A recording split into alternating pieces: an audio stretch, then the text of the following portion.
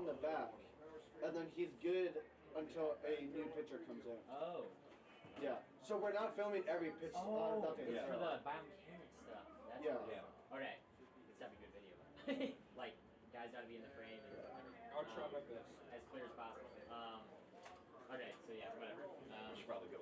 So yeah, battery, in that case, battery might not be a problem. If it is, it might get low. Just let them know It it's is bad. what it is, man. Yeah. It should be fine because you're not taking the whole game's video, so. If you do get low, just. Good evening, ladies and gentlemen. Welcome to the USPBL pregame show. We have a jam-packed doubleheader tonight on a beautiful Saturday night. He's Alex Johnson. I'm Tom Cavanaugh. We're prepped for a great one. The Utica Unicorns taking on the Westside Woolly Mammoths, two teams that are in the middle of the pack in the USPBL standings. It's martial arts night, and these teams are going to be kung fu fighting for a couple of wins today.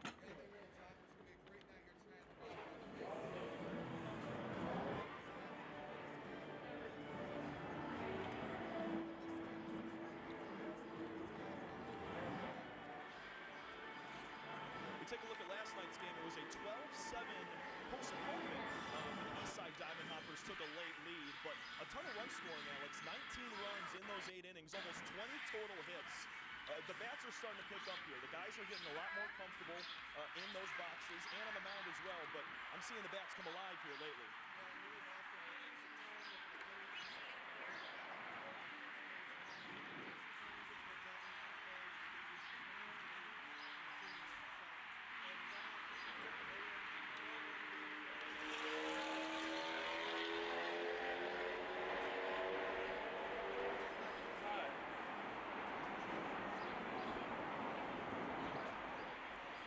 It's going to be tough today, though. We got two nice starters going at it. For the Unicorns, making his very first start of the season, it's Connor Thomason. And on the Mammoth side, Michael Esposito, he's been lights out on the left side of his arm.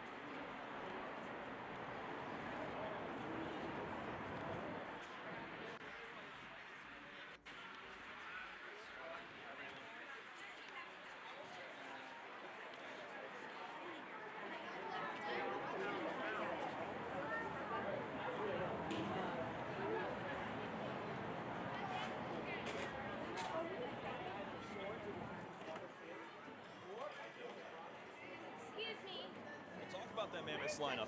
A guy not in the lineup here for game one of our doubleheader is Anthony Sharkus, and he was a player of the week. He's been rattling off triples, doubles, driving in runs like crazy. So guys like Dre Williams-Nelson, Scott Combs, they got to kind of step into those bigger roles, but Dre Williams-Nelson, he is the defending player of the week in the USPBL. Yeah, Dre Williams-Nelson's been really great coming in. He came in the middle part of last season, picking up where we left off in the first couple weeks of this year. Like you mentioned, after that, Anthony Sharkus, it's going to be a tough loss for the Mammoths here tonight. Like we said, Dre Williams-Nelson, Scott Combs, getting Zach out to the basic. Those guys are looking to pick back up here. Also, Sharkus has been really one of the hottest players since we leave the start. And this Mammoths team, they've gotten off to kind of a struggle offensively, hitting 175 batting average as a team, but they've scored 24 runs, and they're 500 at 3-3, right in the middle of the pack in the USPBL. Their pitching has helped them out, but the offense needs to get kicking a little bit. Christian, where's the best place for me to set up?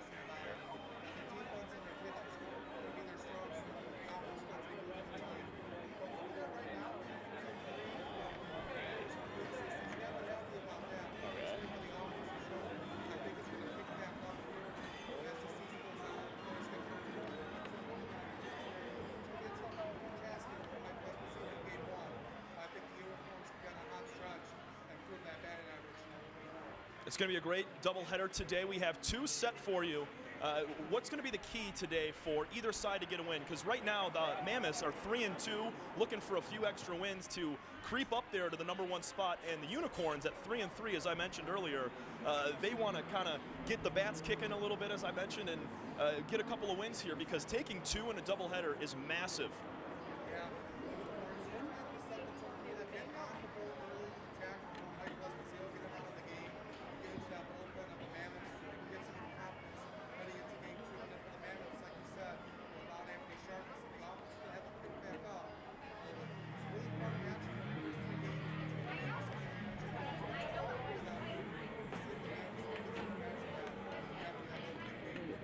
in just a moment. When we come back, we have a doubleheader going on right now. Lineups and first pitch coming at you between the Utica Unicorns and Westside Woolly Mammoths here from Jimmy John's Field on Martial Arts Night from the USPBL Network. First State Bank is a locally owned and operated business. We're part of your community. At fsbcares.com, you'll find ways that we're making a difference by featuring locally owned and operated businesses, providing access to helpful financial resources, and engaging with community. FSBcares.com is part of our commitment to the neighborhood because strong neighbors mean stronger communities. Where good neighbors do great things. Member FDIC and equal housing lender. There are many things you can rely on in this world, like a sunny day brightening your mood, your mom baking the world's best apple pie, and never a dull moment in running your business. And when it comes to time-consuming HR tasks, you can rely on Tryon. Tryon can handle payroll and taxes, employee benefits, and more, so you can stay focused on attracting and retaining the best talent. With Tryon, you don't have to grow it alone. Visit RelyOnTryon.com. You can always rely on Tryon.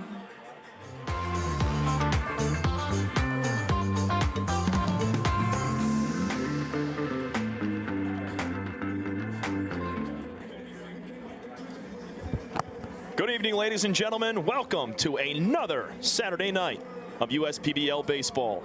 Alongside Alex Johnson, I'm Tom Cavanaugh. It's the Westside Woolly Mammoths taking on the Utica Unicorns. Two teams right in the middle of the pack in the USPBL this season. Atop of it are the Eastside Diamond Hoppers. In second, your Westside Woolly Mammoths at 3-2 and 3-3. The Utica Unicorns. Alex, we got a great matchup today. Connor Tomasic making his first start of the year for the Unicorns, and then Michael Esposito for the Woolly Mammoths. He has been electric so far. We talked about him, both pitchers in pregame. What are we looking for between both of these guys to start? Yeah, I think it's going to be a really good pitchers matchup here tonight, Tom, and I'm looking forward to see what Connor Tomasic does for the Unicorns in his first start of this season. He has appeared in 5 games already, all of them in relief. But I feel like now in his first start, he'll be one of the key anchors on the team and the pitching staff for the Unicorns. He's going to have a really good outing here tonight. I'm looking forward to that. And for Michael Esposito, he hasn't pitched since last Friday against the Beavers, which was really good. So Coach Taylor Jalakowski, I think he's going to be ready to go, for Esposito to have another good outing. A couple of new faces in the lineup for the Unicorns today. Andre Demetral and Austin Ochoa, two guys that just were added to that Unicorns lineup. But before we break into any of that, we're going to have to talk a moment about our sponsors that make every single one of these broadcasts possible. As you see both head coaches right now exchanging lineups. Today's game from the USPBL is sponsored by the following sponsors: Belfour Property Restoration, Budweiser, Corwell Health, Dave & Buster's, DTE Energy, Fifth Third Bank, Jarbcon Audio Video Solutions, Jimmy John's, Macomb Community College, McLaren Macomb, McQuaid Heating, Cooling, Plumbing, and Refrigeration, Metro Detroit Chevy Dealers, Pepsi, and United Wholesale Mortgage.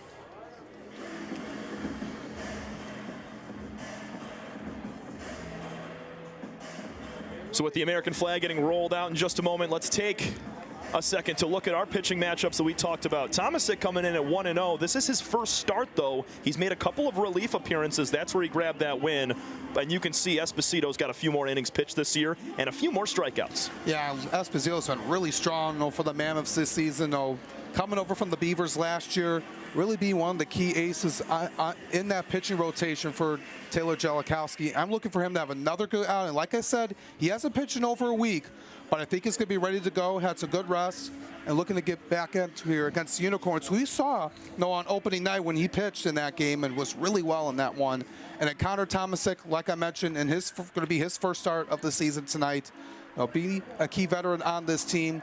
This has been one of their strong suits for the Unicorns, their pitching staff, and he's been a huge reason why. Yeah, that 200 batting average against for Michael Esposito, that's huge. He's kind of only a 3-pitch man. He throws his four-seam fastball about 82% of the time and then mixes in the slide piece the rest of the way. He'll throw a changeup from time to time, but watch out for that blistering fastball and that slider. Over on the Tomasic side, he's throwing his fastball about half the time, and he's mixing in a changeup and a slider, also a two-seam fastball from time to time. Connor is no stranger to the starting role over at Michigan State. He was a starter there for his final year of collegiate ball, and can't ask for much more as the Unicorns are ready to take the field. Yeah, they're going to be really excited here tonight. If they can get to Esposito early, make them use the secondary pitches more. That fastball at almost 83%, that's a hitter-friendly pitch. So if they're able to get something off of them really good and get Esposito out of the game early, that's going to be huge for the Unicorns. And then for the Mammoths, they're going to try to get to Tomasic early as well. So getting the lead first is going to be huge for both sides here tonight. It's martial arts night here at Jimmy John's Field. So many great promotional events that they put on every single night. It was Italian Heritage Night last night. It's been a great weekend so far from week 3 of the USPBL. So let's take a quick second and review the three-dimensional offensive lineup for the Westside Woolly Mammoths. They're going to be facing Connor Tomasic, as we mentioned, first start. So as the Unicorns take the field, we'll step aside briefly and then come back with the Mammoths on the offensive side and their 9-man lineup. Alongside Alex Johnson, I'm Tom Cavanaugh, geared up for a doubleheader today between the Unicorns and Woolly Mammoths. We'll be right back.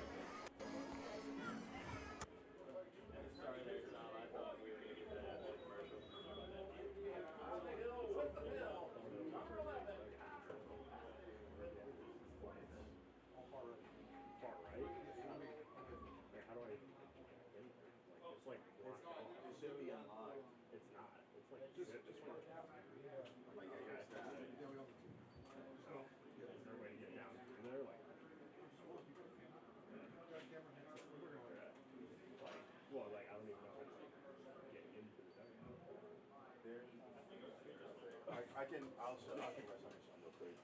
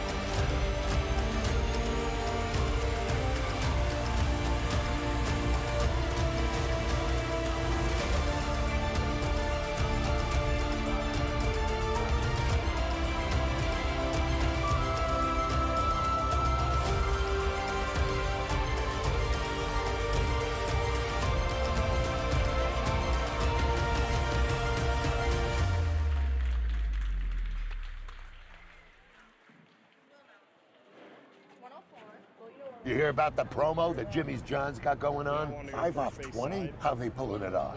Magic? You got David's Copperfields in there? Show yourself, Copperfields! Jimmy John's. $5 off orders of 20 or more. Back here at Jimmy John's Field, just moments away from first pitch as Connor Tomasic toes the slab. We're going to take a quick second to check out the Westside Woolly Mammoths offensive lineup. Head coach Taylor Jellikowski put together this first game lineup. Head coach over at Macomb Community College. And he's played in this league. He knows a lot about it. Here's the order. Alex Garbasic going to start things off, playing third base. Batting second, Nick Pastor in center. Playing second base and batting third, Dre Williams-Nelson, the defending player of the week in the USPBL. Fox Liam will bat cleanup and play first. The right fielder batting fifth, Francis Florentino. The DH, number 10, Zach Beadle. He's batting sixth. The catcher tonight, Scott Combs for the Mammoths. He'll bat seventh. Batting eighth, Nick Weber in left field. And Colby Seltzer rounds out the lineup. He's at shortstop. And we'll talk about Michael Esposito more in the bottom half of the first inning. So as we mentioned, Andre Dimitrol, Austin Ochoa, two guys that we'll talk about later in this one, but a few late additions, Alex, something that we're going to have to kind of, I guess, feel out over the next couple of days, because there's guys that are still playing for their collegiate teams in the playoffs, but their seasons haven't ended yet. For example, Dimitrol over at Northern Illinois University, he just finished up his season a moment ago, and that's why he has now joined the program 2 weeks in. Yeah, no, there's some of those guys that come in late into the season, after the season has started, because their collegiate career is ending. So it's gonna be, we're probably going to see more guys come in with the College World Series starting it up, and we'll see how things go, how people come in and out. And we'll get a feel of some of these guys come in so they can showcase what they bring to the table, for all 4 teams here this season. Let's take a look at the three-dimensional defensive lineup for the Utica Unicorns. Behind the dish, doing the catching for Thomasik will be Tyler Shin. Jared Weber playing third. Patrick Baggett at shortstop. Andre Dimitrol at second base. D. Triplett over at first. And your outfield from left to right, Austin Ochoa, Seth Gergely, and Sam Baduras. We're set to go here as fans starting to file off the field. As we mentioned, martial arts night. Saw a couple youngsters in some gis, the traditional garb that karate and jiu-jitsu, I guess, fighters or participants that they sport usually. So got to see a lot of that around the ballpark to start today, and it just makes the USPBL so marketable and so much fun to go to these ball games, especially as a casual fan, and also as these kids that are able to be there with the martial arts night tonight. Yeah, absolutely. Representing what they do, and it's a good marketing tool and showcase, and for them to come out and enjoy a night at the ballpark. First pitch is a strike called at 5:31. A beautiful 78-degree day, partly cloudy, some wind blowing out to straightaway center field. Thomasik starts it off on the right foot, 0-1, and here's a fastball high and inside. It gets a piece of Garbasic. And right there at the fastball, about 93.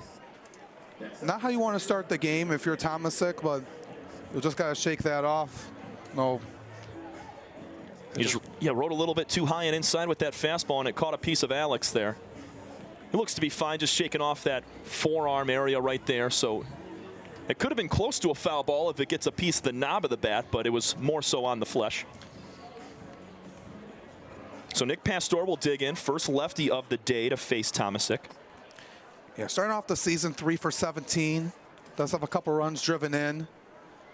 A guy that was on the Unicorns last season on that championship team. First pitch was a ball low and inside to the lefty. Pastor made a heck of a grab last week on Friday. He's going to pop one out of play. He's in center field today and patrols that area very well. Yeah, key guy out there. Always making some spectacular plays out there, and he's going to look to heat up as well. The Mammoths coming in as a team, hitting .231. They were really good on offense last season, especially with the talent they had, and a team that won the regular season. Fastball at 86. Dots the corner. 1 ball, 2 strikes now to Pastor.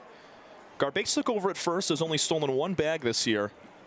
Wouldn't be surprised if he goes trying to challenge the arm of Tyler Shin. Quick pick over to first. Did they get him? No. Much closer than I had thought. Garbasic was leaning a little bit towards second. Yeah, just got to be careful there. Garbasic just got back just in time. That's the first disengagement. Remember, folks, you can have 2 legal disengagements. On the third one, you have to pick the runner off or it's a balk. Fastball rides high and outside, 2-2. That one coming in at 93 out of the hand of Connor Thomasik. So starting to pick it up on the velocity. He sits around 90, 91, but right there grabbed a few extra. Yeah, we want to be able to use that to his advantage. Well, actually, he has a couple of off-speed pitches he'll utilize in as well to keep the hitters off balance. That pitch is diving in low at the feet of Pastor. We're going to push to a full count here. So it was a 2-pitch hit batter to Garbasic after taking strike 1, and now Pastor has worked a full count. Top of the first inning of game 1. No score between the Unicorns and Mammoths. Another pick over to first, back safely, but dirty is Garbasic. He's going to be on the move. Especially on the 3-2. Maybe you want to go hit and run. We'll see what he does here when Taylor Jellikowski gives him the sign. 3-2 is pulled foul sharply. Pastor was all over that one. As we mentioned, Connor Tomasic, fastball, his four-seam fastball about just over half the time, and then he'll mix in slider and changeup the rest of the way. Works first base side of the rubber through the stretch. Here's a line drive out to right field. This is going to drop for a base hit. Garbasic is going to touch on to second, head for third. The throw will not be in time. It's first and third with nobody out. Garbasic goes first to third on the base hit from Nick Pastor. Nice swing. Yeah, good job by Pastor. He had it up in the air long enough to let it drop in, and good job by Garbasic with his speed to get himself 2 bases over. So you have a little bit of, you're making a little bit of some offensive power here to start, and now you got the man of the hour coming up to the plate, and Dre Williams-Nelson. Williams-Nelson, the defending player of the week in the USPBL. The Mammoths so far this season hitting .231 as a team. They've scored 25 runs in 42 innings. Tomasic's got to work out of a jam. First pitch slider outside. This is a good prime time opportunity for the Mammoths. They're 14 of 58 with runners in scoring position. That's a .241 average. Williams-Nelson hitting for extra base power with that .706 slugging. Third in the USPBL. There's a swing and a miss, evening the count at 1 apiece. He's averaged really well at .353. Has driven in 5, few extra base hits and a home run. So this is another good opportunity to keep that status for him. Quick pick over to first base is low. Picked by D. Triplett. Back in safely is Pastor. Nick's swiped 1 bag so far this year. Has not been caught stealing. There's a chance he goes with the middle infield right now playing back on the outfield trim of the grass. Yeah, maybe try to do that. Take the double play ball out of the equation. There he goes. Pastor takes off for second. This ball is bounced foul, pulled by Williams-Nelson. And Dre's really done it all so far this year. We talked about his hitting and obviously being player of the week, but he plays such a solid middle infield too over at second base. Yeah, he does a really good job. He's a versatile player, good on both sides of the ball, and that's what you got to have here. You know, especially for a guy like him who has had experience, you know, up in the minor leagues. Swing and a miss, and a fastball high and outside. And that's 1 gone. A huge strikeout for Connor Tomasic right there. Yeah, that was really huge, you know, to get him out. I was looking at that pitch where he threw. Tomasic set him up perfectly. He went a little bit up high, a little bit some movement on that pitch, and Williams-Nelson got fooled, and he's retired. So I got another tough customer here in Fox Liam. Fox Liam won for his first 9 to start the year. He's got that 1 hit as a double. We saw that last week. He'll take a first pitch high and inside. 1-0. Yeah, he's going to heat up. You know, early on in the season, you have guys come off to a little bit of a slow start sometimes, just trying to get back into the swing of things. But knowing what Fox Liam did last year in that second half of the season for the Mammoths, he's going to be heat up. And when he does, it's going to be on high alert for the rest of the league. Tomasic steps off and regroups. Folds that glove on the left thigh as he clutches the ball in his throwing hand. Now comes set. 1-0 to Liam. Rides high and outside. 2 balls, no strikes. Yeah, I like the eye there by Liam. You know, that one was, you know, away from the strike zone outside. So you don't want to go. You don't want to chase after that, especially with 2 runners on and 1 out. Pastor single to put runners at first and third. Swing and a miss on the 2-0 from Liam. That's the type of swing you want to see on a 2-0 pitch right there. Even though he didn't get any of it, those are the type of swings on a 2-0 because you're letting it fly right there. Yeah, it was a little bit late there, Liam, but good job by Tomasic to throw that one in the upper part of the zone. Pastor's on the move. Another foul ball off the bat of Liam. Good battle here from Tomasic. He had him 2-0. It's now a 2-2 count with 1 out. Started off the day with a hit batter to Garbasic, who stands at third. And Nick Pastor pulled one into right field for a single and got Garbasic all the way over 90 feet away. 2 balls, 2 strikes, 1 out. Fastball high. Another full count, second one of the day through the first 4 hitters for Tomasic on the mound. You just want to be able to just have the right approach here with this payoff pitch coming. You don't want to send them right down the middle, but you want to be able to set up in the strike zone. Another pick over towards Pastor. That's number 2. So if Tomasic wants to go over there again, he's got to get Pastor out on a pickoff. Tomasic so far this year, he's made 5 appearances, all in relief. 5 hits given up on 3 runs in 4 1/3 innings. Here's a high pop-up, should be playable. Shallow left field. Coming in to make the catch is Austin Ochoa. Nowhere for Garbasic to go. 2 gone with runners on the corners in a tie ball game still. Yeah, that was just really huge to let that one sky up in the air into shallow left. That was not deep enough for Garbasic to score. He had to hold up. Pastor has to retreat back to first, and you really were thinking you were probably going to get one there if it went a little bit farther. But good read by Ochoa to make that catch and make sure Garbasic wasn't going to go. There's Francis Florentino. First pitch he sees is out of the glove, behind Shin, coming to the dishes. Garbasic, he scores, and a pass ball gets the first run in for the Mammoths. I think they're sending him back. Oh, they are?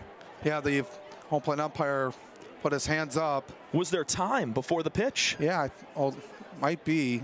Well, it's they're putting the runners. Oh, I'm sorry. I think it's a check. It was a check swing foul ball. From our angle here, it didn't look like Florentino went around to the point where he could have made contact. I didn't think so. I thought it was just time at the plate. Still 0-0 right now as the pass ball was evaded from Shin. Here's a slider high and inside. 1 ball and now 1 strike. Yeah, so it's going to be a foul tip. They call foul tip on Florentino. So. Yeah, I don't see that ball getting past Tyler Shin behind the dish if there wasn't some sort of discrepancy in front of it with a check swing. The 1-1 cut on and missed from Florentino. Big hack right there. Yeah, he really wanted that one, and there was no argument on that call. So I think everyone was just in an agreement there. See if Pastor takes off here. Another pickoff to first base. Back in safe. And this is going to be huge here. If Tomasic can get Florentino out and strand 2 runners on here after getting him on with nobody out. So you just got to get 1 perfect pitch here to get Florentino out. Pastor takes off. The throw down to second base from Shin. The catch and tag from Demetrol is in there. Heck of a throw from Tyler Shin to nab the runner. Pastor trying to take an extra base. 2 runners stranded. First and third, nobody out, and Tomasic works out of the jam for the Unicorns. We head to the bottom of the first inning. No score from game 1 of our doubleheader on the USPBL network. We're for people, the pioneers, the underdogs, the players, and the slow and steadies. We're for people, for who they are and who they could become. Yes, we're a bank, and some say our business is all about money, but that's an old idea. Because look past the money, and you'll see real human lives. We see it, because we're for people. Huntington, welcome. Time doesn't heal all wounds. Hard work, perseverance. And we do. We're fighting cancer with proton therapy. And music therapy. We're turning back the clock on Parkinson's and outsmarting blood clots in seconds. Instead of days. Because this is her time. His time, your time. And it's time to show we can. Corewell Health.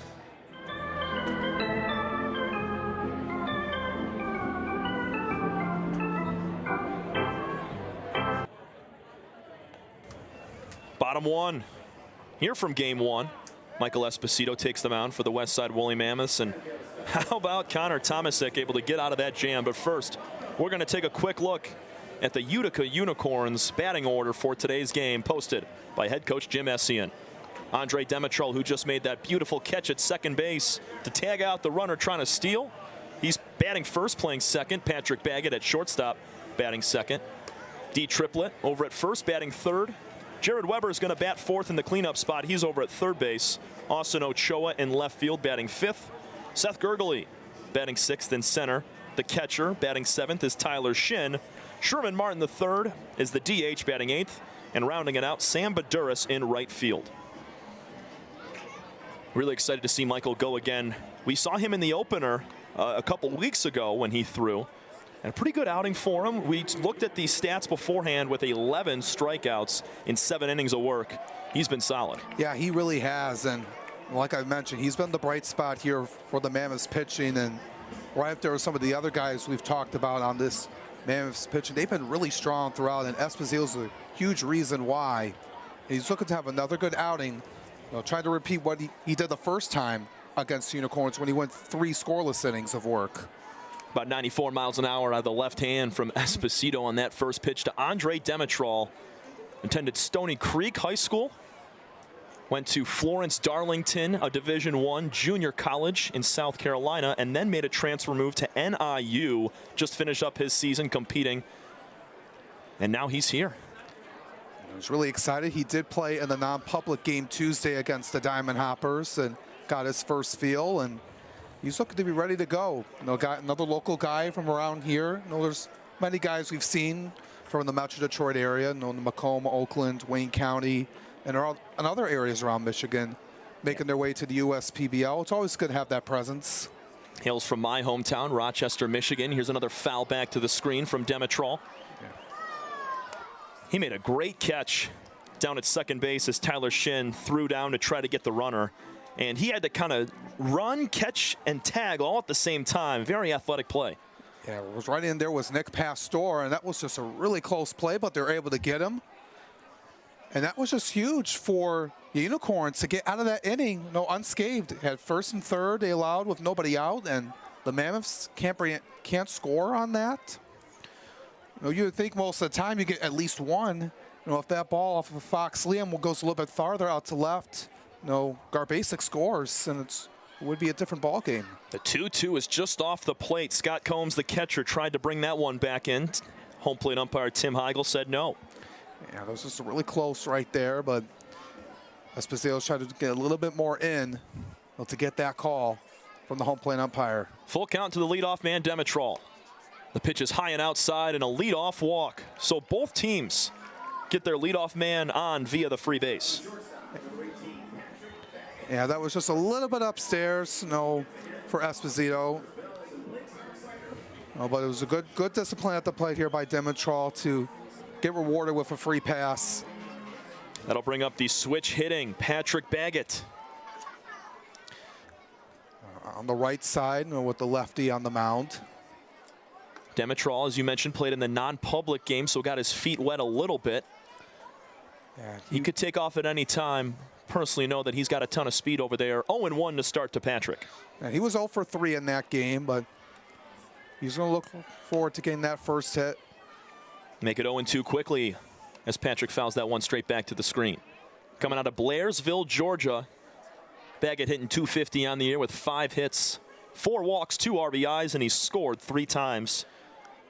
So we've talked about it every single ball game that he plays in. Heck of a shortstop. Yeah, it's really athletic over there in that position. And swing and a miss at a breaking ball in the dirt. Down to second goes Demetral. He's in there. So picking up the extra base is Andre down to second, but a strikeout for Michael Esposito gets Patrick Baggett. We'll now take a look at the three-dimensional defensive lineup for the Westside Woolly Mammoths. Scott Combs behind the dish, going to do the catching for Esposito. Garbasic at third base, Colby Seltzer at shortstop, Dre Williams-Nelson over at second, Fox Liam at first, and your outfield from left to right, Nick Weber, Nick Pastor, and Francis Florentino. Here's Triplett with a man on, a man out. Fastball low and inside. Triplett starting off this season 235, hitting 4 for 17, has driven in 2 runs.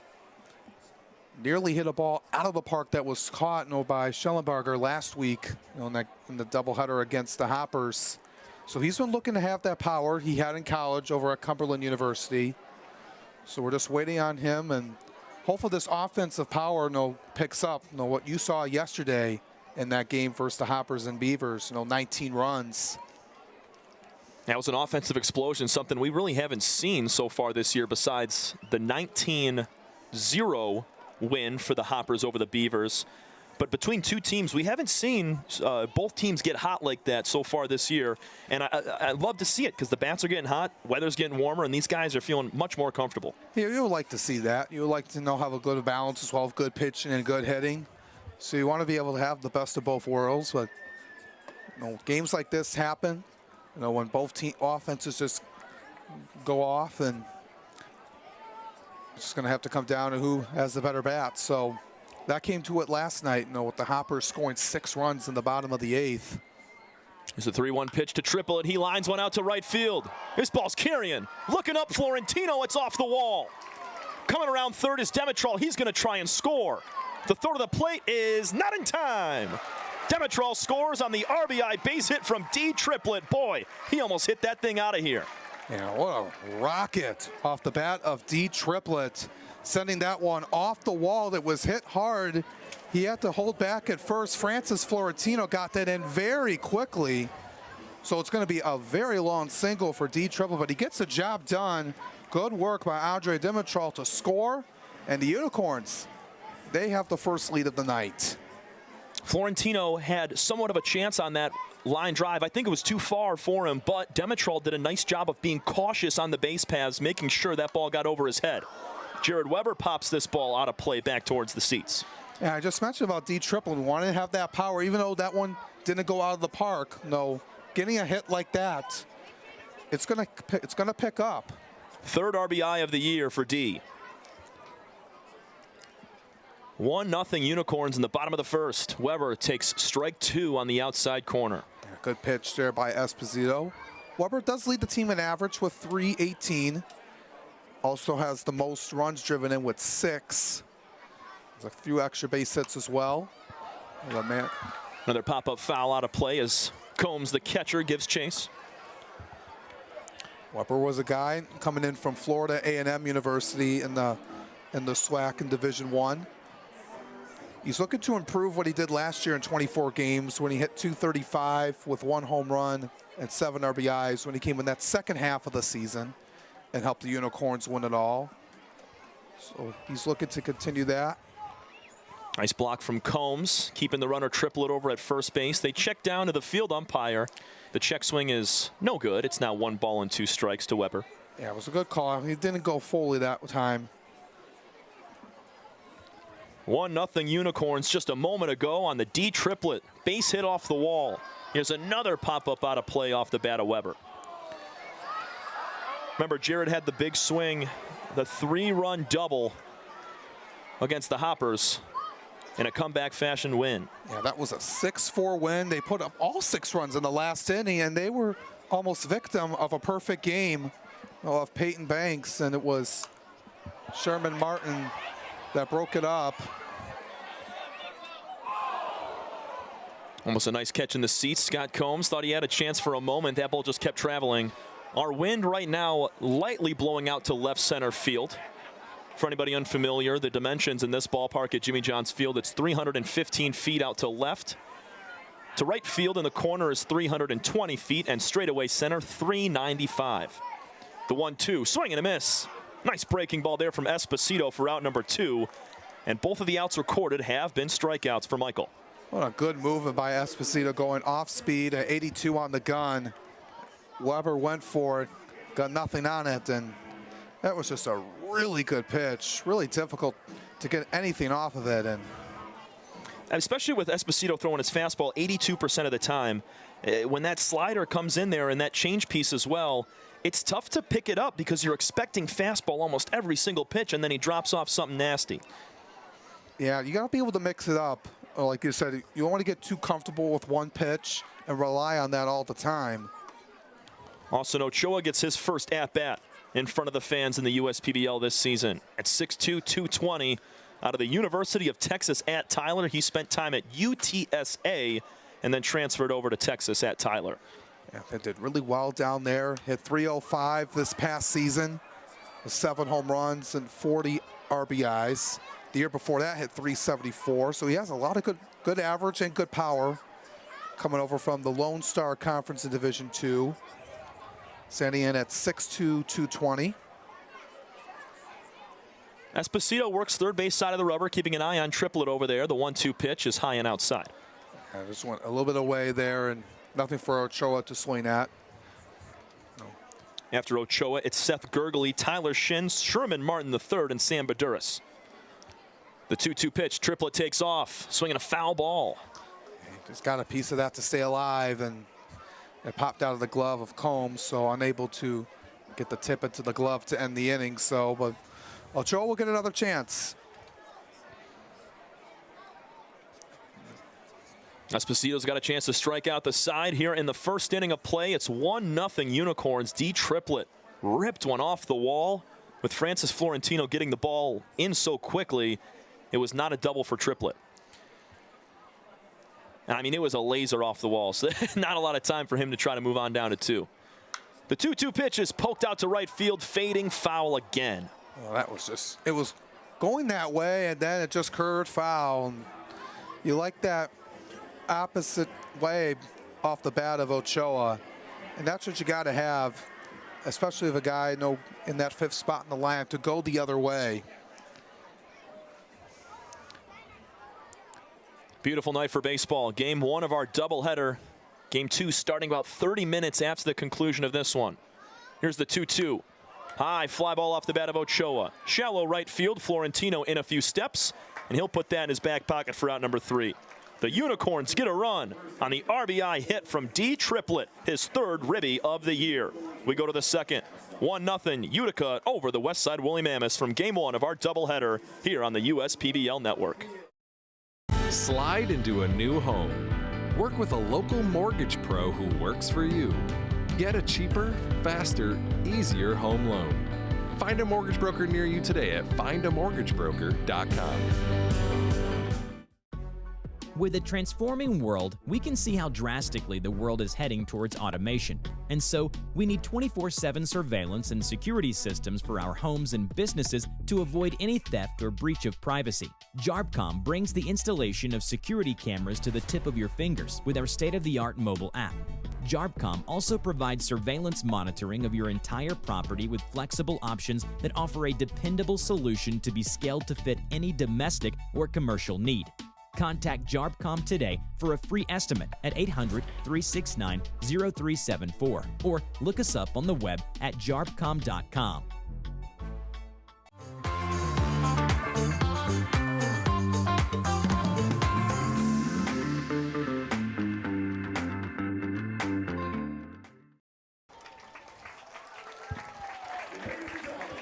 Connor Tomasic back on the bump here to start the second inning of play. Alongside Alex Johnson, I'm Tom Cavanaugh from the USPBL Network. A jam-packed day in Week 3 of the USPBL. Can't ask for a better day. It's a little bit cloudy. I think there's some forecasted rain for later today, but hopefully we're able to get both in. Yeah, looks like hopefully the rain stays away. It's a little bit cloudy. Wish we had a little bit some sun outside, but you'll take it. It's not too hot, in the upper 70s right now. So, it's good weather for baseball, and you don't feel like sweating outside. So, I think Tomasic is ready to go. I hope he has a cleaner inning of work. He got into a little bit of trouble, but his defense backed him up there, especially with Pastor trying to steal second. It was a good throw from Shin over to Andre Demontrol to get him out, and that's just really huge and a momentum booster that got them that run on the last half inning. Tomasic gave up a hit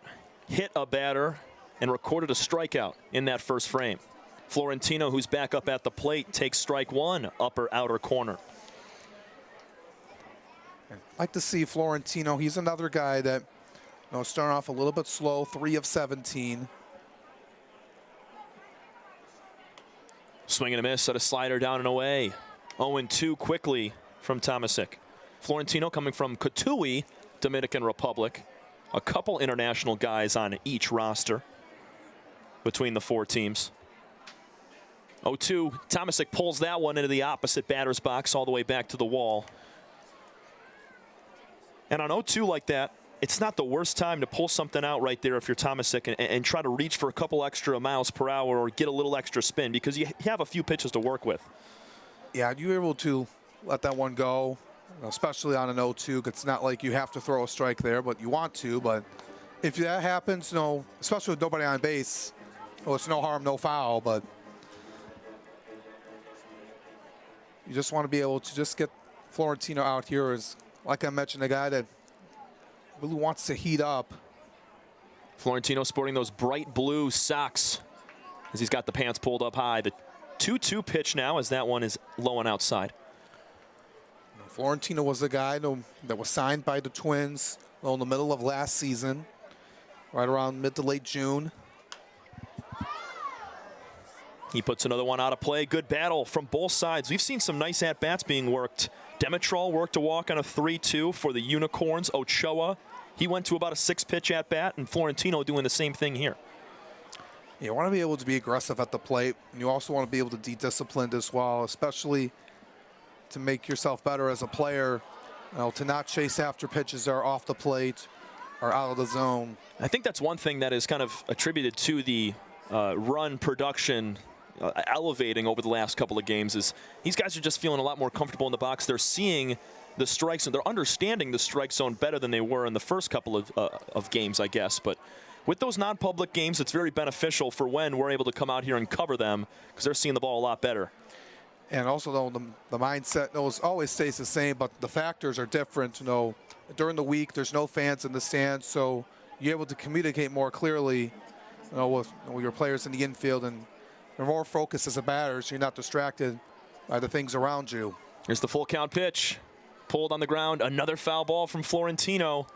Tomasic working up to 32 pitches so far in these first couple of innings. Yeah, it's gone through some lengthy at-bats and some trouble, but the Mammoths are going to do everything they can to get on base, and especially if you get a guy like Florentino, get him going. It could pick up the rest of the team. 3-2 again. Line drive off the bat of Florentino. If it's fair, it's gone. It's fair, and it's gone. Solo shot for Francis Florentino. That got out of here in a hurry. That was a line drive blast off of Francis Florentino. That's what I was talking about. A guy coming in 176 on the season. I mentioned him being called up by the Twins organization in the middle of last year, trying to pick up where he was in the USPBL last season. And you got to feel pretty good for him, able to get that. That was a frozen rope, man. Second RBI of the year, first bomb for Florentino. Expect a lot more of those off his bat as the season progresses. And we're tied up 1-1. Yeah. Zach Beadle digs in to the right-handed side of the box. First pitch he sees is high and inside. That should be about good. That just was just a line shot, went over the UWM sign right into the Chevrolet Pavilion. Hello? This is Casey. 1-0 to Zach has popped up right side on the infield. Triplett calling for it, taking a few steps back. He makes the catch. One out with 1 run scored here in the second for the Woolly Mammoths. And this Mammoths team, when they get hot, they'll stay hot. And Francis Florentino with that home run, and that's going to boost up his confidence. Especially for these guys who, this happens to everyone a lot. Going off to get on a stretch where you're not having the best game or the best rhythm, but once you're able to get out of that, you'll feel pretty good. Scott Combs digs in, takes the first pitch high for a ball. Especially seeing Florentino last season, hitting nearly 400 at the start of the year. There was a lot of expectations, so when he got signed and then coming back, so. Tomasic battles back to make it 1 ball, 1 strike. Still looking for the first hit on the year. Scott Combs, only 4 at-bats. He's been splitting time behind the dish. We're working with Zach Beadle, who was in the DH spot that popped out to Triplett just a moment ago. Big cut and a miss there sends him down in the count. 1 ball and 2 strikes. Tomasic approaching 40 pitches as he's 1 1/3 innings into his outing.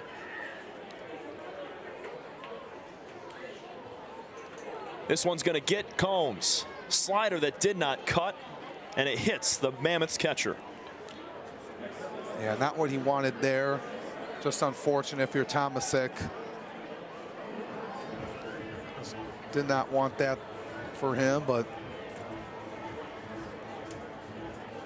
I think that's the right pitch there on 1 ball, 2 strikes. It just didn't have the type of break that Connor needed to get that to go for a strike or anywhere that wasn't going to hit him. So yeah, it didn't go in. It went more in and more worn out towards Combs, and got knocked there, and it's going to get rewarded now with.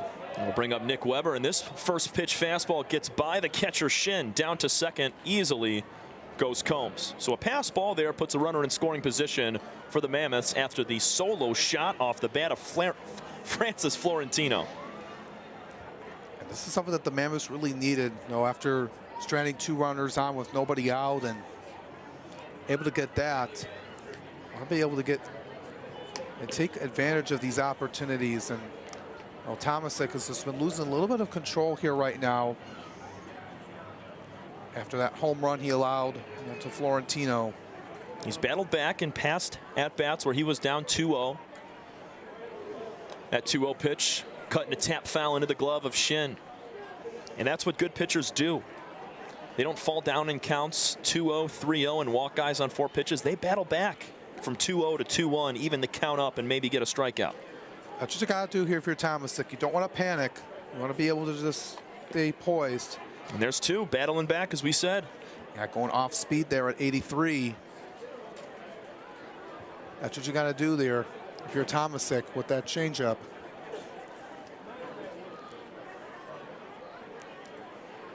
Nick Weber looking for his first hit. Will he have it here? Line drive, going to hang up and be caught by Ochoa in left. Looked like a little flare in the gap, but Austin was playing in right there, and that's 2 gone.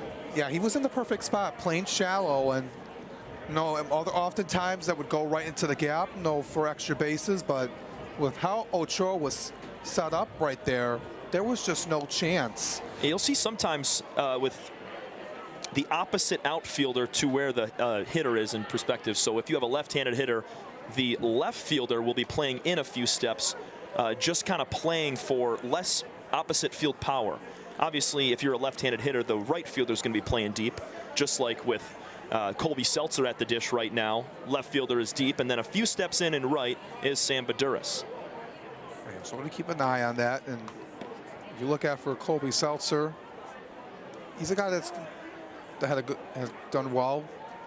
Had a couple RBIs a few games ago, but he's another veteran, from last season. The 1-1 pitch from Tomasic grabs the inside corner. Yeah, good work, good location right there by Tomasic. Just freezes Seltzer there. Now he's going to call time. Well, if you come out here with just allowing the 1 run, you got to feel pretty good. Well, for Tomasic, as his pitch count is almost at 50. Not ideal what you wanted to see, but you're able to get him out here. Foul ball back to the screen off the bat of Seltzer. He keeps the count at 1-2. There's a little bit of stretching going on in the Unicorn bullpen, but I'd like to think Tomasic's going to go for a full start. We saw Ryan Carolden last night for the Hoppers. He threw nearly 90 pitches going through 6 innings of work. So as the season progresses, I like these head coaches and the pitching coaches as well, letting these starters ride out for a couple extra innings. Yeah, you want to be able to get some rep and some experience, and you don't want them to just go 2-3 innings.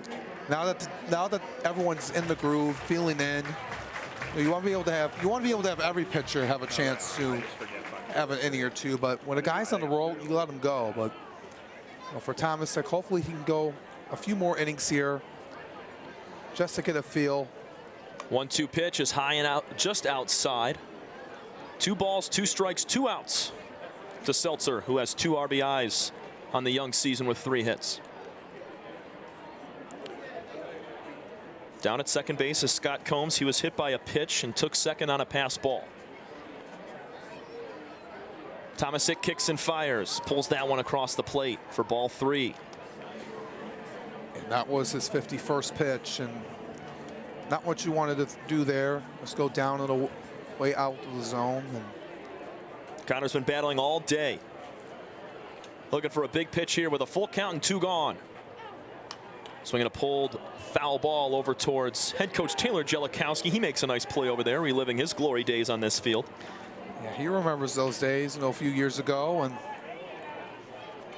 he's taken by the Twins after a year here in the USPBL and won Player of the Year for the Fort Myers Miracle, who have now turned into the Fort Myers Mighty Muscles over in Single A. for the Twins. Swing and a miss. No, tap foul out of the glove of Shin. I thought he got him. I thought so too. And Shin couldn't hold on long enough, and he gets another chance. And Taylor Jellikowski over down there, also another guy, one of many players that gotten signed by the Twins here in the USPBL, and local guy coming from Fraser and played at Madonna. And his assistant coach, Justin Karn. He is a former coach over at Madonna University as well. So a ton of talent. As this one's pulled fouled on the third base line. It's a one-hopper over the fence. If he straightens that thing out, it's another run for the Mammoths. Yeah, it was a good job there by Seltzer. Had a good read on it, but just pulled it a little bit to the left. And just out ahead of the off-speed pitch there from Tomasic, and he's really making Connor work on the mound right now. Because Connor's emptying the tank with his arsenal and the pitches he wants to throw here, and he's got to continue to keep him competitive right now in the zone. Yeah, he really has. It's just tiring him out right now. 3-2 in the dirt, a slider that stays low. Heck of an at-bat from Colby Seltzer. It's now 2 on with 2 out as the leadoff man Garbasic steps back in. Just a couple of pitches ago, if Shin would have held on to that ball, they would have been out of the inning, because he swung and missed at that. But now it turns back to the top of the order. The inning keeps going, and it's going to increase Tomasic's pitch count. And you don't want to have 60 pitches after 2. Garbasic takes strike 1 at the knees. He was hit on the second pitch of the ball game, was stranded at third base. It was first and third for the Mammoths with nobody out in the top of the first. They did not score. Francis Florentino righted that wrong with a solo shot to lead off this second inning. There's a strike called on the outside corner quickly, 0-2 to Alex. That's what you got to have here if you're Tomasic. Be ahead in the count. Garbasic is going to try to get a feel of what he wants to do here. Let's get back into it and keep this inning going and take the lead for the Woolly Mammoths. Tomasic's 0-2 pitch on the corner, strike 3. Huge strikeout. Second of the day for Connor Tomasic. But Francis Florentino, a solo shot, ties this game at 1 apiece. We head to the bottom of the second on the USPBL network. 1-1 tie between the Unicorns and Mammoths.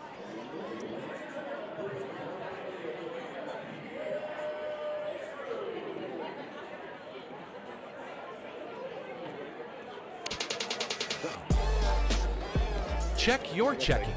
If your account doesn't get you pumped, amped, or geeked, make the switch to Genius Checking from Genesis Credit Union. It's just genius. I wish we had like a screwdriver. I usually use like a key.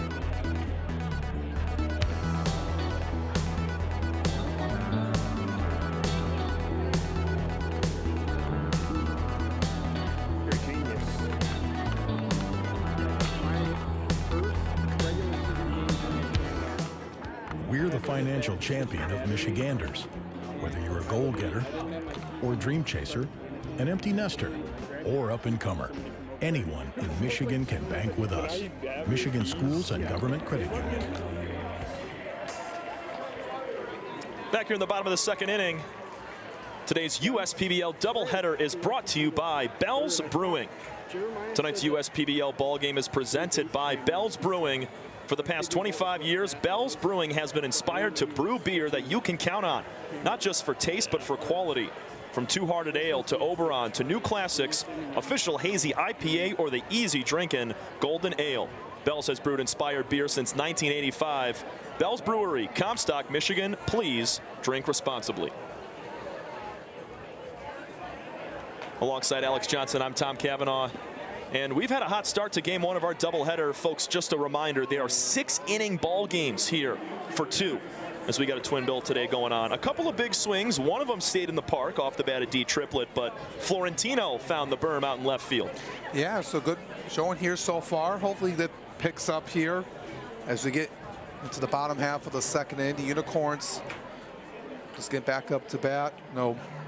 They got to feel good. No, they allowed that home run off of Florentino, but it could have been worse as Gurgley gets hit. Yeah, the first pitch of the inning rides away arm side for Esposito and hits the lefty gurgly. And Seth has some speed. Watch out for him maybe swiping a bag. Hasn't attempted a stolen base yet as we take a look at JJ, the water boy, doing his other job as the bat boy. Yeah, he always does his job, and the fans love it. So he's the star of the show here at Jimmy John's Field. Always good to see JJ. Here's a high pop-up right at the catcher Combs. He calls for it, makes the easy catch. 1 on, 1 out now as Shin pops up to the catcher. Yeah, just a routine catch for Scott Combs right at home plate, and that's just a huge out. They get Tyler Shin out right there, and I turn it over to Sherman Martin III.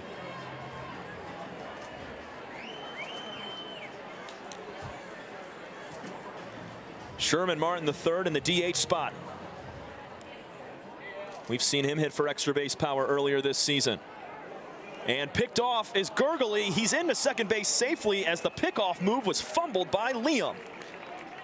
It just popped out of his glove, and most of the time you're able to get him out right there, but mistakes happen, and that's unfortunate now. And Gurgly's really smart for that, though, because as soon as you get picked off there, you can't dilly-dally and hang out in the middle of the base path trying to James Harrison your way out of a pickoff play. Here's a bunt on the first base line for Martin. He's going to be safe. Textbook bunt. Rides it right on the grass on the infield, and he beats it out for an infield single. Going small ball right there. I gotta like that from Sherman Martin. No, it's something that we haven't really seen a lot in the first few weeks, but no, he's attempted that. We've seen that last week, but able to do that right there with the small ball, moving Gurgly over to third.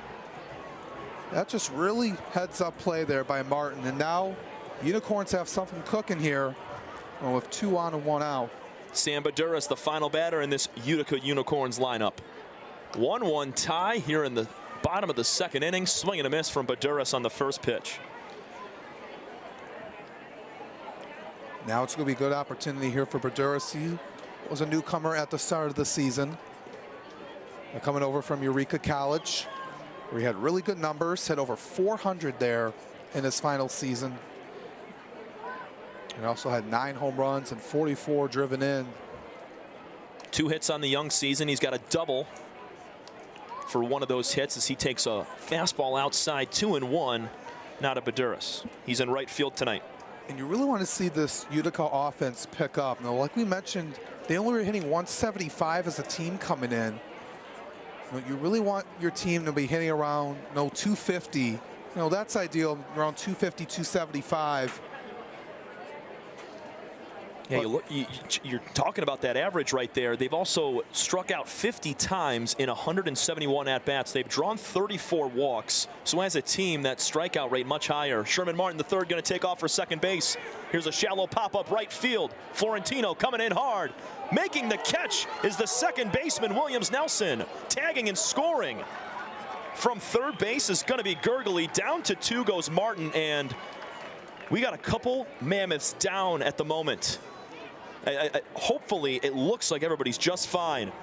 We saw Florentino dive in from right field. It almost looked like a car collision as Williams Nelson ran perpendicular across to make the catch.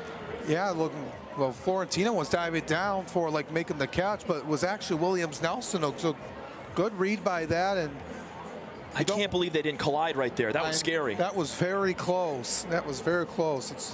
It's 2-1 now. Unicorns take the lead on the sacrifice fly off the bat of Sam Baduras. Sam just grabbed his first RBI of the USPBL season in 2024. And now Andre Demetrol takes pitch number 1, low and outside. 1 ball, no strikes to Andre. He walked and scored back in the first inning. 1-0 is low and in at the feet. Was able to make that catch. Williams Nelson, if he wouldn't have done that, if there was any other miscommunication or they would have collided, that would have dropped in. And Baduras could have went to second and would have been 2 runners on, but that was just very fortunate right there for the Mammoths. Even though it cost them a run right there, but you're better to take that in and out than having nothing on the board. That's a great play from Williams Nelson as Sherman Martin was breaking for second in a steal opportunity. The 3-0 pitch is outside for ball 4. It's a 4-pitch walk to Andre Demetral. His OBP is going through the roof right now as he starts off 0 for 0 with a couple of walks today. Yeah, he's been really disciplined at the plate. You got to be able to do that, especially coming in. You're making your first impression.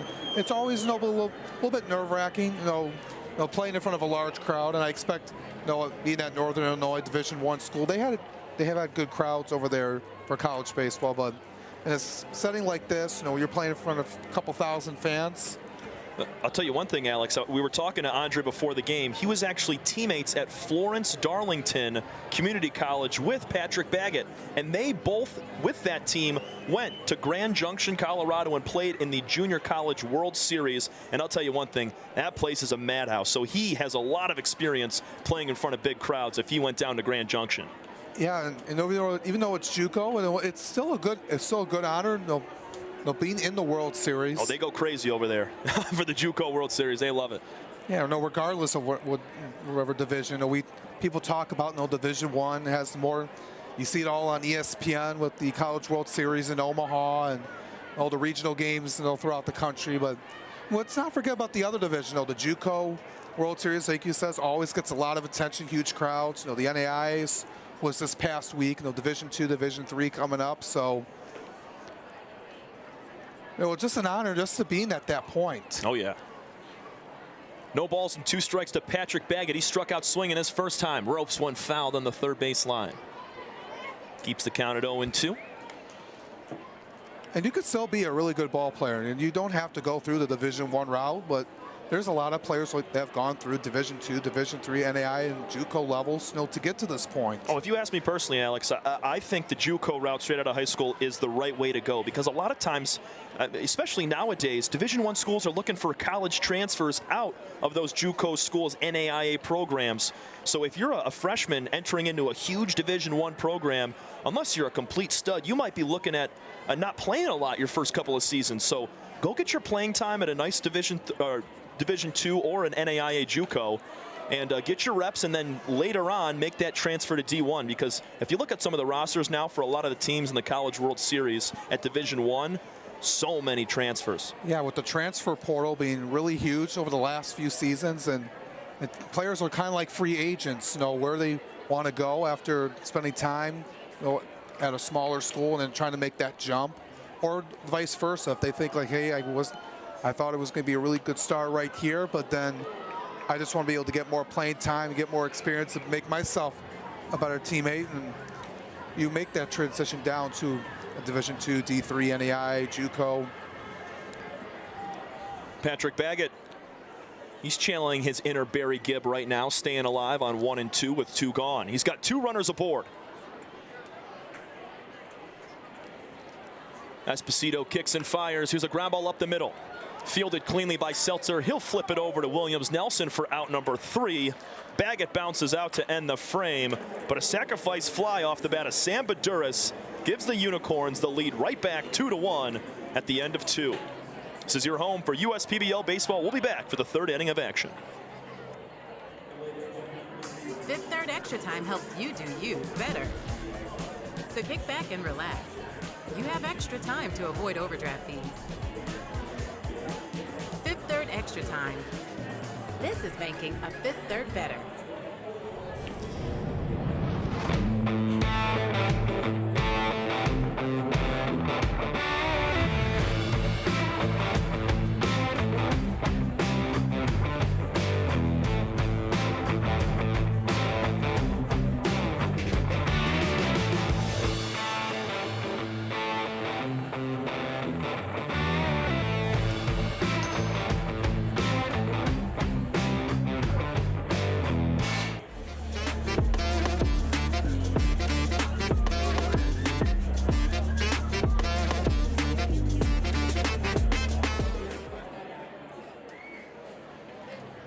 Third inning of action, and the day is done for Connor Tomasic. In his start, he went 2 innings. He gave up 1 run on 2 hits and walked 2 as well. He hit 2 batters and walked 1. It's now Jace Bauman's turn. Alex, serve up the numbers on Jace, the hard-throwing right-hander. Yeah, I'm really happy to see what he's going to do here in this situation. Coming in relief for Connor Tomasic.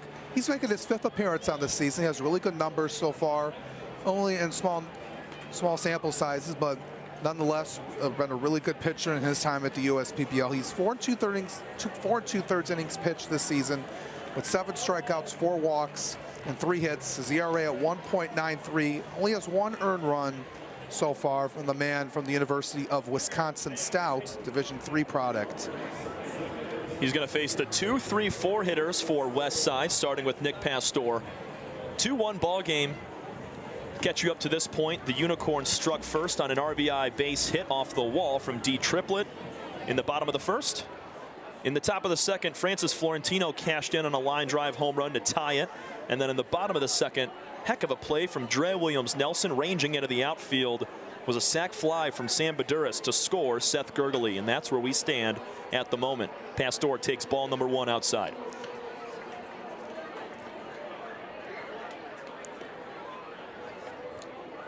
Same spot, this time a little bit closer in on the corner. It's now 1-1.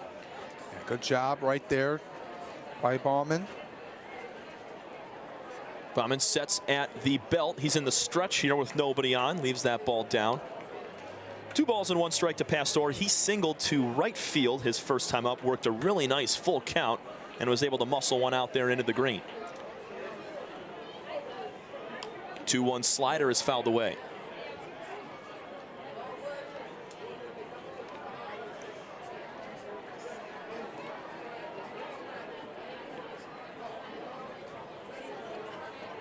Wind continuing to pick up a little bit, heading out towards left center field. Here's the 2-2 pitch. Line drive to center field. Back a few steps is Gergely. He's still going back, reaches up and makes the catch as he runs onto the warning track. Pastor gave it a ride, but no match for Seth Gergely tracking that ball down in the gap. Yeah, that wind was carrying it out, and Gergely able to chase that down and make that catch. It was almost near the wall there. But a guy like that off of Pastor, and it's a good hitting. It's not like a lazy fly ball where it's just right to him, but if that ball was just maybe a little bit ahead more, that would have been extra bases or maybe goes off the wall. Dre Williams-Nelson, a big swing and a miss at a ball high. Strikeout swinging for Dre his first time, and we got time at the plate from Williams-Nelson. We talked about his defensive prowess last time he was up to bat, along with his hot start offensively, but that was an awesome play. It's very chaotic when you have your right fielder running in, diving for the ball, and Dre had to kind of hobble, step over the diving Florentino to make the catch. Yeah, that was just a really good play. Almost, like you said, would have been a collision between them. I mean, you don't want that to happen, but Williams-Nelson was able to make that catch and communicate with Florentino. That's what you got to have. You have to have that here in this league. And he pops one up now to shallow right field. Baduras comes in, settles underneath it, makes the catch. It's 2 up, 2 down to start the third for Jace Bauman and the Unicorns. Yeah, he just skied that up a little bit too high, and that was just an easy catch for Baduras. And 0 for 2 on the night is Nelson, and bring up Fox Liam, who almost had a sac fly in the first inning, but if it would have went a little bit farther to left, but was not the case. So Liam pulls the first pitch. It takes a weird hop and bounces over the glove of Triplett. Fumbling the ball in right as Baduras, he finally gets it out of his glove, and it's just going to be a single for Liam. What a funky bounce right there that hit a groove in the dirt and bounced over the glove of Triplett, who was ready to field. Yeah, it just kind of took, like you said, a funny hop. It was just a chopper right from home plate. Triplett was just going to go right into his glove and just step on the bag, but that's baseball for you. It's just how that grass, or mostly the infield dirt happened there, and you got Bauman running off the mound. He tripped on the rosin bag right behind the rubber there. So, I mean, he looks to be just fine. Sometimes pitchers if they, hobble a little weird, you get really scared, but he's just fine. 0-1 pitch to Florentino, who homered his last time. He skies one in the air, right at second base. Demetral settles underneath, and that's out number 3. Florentino is out, and so are the Mammoths. We go to the bottom of the 3rd inning. 2-1 Unicorns lead after a nice inning from Jace Bauman. This is your home for USPBL baseball.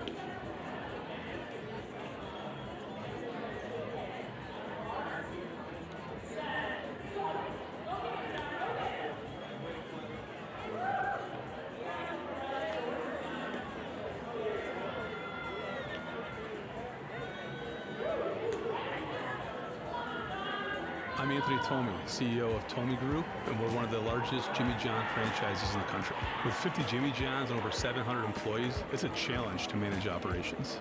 What could possibly go wrong with owning 50 Jimmy Johns? People don't show up, equipment fail, run out of bread, no tomatoes, we need onions. Many different things can happen. Tryon allows us to really focus on the food and the operations of the restaurant. And that's why we rely on Tryon. You can always rely on Tryon.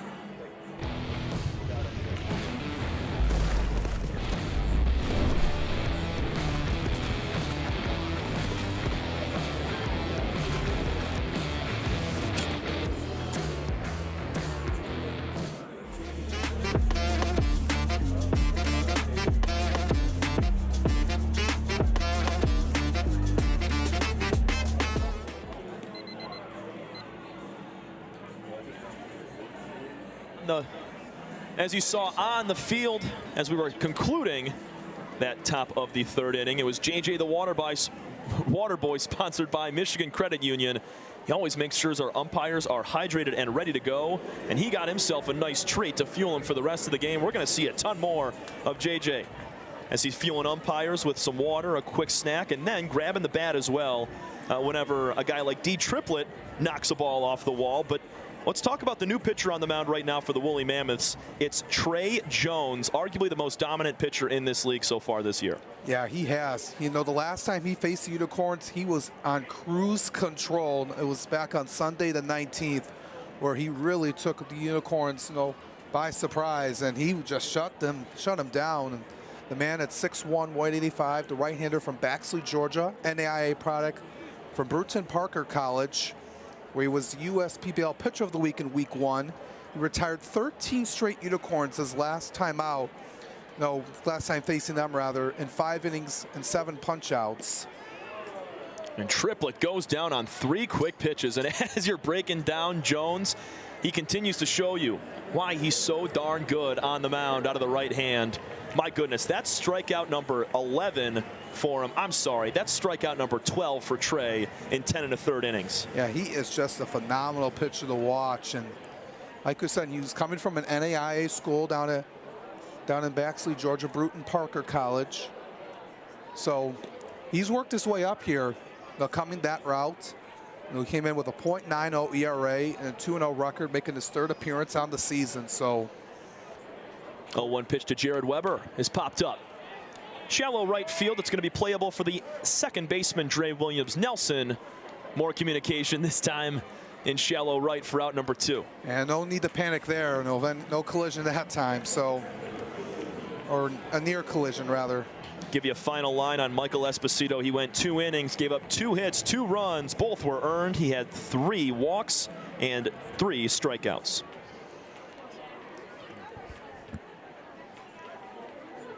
Allowed a couple of runs here for Esposito. After the last time he played the Unicorns, had 3 scoreless innings, and then No, still a good outing for him, no, despite only going a couple innings of work. And one of those hits that he gave up was a bunt as well. So not a lot of hard contact. D Triplett was really the only guy who ripped a ball off of Esposito, and give D some credit because that's a lefty on lefty matchup that he won. Yeah, those are really tough. You know, those guys, you know, a lefty pitcher and a lefty batter, and you know, it benefits the pitcher more often. And you just got to like what D Triplett did there. And you know, Esposito, though, still a good day for him. You know, he's only allowed 2 runs on the board. It's still a 1-run game. So the Mammoths are right in it. So we're approaching near the halfway point of this first game here tonight. And foul ball makes it 2 balls and 2 strikes to Austin Ochoa. He flew out to end the first inning. He flied out to end the first inning. 2s are wild here in the third. Trey Jones has come on in relief. He's making his 3rd total appearance as he nods, gets his sign, working first base side of the rubber. Swinging a fly ball to right field. Coming in, Florentino on the run, snags that one for out number 3, and it's a quick 1-2-3 frame for Trey Jones and the Mammoths. We go to the 4th. It's a 2-1 lead for Utica over the Westside Woolly Mammoths in game 1 of our doubleheader. You're watching USPBL baseball. Time doesn't heal all wounds. Hard work, perseverance. And we do. We're fighting cancer with proton therapy. And music therapy. We're turning back the clock on Parkinson's and outsmarting blood clots in seconds. Instead of days. Because this is her time. His time, your time. And it's time to show we can. Corwell Health.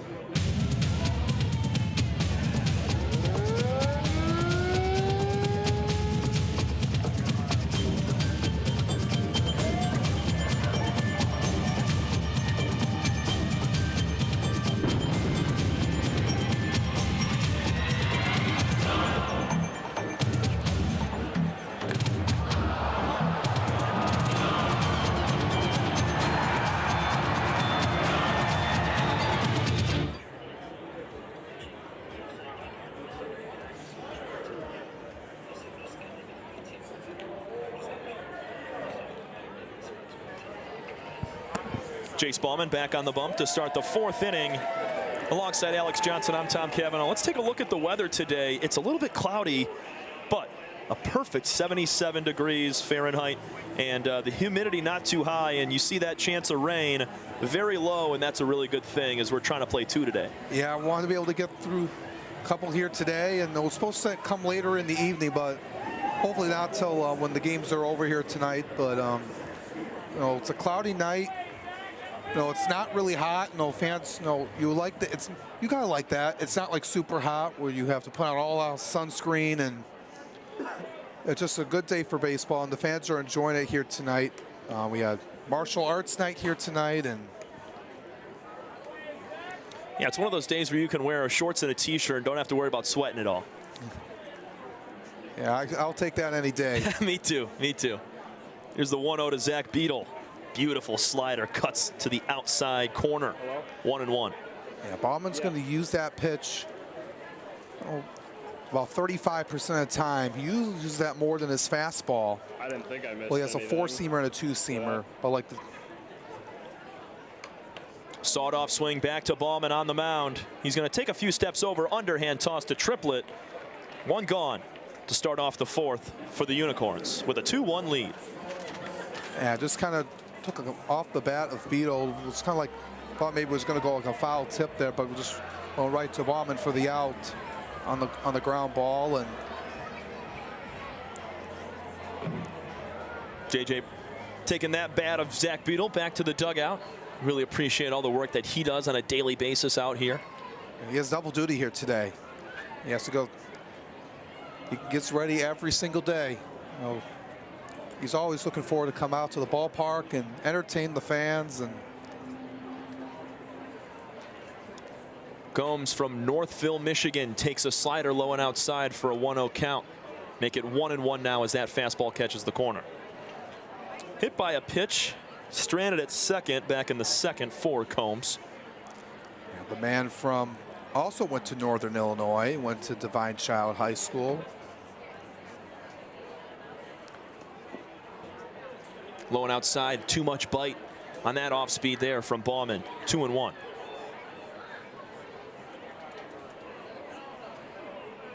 And I like this matchup too, with both relievers entering the ball game for their respective teams in the third inning. So it's almost like a second starting matchup for Bauman and Trey Jones. There's a strike on the outside corner to even up once again. 2-2 to Combs. Such a solid catcher behind the dish. Yeah, he's still searching for that first hit. Yep, that's what they're trying to do here. And Scott Combs being disciplined at the plate, and that was just a really good pitch at 80 miles an hour off of Jace Bauman, and Scott Combs couldn't get anything right at the heart of the plate. Yeah, he was changing up speeds, did Bauman on that pitch. Swinging right through it was Combs. 2 gone in the first strikeout for Jace tonight. And I'll bring up Nick Weber, who flied out to left field in the second inning. Faces Bauman for the first time, and he'll take a fastball high for ball 1 at about 90 miles an hour. That's where Bauman's going to sit with his fastball, and then switches the slider down to about 80, 82.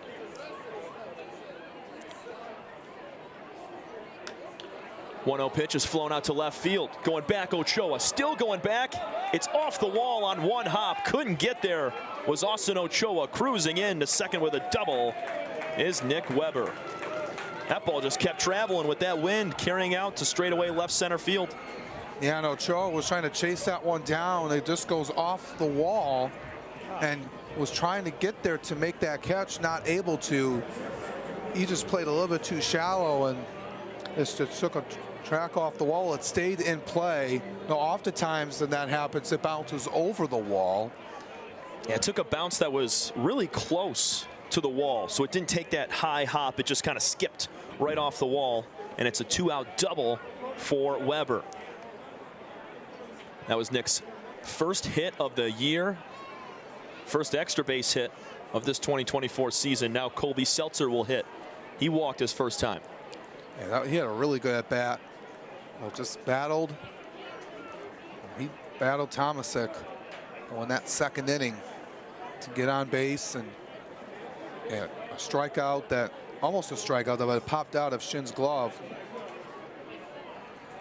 which kept the at bat going and got him rewarded first base. So 0-2 pitch to Colby. Here's a flare out to right field over the head of Demetrol into the right center gap. Coming around third to try and score is Weber, and he will. We are tied once again. That's just really good work there by Seltzer. And that went over the head of Demetrol and just blooped in. How about this 2-out rally? Sorry, this is incredible. Double and a base hit with 2 gone for the Mammoths. Yeah, you gotta like that. That 2-out rally, you can't just put your head down and just look forward to the next inning. You just gotta be able to play through it, and having a couple of bats like that, and just like that, you tie the game right back up. And that's what you gotta like from these guys. And just because you're retired the first 2 guys, it doesn't mean getting this third out is going to be any easy. So it's like you saw there with the Mammoths, that 8-9 hitters coming through, and just like that, it's back to an even ball game. Third RBI of the year for Colby Seltzer, who now stands at first base. It's Alex Garbasic, excuse me. He's 0 for 1 with a hit by pitch. Boy, I need some of those Dippin' Dots right now. I know it's not that hot outside, but I'm going to need to get something between games. The 2-0 pitch is picked off towards first base. No pitch there, as back safely is Seltzer. He can steal a bag every once in a while. Yeah, got to be careful about him. I could go for some ice cream or some Dippin' Dots. Oh, yeah. I've actually never had Dippin' Dots, which is crazy. I don't think I've had either. My parents never let me when we went to Tiger games. It was just peanuts and a hot dog. Here's a fly ball to center field that's going to be caught by Gurgley for out number 3. 2-out rally starts with Nick Weber and ends with Colby Seltzer. It's now 2-2 as the Mammoths strike back once again. We head to the bottom of the 4th inning, all tied up here from Jimmy John's Field on the USPBL Network. Hello everyone, I hope you're having a great time at Jimmy John's Field experiencing another exciting baseball game. This ballpark is one of many quality of life recreational assets Macomb County has to offer. And as you leave here today, let me invite you to explore Macomb County's diverse range of outdoor assets by visiting MakeMacomb.com. You'll find that Macomb County's trails are open year-long and available for walking, running, biking, as well as paddling along the Clinton River. In Macomb County, there is something for everyone. Find out more about Macomb County's 4 seasons of fun by visiting MakeMacomByourHome.com. Now let's play ball.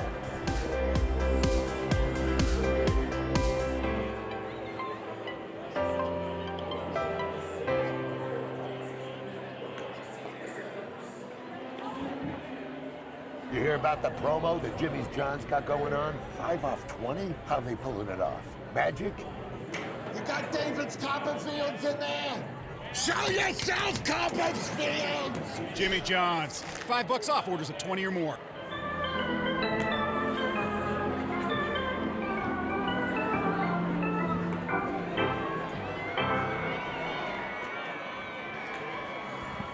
Impressive third inning for Trey Jones. He's entering his second inning of relief. 1, 2, 3, third for him. He faces the bottom half of this lineup, starting with the ball magnet, Seth Gurgley. And how about Nick Webb and Colby Seltzer putting together a little bit of a 2-out rally to tie this game up. Last night it was back and forth all game until the 8th inning, and today it's about the same thing. Just good work there by Webb, and for those guys down there in Seltzer, you know, it was just make the Unicorns work there with 2 outs, and so we'll see what the Unicorns do here to respond. We got Seth Gurgley coming up to plate, followed by Tyler Shin and Sherman Martin. Yeah, we said Gurgley the ball magnet. That's because he's been hit now by 3 pitches in his first 15 at-bats. He's going to square around a bunt. Pulls back, it's a strike anyways, 0-1. It'll be Gurgley, Shin, and Martin the third to start the 4th inning, tied up 2 apiece. That ball's in the dirt. 1 ball, 1 strike. Once again, another reminder, both games today will be 6 innings.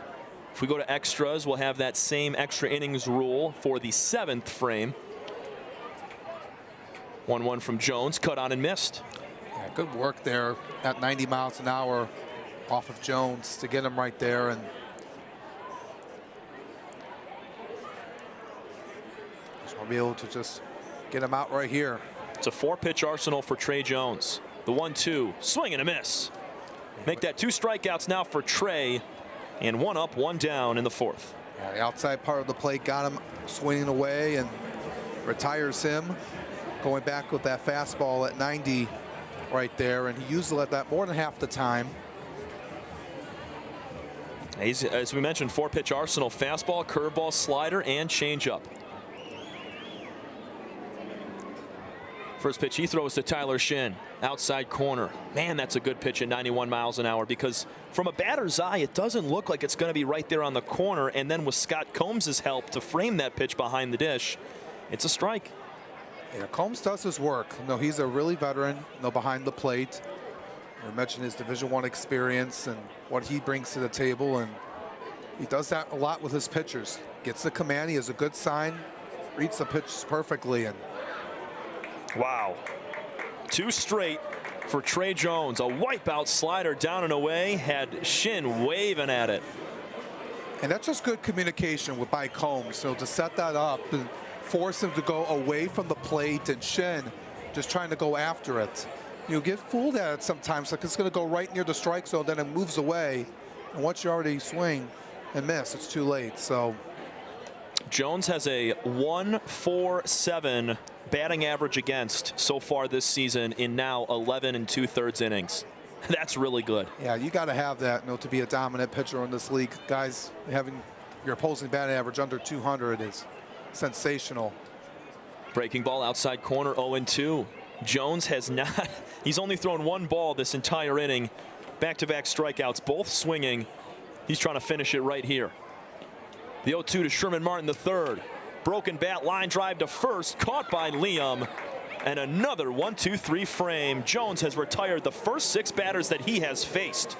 We've played 4 innings of baseball. It's 2-2 from game 1 between the Mammoths and Unicorns. You're watching USPBL baseball from Jimmy John's Field. First State Bank is a locally owned and operated business. We're part of your community. At fsbcares.com, you'll find ways that we're making a difference by featuring locally owned and operated businesses, providing access to helpful financial resources, and engaging with community. fsbcares.com is part of our commitment to the neighborhood because strong neighbors mean stronger communities. We're good neighbors to great things. Member FDIC, Equal Housing Lender. The Dave & Buster's method is designed to help you unlearn adulthood and discover the funner you hidden within you. The you that doesn't think about adult things and stuff. Ashley, I don't want to hear anything about your car registration when we're at Dave & Buster's. Okay. The you want to be. Let the Dave & Buster's method illuminate you. Begin the method today with 5 free games. You know you want to. Jace Bauman's day is done. It's Danny Denz's turn. Second reliever out of the bullpen for the Unicorns in a tie 2-2 ball game. Through 2 innings for Bauman, he gave up 1 run on 3 hits, 1 strikeout, and 0 walks. Let's talk about Denz a little bit here, Alex. Yeah, Denz is the guy, the southpaw coming in, trying to keep the score where it's at, making his 6th appearance on the season. So far in 5 2/3 innings of work, 7 strikeouts, 4 walks, 2 hits, 2 earned runs. Does have an 0-1 record. ERA a little bit above 3 based on the small sample size he has right now. But coming from Elk Grove Village, Illinois, played at the University of Memphis and was part of the San Diego Padres farm system, where he was with the Fort Wayne Tin Caps last season. So he's a guy that has a lot of minor league experience. One of many guys in this USPBL that have played in the farm system of minor league baseball. And we've seen him in our first few outings throughout the season early on, Tom. And he's just been a really good player to watch and trying to keep the score where it's at. It's just a difficult situation when you're at a tie ball game to not surrender a run or so. So we'll have to see what he can do here. He's going to have near the middle part of the lineup 2, 3, 4, Nick Pastor, Joy Williams, Nelson Fox, Liam. So going to be a tall task for him right now. But if he can do his job and keep the score where it is, his offense, only 2 hits on the night, but they're in a tie game. Denz, more of a backwards pitcher. He throws his curveball a third of the time and then mixes in the slider and 4-seam the rest of the way with a little bit of changeup action in there as well. So a guy that's going to rely on the off-speed pitch a little bit more than his fastball, but his fastball riding in at about 93, 94 miles an hour as he starts off Nick Pastor 1-0. Yeah, he went fastball that time, and Pastor grounds one to second base, blocked up by Demetrol. Fields cleanly, tosses over to first. 2 pitches, 1 out for Danny Denz and the Unicorns here in the 5th. Yeah, good work. That one just rolled over to Demetrol, took his time to throw it over to make an accurate throw. We had a little bit of time to get him, so didn't need to rush that play, which he didn't. So, but I think if you're Westside here, you want to be able to pick up where you left off, in the last inning when you had Colby Seltzer tying the game up for you. It's incredible. Your bottom half of the lineup, 8 and 9 guys coming through with big hits with 2 outs, nobody aboard to scratch off a run and tie this game. So we've seen a big swing from Francis Florentino as Williams Nelson takes strike 1, but also that second run, get a little scrappy, are the Mammoths being able to get that one across. And Utica as well, they had the big swing from Triplett that stayed in the ballpark for an RBI, and then Baduras gets the sac fly. So both teams with one big swing and then scratching off that second run, as this is now a strike. 1 ball, 1 strike to Dre Williams Nelson. 0 for 2 with a strikeout and a flyout. Denz kicks and fires. Here's a foul ball back to the screen. Might have been a swing and a miss there as Tim Heigl, the home plate umpire, went up with the right hand. Yeah, kind of bounced into the dirt right there, and maybe not what he had in mind for Williams Nelson, but 1-2 count, have another chance right here. Dens with a 111 batting average against, and that's why right there. Swing and a miss. Second strikeout of the day for Dre Williams-Nelson, and Danny Dens has retired the first 2 he's seen to start his outing. Yeah, going 85 right there. Williams-Nelson has got nothing for it. That's a slider with a lot of speed and a lot of bite to it, cutting away, or sorry, into the right-hander's feet. Fox Liam 1 for 2, singled his last time, bounced one over to first base. That took a weird hop and got over the glove of Triplett. Lefty on lefty matchup favors Dens. First pitch high and inside, and that one catches home plate umpire Tim Heigl clean. We've seen Tim take a beating, and he's back up. Like Rocky Balboa after getting hit by Apollo Creed, he's back to his feet. Yeah, good to see that. No, I'm going right at him. I'm not in a really good spot for that. Wow. I know, it's just... I mean, that did not... I mean, it barely got a piece of Shin's glove. And remember last Saturday, there were 2 or 3 foul balls that came off of Tim Heigl's chest and his forearm and his leg, and he was getting beat up back there. He's such an incredible umpire, but right now he's been taking baseballs to every part of his body, and we're going to check to see if he's okay. Yeah, they're going to take a look over at him, the get him in trainer, and in the chin. Maybe this. Oh, it got him up near the forehead, right clean on the face mask. Yeah, let's just take a look at him right now, and he was able to get back up. No, Tyler Shin, grab him the arm and lift him up back up, and it's a 1-1 count right now. Sorry, 1-0 count to Fox Liam, and they're tending to home plate umpire Tim Heigl. And it seems that every day that Tim is behind the dish is the one where the ball pinballs around or catches him clean on a fastball. And with Danny Dens on the mound, that's a guy that you do not want to take a fastball to the face mask with. And there's some smiles going on, so it looks like Tim should be all right. And I don't know if Tyler Shin's going to be getting many calls here for the rest of this game. Yeah. Oh, they're joking about it, though. I'm just kidding. No worries about it. Just, he's got to be ready for it. It's just oftentimes when plays happen like that, you got to be alert, especially the home plate umpire. It's no reaction time for him because he's expecting that ball to be caught, and it just kind of ricochets barely off the glove of Shin because Tyler was set up on the opposite side of the plate on the lower half of the zone, and that pitch was on the opposite side up high. So that's such a long way for Shin to have to reach his glove, and with Dens throwing 92, 93 miles an hour, it's tough to react in time, and it cleanly got Heigl, and we're still talking about it here to make sure he's all right. Yeah, just making sure he's good to go before resuming play, and that would have been tough for Shin to get, especially where Dens was throwing that. So it's funny, Alex. I was going to mention with Tim behind the plate that he took a beating last week, and he did it perfectly on last doubleheader. But I didn't have to. I didn't have to jinx him because he just took one right there. Full crew talking it up, exchanging some jokes, making sure he's okay. And Tim, I mean, he's here almost every single day. He loves the USPBL. He does such a great job working with these players, as you see the relationships he's got with the catchers. And he does baseball all over Michigan at all levels. NAIA, JUCO. He did some collegiate summer league baseball last year where he was an umpire for games that I covered. And I got a good relationship with the guy. He's a really, really awesome umpire and even a better dude.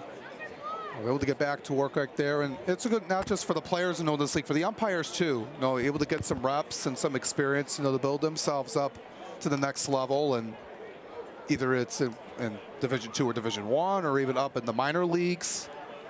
They're trying to improve themselves too. 2 balls, no strikes from Danny Dens to Fox Liam. That ball misses outside, and you can kind of see right there with Shin. He's on the outside part of the plate to a lefty, and home plate umpire Tim Heigl is right over his right shoulder there, left shoulder on your screen, and that's where he got caught. 4-pitch walk to Fox Liam as that fastball misses off the plate just a tad. Yeah, just trying to get back into a room after that little bit of a delay. We'll see if the 2-out rally happens again for the Mammoths, and we got Francis Florentino coming up to the plate, and there's always a chance with a guy like that, man. Laser beam home run his first time up. He popped out to second base back in the 3rd. It's a 2-2 tie. We're in the 5th inning. We are only playing 6 for our doubleheaders today. High chopper to Dens. He fields, throws to first, and they got him. Heck of a play from Danny for out number 3. Yeah, it's a really good play. It was a difficult play. You know, it took a little bit of time, but Dent's able to throw it over the triplet for the out. Just really good play right there. We head to the bottom of the 5th inning. Who's going to break this 2-2 tie? Unicorns come up to bat. This is your home for USPBL baseball. Trey Jones back on the bump for Westside.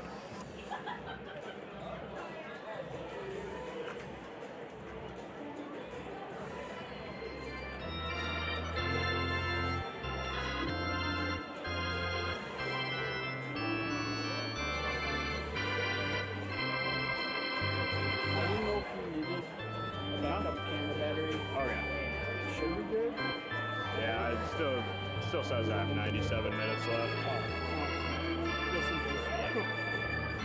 Doubleheader definitely will. Distance doubleheader definitely will need it at some point.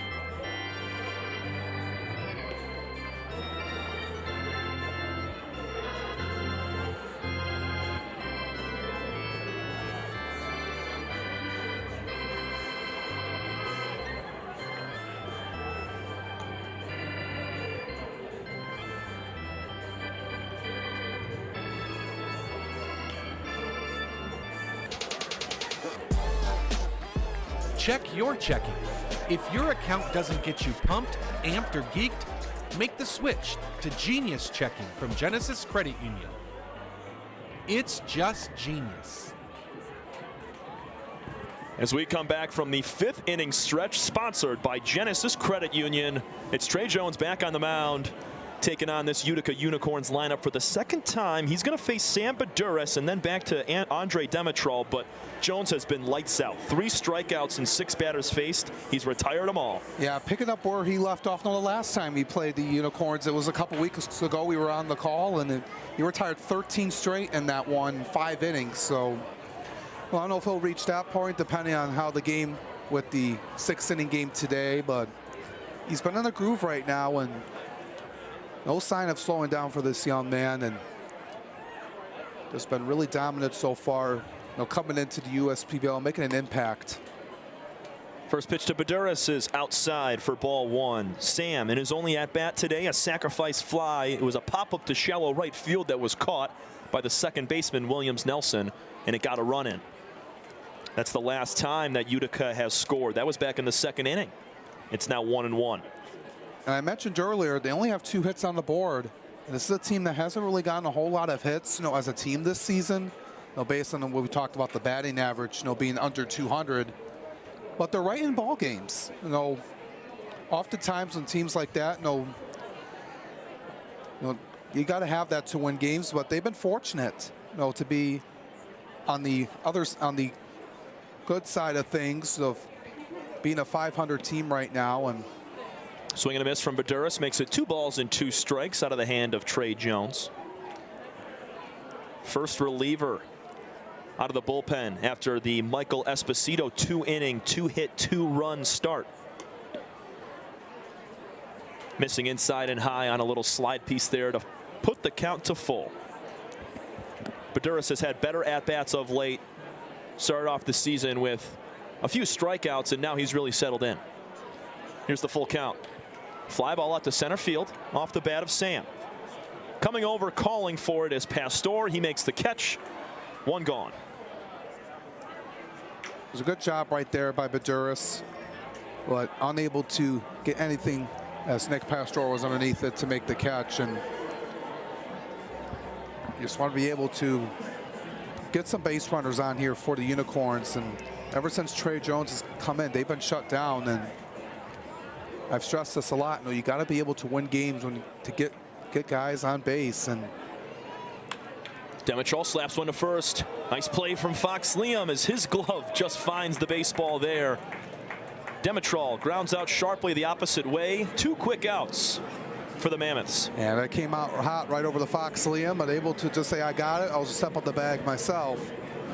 It looked like it crossed him up there for a second. He wasn't expecting that sharp of a swing right there. It just hit the infield grass and skipped up on him on 1 bounce, and he kind of had to slap his glove between his legs as he was kind of standing up, and just found the baseball. That's good instincts over there from the Mammoths first baseman. And now Patrick Baggett fouls the first pitch away. No signs of slowing down for Trey Jones and the Mammoths right now. We're in a 2-2 deadlock tie. The Mammoths tied this thing up at 2 back in the 4th inning. Low in the dirt, picking it is Combs. 1 ball, 1 strike. It's an 0 for 2 day for Baggett. Strikeout and a ground out. We'll see if the Unicorns get a 2-out rally themselves. 1-1 breaking ball. Pulled foul on the first baseline. And Trey Jones has just been such a tough guy to figure out. He has, and this Unicorns team, they haven't had a base runner since the 2nd inning, so they really just haven't had much for them, and they're still it's still a tie game, you know, despite, you know, the offensive production, you know, being limited right now. And this isn't the first time we've seen it. They've won games, you know, with very few hits, and the same thing with last week. They were shut down most of the 2nd game until the last inning, where they just really put on the Jets. And 5 innings without a hit or a base runner, and they came back to win that game. That was crazy. 2 balls and 2 strikes as that pitch misses low and inside at the feet of Baggett. Yeah, I think we mentioned about that last week, that 6-4 victory. You know, you think like the Unicorns got the momentum throughout the entire game, and it's like that wasn't the case. Cut and a miss from Baggett. That's strikeout number 4 for Trey Jones. He's retired all 9 batters that he has faced today. Well done. We go to the 6th inning. Tied up 2-2 still. This is your home for USBBL baseball. There are many things you can rely on in this world, like a sunny day brightening your mood, your mom baking the world's best apple pie, and never a dull moment in running your business. And when it comes to time-consuming HR tasks, you can rely on Tryon. Tryon can handle payroll and taxes, employee benefits, and more, so you can stay focused on attracting and retaining the best talent. With Tryon, you don't have to grow it alone. Visit RelyOnTryon.com. You can always rely on Tryon. Fifth Third Bank. Yeah, it's a quirky name. But here's the thing. 5/3 equals 166.7%. So we put 166.7% into everything we do. Like automatically getting you your paycheck up to 2 days early. Giving you well-deserved extra time to avoid overdraft fees. You got it. And helping you borrow from your future self. This is banking a Fifth Third better. We're for people, the pioneers, the underdogs, the players, and the slow and steadies. We're for people, for who they are and who they could become. Yes, we're a bank, and some say our business is all about money, but that's an old idea. Because look past the money, and you'll see real human lives. We see it, because we're for people. Huntington, welcome. 6th inning of action. Danny Denz is back on the bump. He made a heck of a play to end the top of the 5th. And now he's tasked with getting Zach Beadle, Scott Combs, and Nick Webb to send it back to the bottom of the 6th and give his team a chance. Let's check out the standings here. Big chance here for either team to move up and try to catch those East Side Hoppers at 5-2. Yeah, they have been on a hot streak. No, those Diamond Hoppers, they were at the start of the season last year. Look out for them, but look at this game right here, the Mammoths and Unicorns right neck and neck. So anyone's game here for that 2nd place right now, and that's what you got to have here early on in the season. You know, everyone just right in it. You know, teams playing about 5-6 games right now, but you want to be able to stay right neck and neck with 1st place. So this is Denz's 2nd inning of relief action. He walked 1, struck 1 out in the 5th. And also got a couple of ground outs, 1 back to him where he made a nice spinning play. It's now 2 balls and no strikes to Beadle, who is 0 for 2 with a pop out and a ground out. Good chance to talk with Beadle here earlier today. And well, the mindset doesn't change, you know, for doubleheader. So I talked to him about that, how the team reacts, you know, when they play 2 games, and they just got to be able to have a little bit more urgency with their trailing, or if it's a tie game, you know, with the last inning being right now, and just to produce some offense. And a guy like Zach Beadle, who has had a good start to the season, playing in his second year in the USPBL, and another local guy that went to Madonna. And he takes that fastball high. Hitters count now for Beetle, 3-1. You want to be able to get a run across here so you can leave it to Trey Jones. Strike two. Battling back his Dens to a full count. Yeah, that just hit the top part of the strike zone. Defensively, Gurgling in center field, shaded towards right center a tad. Deep in right is Badura. Same thing with Ochoa in left. Andre Demetrol, the second baseman, is back on the outfield grass. What a pitch from Danny Dens. Backdoor slide piece gets Beetle looking. Yeah, that was just really good work by Dens. Painted that perfectly and froze Zach Beetle. The only word you could put on that is a frisbee. That started way outside of the plate and swung all the way back in, right down the middle. Nothing you can do there if you're Zach Beetle. Yeah, that's just good work and just tough to hit on that. Here's Combs. He takes strike one on the outside corner. Dens coming in at about 90 miles an hour with that pitch right there. As we mentioned, curveball a third of the time. About 25% of the time he goes slider, and just under a quarter of the time he goes with his four-seam fastball. There's an off-speed, high and away. 1 ball and 1 strike to Scotty. 0 for 1 with a hit by pitch today for Combs. Struck out swinging back in the 4th. 1-1 is pulled on the ground. Off the glove of the third baseman, Weber. Down to first goes Combs. He's going to have himself a base hit. First of the year for Scott. Yeah, pulled it down the third base line. It was a tough play for Weber to get. It was a good choice there to not just try to play hero ball and make a long throw over the triplet, because oftentimes that would go over his head and be a wild throw, but you're better off just holding him to a single right there. And Nick Webb's turn. He doubled his last time, 1 for 2. He scored on the Colby Seltzer base hit with 2 outs. That was back in the 4th inning to tie this game up at 2. First pitch from Dens. Nasty breaking ball for strike 1. Yeah, that was just tough right there at the heart of the plate. Had some movement that came in late. Dens works third base side of the rubber, keeping an eye on Combs over there at first. Not much of a base stealing threat. He has not attempted one so far this year. You just want to be able to, if you're Nick Webb, to get something through the hole in center or into right. You don't want the double play ball to be in effect, so 1-1 to Webb is outside. That slider just swinging a little too far off the plate. If Dens can start that pitch near the hip of Webb and have it swing back down the middle, that'll be a heck of a pitch. The 2-1 down and away. 3 balls and 1 strike now. You got like the eye right there of Webb. Not going after it, and it was below the knees in the outside corner.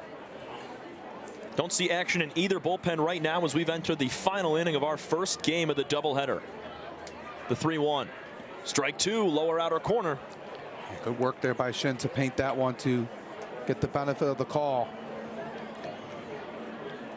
Second time Dens has worked back from 3-1 to a full count. He got Beetle looking to start the inning.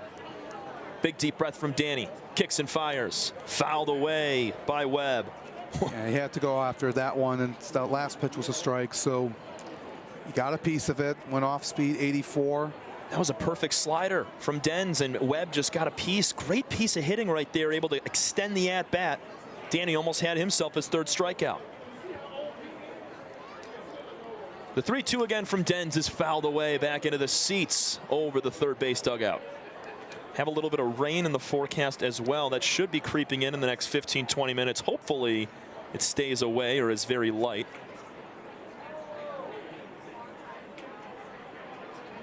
Looks like it might pass just north of us, which could be sweet. Full count one more time. The pitch. Fouled again. I like this battle right here. And what an at-bat from Nick Webb. You got to have this in these kind of moments. You can't afford to just go down. You got to keep fighting. And he's going to call time. Good call right here. Now 3-2 count. Got a runner on first. If you're able to move Combs to second or third, just keep the train moving. You don't have to hit the ball long. Just keep it going here. You got 2 outs to work with, so. The 3-2 again, swing and a miss. Dens gets that much needed strike 3 swinging from Nick Webb, and it's 2 gone with 1 on here in the 6th. That's just huge right there. Danny Dens sent that one away for his second punch out. Tough pitch to lay off right there, because that just fell right down, dove into the dirt late. And Webb, he was already starting with the swing, and Dens, money pitch right there. So Colby Seltzer is 1 for 1 with a walk and an RBI. He swings and misses at the first pitch. His first time facing Dens here. Missed that one at the fastball at 93 right there. And if you're Seltzer, you're able to get another base hit right here. You can turn it over to the top of the order. You got Garbasic waited on deck. So want to get to that part of the order that has been the bright spot for Westside all season long. Evens the count up 1-1. Seltzer takes that ball. Combs is over at first base. He reached on a base hit down the third base line that was kept on the infield. 1-1 pitch from the lefty. Popped up, foul territory. Long run for D Triplett. He's got a chance at it. Bare hand try. He can't make the catch. That would have been incredible. D Triplett almost caught that ball barehanded. Yeah, not even looking either. No, it was a no look. Like it just had it in his hand and then popped out, man. Oh, those are tough. But like the effort by D Triplett, he had a long way to go over from first base. He got over there quickly too. Because that ball was not popped up very high. That ball was kind of a floater that stayed low, and he was able to scurry on over there. And because Triplett kind of overran it, there was no chance for him to bring his glove all the way back around. He had his only chance was with the bare hand. Here's the 1-2. Way high and outside, in and out of the glove of Shin. Staying at first will be Combs. Yeah, good job right there. As Combs was not able to run there, it didn't hang there too long for him to go, so he just had to stay at first. Dens sets on the 2-2 with 2 gone.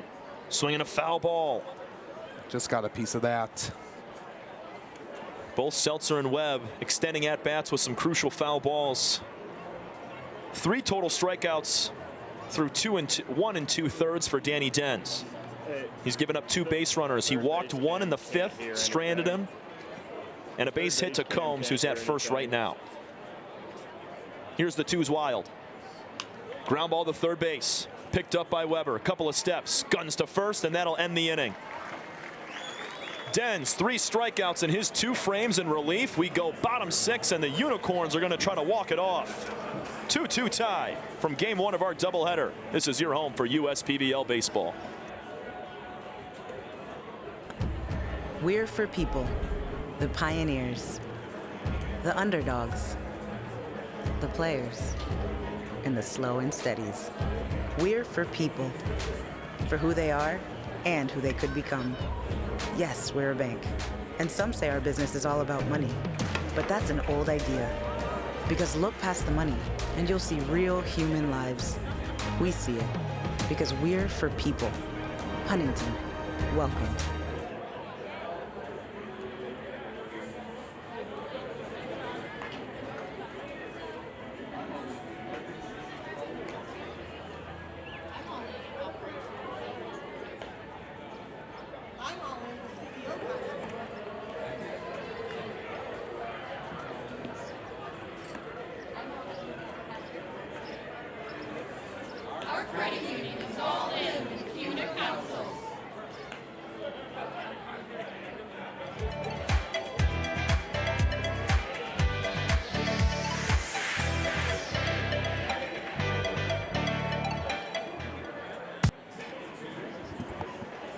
Bottom of the 6th inning here from Jimmy John's Field, game 1 of our doubleheader on the USPBL network. Alongside Alex Johnson, I'm Tom Cavanaugh. It's been a heck of a game, Alex. It's Some scrappy runs that have come through in the middle innings. Big swings from D. Triplett and Francis Florentino to drive in runs as well. But the story on the mound is Trey Jones. 9 straight retired. He's faced only 9 hitters, and he's got 4 strikeouts as well. Yeah, he's done phenomenal so far coming out of the pen for Westside, and looking to keep the score where it's at to force the extra inning. So this is going to be a chance here for the Unicorns. They got 3, 4, 5, Triplett, Weber, and Ochoa here. We'll see if they can walk it off. Remember, on opening day, they had the bases loaded in the extra innings, and it was Patrick Baggett who got that. So this has been another good battle here between these two teams, and so far in the season matchup, Utica has won the first 2 out of 3. That was back in opening week, included a non-public game. Triplett struck out on 3 pitches against Jones back in the 3rd inning. It was Michael Esposito to start for 2, and since then it's been all Trey Jones. Triplett takes ball 1 outside, checks his swing, it doesn't matter. Strike 1 on the lower inner corner. 1 ball, 1 strike to D. He had the big swing off the wall in right field for an RBI base hit. Almost got out of here. Jones delivers. This one's tapped on the ground to second base. Gobbled up by Williams Nelson. Flip over to first. 1 gone here in the bottom of the 6th inning in a tie game. Yeah, just rolled over to Nelson, able to get it over for the out, and that'll bring up Jared Weber. Strikeout and a pop out to second base for Jared today. We know he can clutch up late in games. As we mentioned earlier in this one, 3-run base clearing double for Jared Weber to break a 2-2 tie in the 6th inning against the Hoppers in game 2 of last week's doubleheader. And Jones delivers first pitch low and outside. 1 ball, no strikes. They need base runners right now if you're Utica. They have just been shut down offensively. Weber pops it up on the infield. It's going to be right at Williams Nelson again. Calls for it, squeezes it. 2 gone. 2 quick outs. That's not what you wanted to do here, but you got to give credit to Trey Jones for his work. He has been sensational once again, just picking up what he did the last time. It just, oftentimes you're able to see if teams are able to make adjustments, facing another guy, facing the same guy like you did a couple weeks ago, and Unicorns have not had an answer for him. First pitch breaking ball misses high to Austin Ochoa. He has flied out to right field both times up to the dish today. He's looking to break this 2-2 tie in the bottom of the 6th. If we go to extras, we will break down those rules for you. They're a little unconventional compared to Major League or minor league baseball. We're only going to play a half inning. That's a strike on the outside corner to even up the count 1-1 to Austin. Cruz ready. He fires. A little bit low, 2-1. Yeah, it was a good pitch, just a little bit below the zone. And so if we go to the 7th inning, the home team Unicorns will flip a coin. Whoever wins that coin toss is going to elect to be offense or defense. Ochoa skies one in the air. Foul ground, right side, it's going to reach the seats. So whoever wins that coin toss will elect to be on offense or defense. If you elect offense, you will put a runner on first base, nobody out. You have to score a run or you lose. The defensive team, which is usually what the winning coin flip team picks, they'll usually pick defense. If they get 3 outs without allowing a run, the game is over in favor of the defensive team. Here's a foul ball from Ochoa to keep the count at 2-2. We'll see down on the field, Patty Saraceni. I think she'll be down there as our in-game host with a microphone to get the decision between both head coaches on what they want to do if we get to that point. Not ruling anything out now with a 2-2 count on Ochoa. Jones fires. That one's down low, full count. Great at bat, a better eye from Austin Ochoa at the dish. Got to have that in this kind of situation.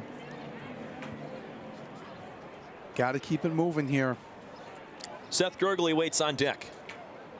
He's 0 for 1 with a hit by pitch. The 3-2. Off the plate outside from our angle.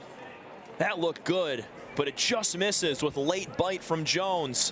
What an at-bat from Austin Ochoa in his public game debut here for the Unicorns. That's just really huge. You know, the Mammoths were waiting for strike 3 call, and Trey Jones and Scott Combs just wondering what he was going to call there, and he got nothing. So that's just that's the first base runner since the second inning for the Unicorns, and they're going to give a pinch runner here. Going to be Joe Smith heading out there to first base to pinch run for Ochoa. Don't be surprised if we see Joe Smith try to swipe it back on one of the first couple pitches. Gurgly, he's either going to be attacking a first pitch fastball, or he's going to try to extend this at bat, take a couple of pitches, and let Smith get into scoring position, because you know Joe's got the wheels. He can take second base whenever he goes. He does have that speed, but you just got to be careful when you go. Gurgly from Tallmadge, Ohio, takes a first pitch fastball at 90 miles an hour off the plate outside. Seth leads the league in hit by pitches. He scored back in the second after being hit the third time this year. 2-0. 3 straight balls by Jones, and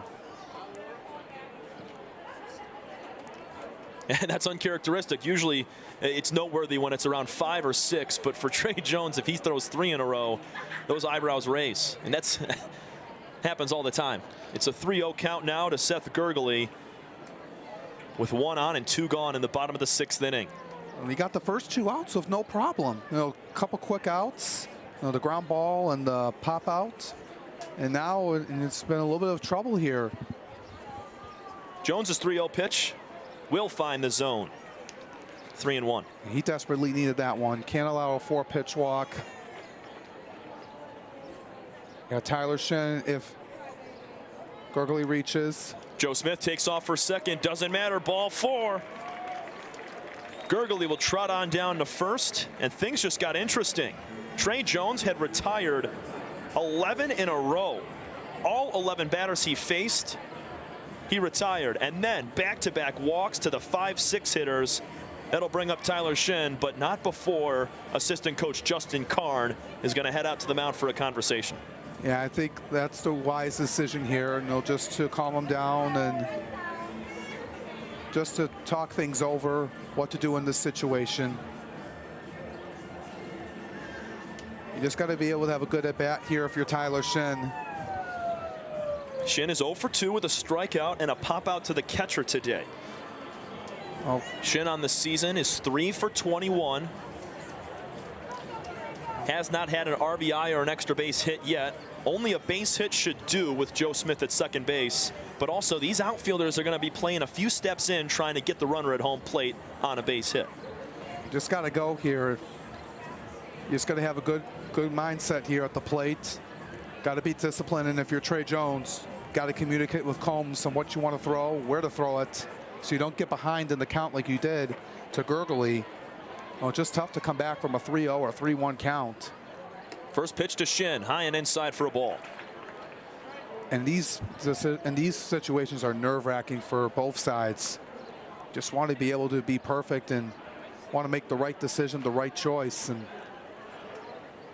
a prime opportunity for Tyler Shin right now to be the hero. I'll mention only 3 for 21 on the season, but if you're able to come through here, it'll give you a step up, not just for the next game, but for the rest of the year and the next few weeks. Shin ahead in the count, 2-0. Jones has been struggling to find the zone after retiring 11 straight. It's now 3-0. He's walked the last 2 batters and in jeopardy to load him up via the base on balls. Well, he knows that Shin's not going to swing at this pitch, so you got to throw it into the zone. Upper inner corner, strike 1. This is 6 innings. Joe Smith stands at second base. He's pinch running for Austin Ochoa. At first is Seth Gurgly. Winning run stands at second in a 2-2 tie in the bottom of the 6th. Here's a foul ball off the bat of Shin. We're going to go to a full count. Important pitch coming up here as Shin calls time, and good job to get back into the count for Jones. And now it just, you got to throw the right pitch.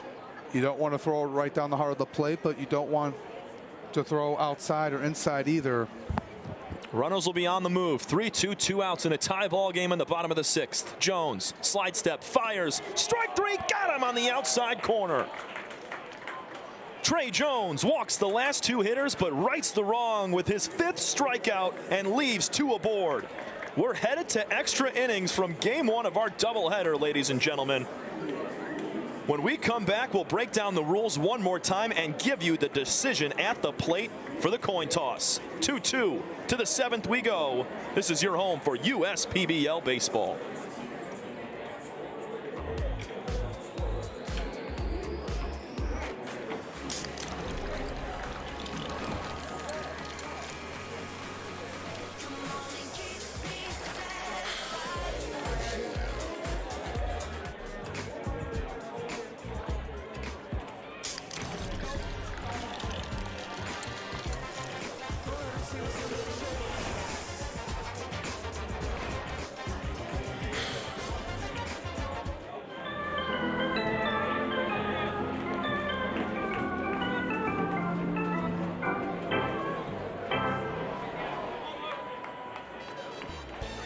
Make your move with a quick and easy mortgage from Genesis Credit Union.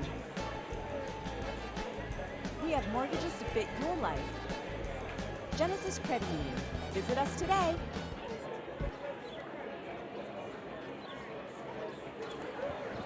Quick break. We're back here for the top of the 7th inning.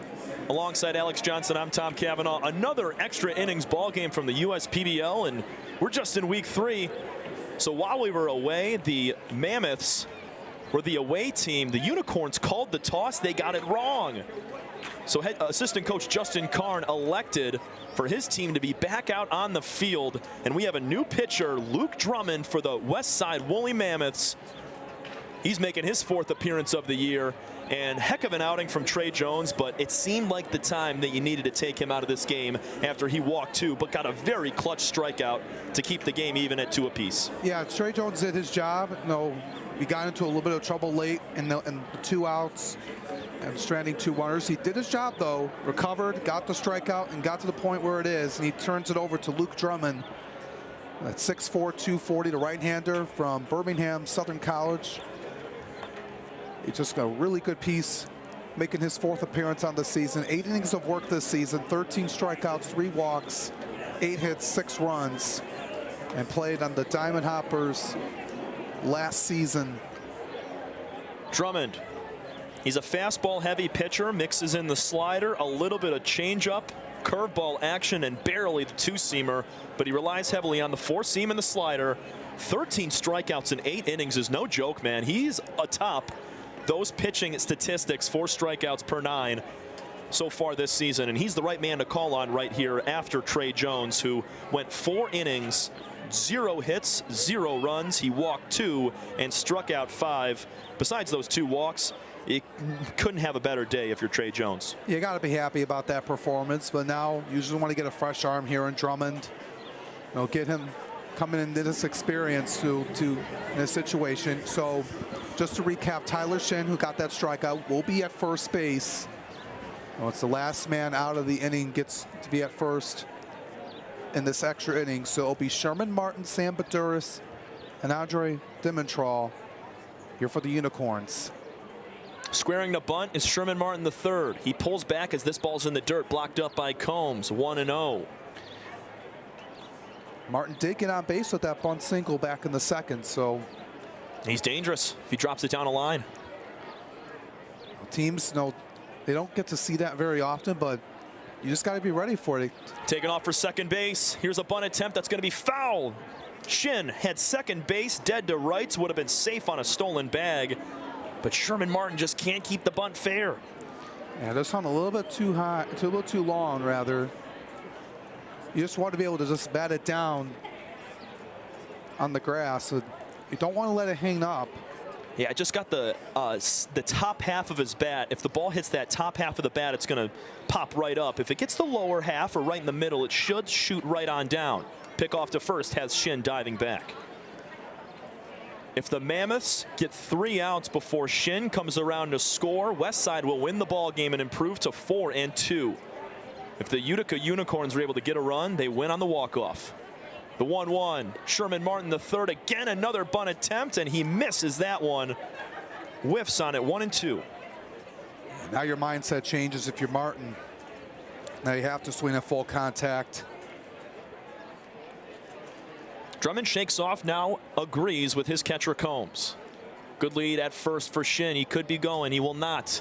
Martin's going to bunt with 2 strikes. He gets it down. Drummond fields, throws to first. Boy, what a play from Martin III right there. 2 strikes, all the confidence in the world to get that bunt down, and he does. Runner at second base with 1 gone.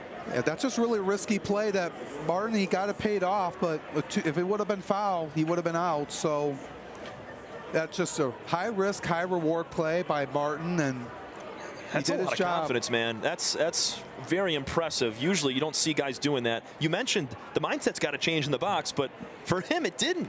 He was like, I'm bunting this thing no matter what. Game-winning run down at second base in Tyler Shin. Sam Baduras has an RBI already today on a sacrifice fly. Drummond delivers a slider that cuts to the outside corner, 0-1. Take me to dinner if I'm hot. Unicorns have that 1 walk-off victory against the Mammoths. That was back on opening day, so they're trying to get their second one here. 0-1 from Drummond. This is a line shot. Going to be caught at shortstop by Seltzer. A little bit of a soft line drive. Thought that had a chance to get in the outfield, but now there's 2 gone with a runner at second base for Andre Dimitrol. We'll see if the newcomer here get his first hit in the USPBL and get the Unicorns a victory. That's in his mindset right here. All 3 outfielders are playing shallow, trying to shoot 4 on a base hit to the outfield. Dre Williams-Nelson keeping the runner Shin close at second. First pitch from Drummond is high and inside. Turning out of the way is Dimitrol. 0 for 1 with 2 walks today for Andre. Hit the ball hard on that 1 putout. It's got to be smart here at the plate. Drummond's slider grabs the outside corner to even up the count, 1-1. That's just a good location right there by Drummond. Right in the outside part of the plate. Sacrifice bunt from Sherman Martin III, and a pop out to shortstop from Sam Baduras has 2 gone. Dimitrol, base hit down the right field line. Coming around third, Shin, he's going to score. The Unicorns pull off the victory, and the newcomer Andre Dimitrol gets it done. What a ball game. What a win for the Unicorns. And what a job by the newcomer, Andre Dimitrol. Just a phenomenal job getting his first hit in the USPBL. And it's a walk-off win, walk-off hit rather, for him. And he has to feel pretty good about himself. A walk-off double to get the win for the Unicorns. The Rochester kid moves his team to 4-3 with a thrilling walk-off victory in game 1 of our doubleheader. Opposite field swing down the line. Nothing that Francis Florentino could do about it as it reached the corner. Huge swing from Dimitrol. That's going to give Danny Denz the victory, and the loss goes to Luke Drummond. Look at this ball game, man. Heck of a game. Back and forth all the way around. Lead changes like crazy, and then the final job was done by Dimitrol. Final thoughts from game 1, Alex. Good work by the Unicorns. No 3 runs on 3 hits, but they got the job done. Andre Dimitrol, the Rochester Hills Stony Creek grad, local guy, comes in his USPBL public debut, gets the win here today. The Mammoths take a tough loss here tonight, but we still got another game here, Tom. Oh, yeah. So it's just going to be a quick turnaround after a 30-minute break, and these guys will be ready to go, for game 2. Game 2 will start in about 30 minutes. Sounds good. What a first game. Utica Unicorns take it down 3-2 over the Westside Woolly Mammoths. In extra inning fashion, Andre Dimitrol, the hero. And we're going to get set. We're going to get set for game 2 in just a moment. Alongside Alex Johnson, I'm Tom Cavanaugh. We'll see you in a few For Game 2 from our doubleheader between the Mammoths and Unicorns, you are watching USPBL Baseball.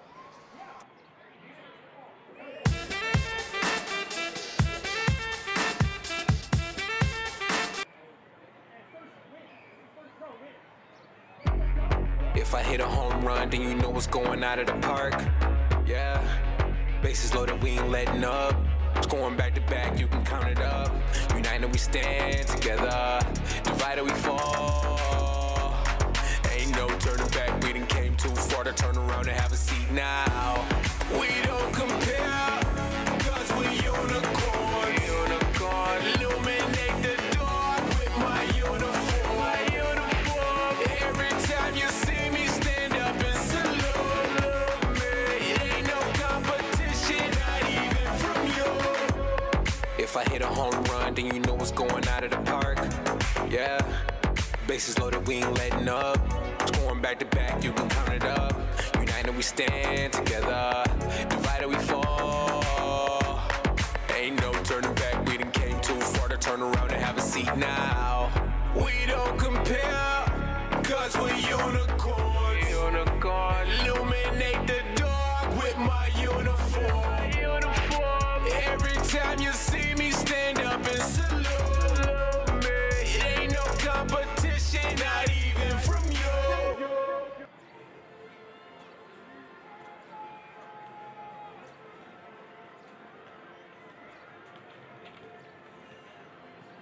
We build roads, bridges, wind farms and pipelines, schools to skyscrapers. Our members create monuments. We operate. We're the operators and mechanics behind the advanced heavy machines that move Michigan forward. We maintain boilers and HVAC. Our members run the complex heating and cooling systems that we all depend on. Our training is second to none, and safety is our priority. We are Operating Engineers 324, and we keep Michigan running. We're the financial champion of Michiganders. Whether you're a goal getter or dream chaser, an empty nester, or up-and-comer, anyone in Michigan can bank with us. Michigan Schools and Government Credit Union. You hear about the promo that Jimmy's John's got going on? 5 off 20? How they pulling it off? Magic? You got David's Copperfields in there? Show yourself, Copperfields! Jimmy John's. $5 off orders of 20 or more. I'm Anthony Tomey, CEO of Tomey Group, and we're one of the largest Jimmy John franchisees in the country. We were using a national payroll company that would only do the payroll, and we had another branch that would only do healthcare benefits, and then we also had another group of HR. So having a company like Tryon that's able to do all three of those things in one makes life so much easier for us. The PEO model that Tryon does so well helps us keep our quality employees.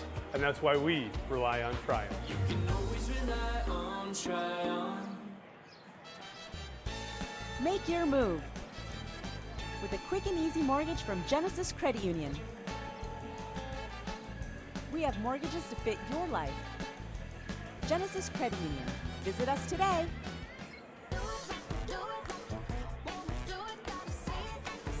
The perfect match. It's what so many of us are looking for. When it comes to getting a mortgage, how can you find the one that's perfect for you? Start at mortgagematchup.com. Because the only way to get a mortgage that's easier and more affordable is to find a local home loan expert first. Go to mortgagematchup.com today.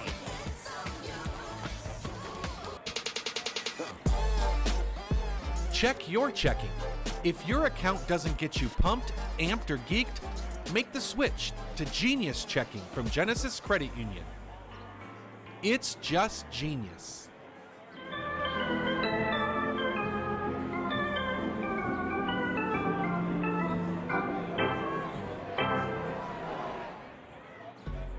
With a transforming world, we can see how drastically the world is heading towards automation. And so, we need 24/7 surveillance and security systems for our homes and businesses to avoid any theft or breach of privacy. JARBCOM brings the installation of security cameras to the tip of your fingers with our state-of-the-art mobile app. JARBCOM also provides surveillance monitoring of your entire property with flexible options that offer a dependable solution to be scaled to fit any domestic or commercial need. Contact JARPCOM today for a free estimate at 800-369-0374 or look us up on the web at jarpcom.com.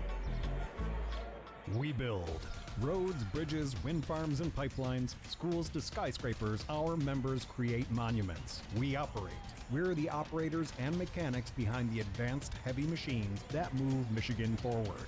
We maintain boilers and HVAC. Our members run the complex heating and cooling systems that we all depend on.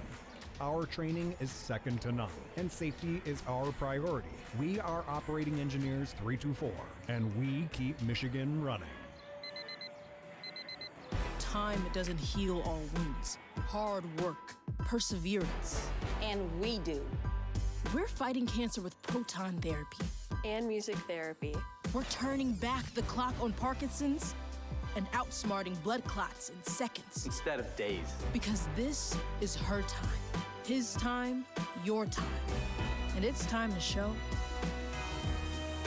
we can. Corewell Health.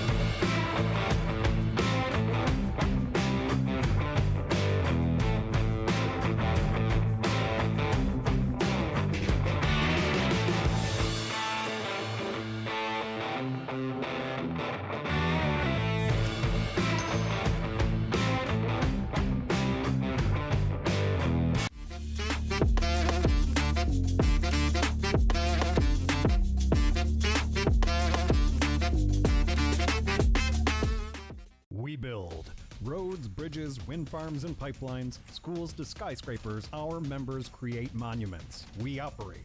We're the operators and mechanics behind the advanced heavy machines that move Michigan forward. We maintain boilers and HVAC. Our members run the complex heating and cooling systems that we all depend on. Our training is second to none, and safety is our priority. We are Operating Engineers 324, and we keep Michigan running. We're the financial champion of Michiganders. Whether you're a goal getter or dream chaser, an empty nester, or up-and-comer, anyone in Michigan can bank with us. Michigan Schools and Government Credit Union. You hear about the promo that Jimmy's John's got going on? 5 off 20? How they pulling it off? Magic? You got David's Copperfields in there? Show yourself, Copperfields! Jimmy John's. $5 off orders of 20 or more. I'm Anthony Tomey, CEO of Tomey Group, and we're one of the largest Jimmy John franchisees in the country. We were using a national payroll company that would only do the payroll, and we had another branch that would only do healthcare benefits, and then we also had another group of HR. So having a company like Tryon that's able to do all three of those things in one makes life so much easier for us. The PEO model that Tryon does so well helps us keep our quality employees. And that's why we rely on Tryon. You can always rely on Tryon. Make your move with a quick and easy mortgage from Genesis Credit Union. We have mortgages to fit your life. Genesis Credit Union. Visit us today.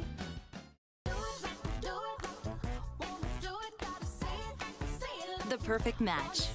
It's what so many of us are looking for. When it comes to getting a mortgage, how can you find the one that's perfect for you? start at mortgagematchup.com.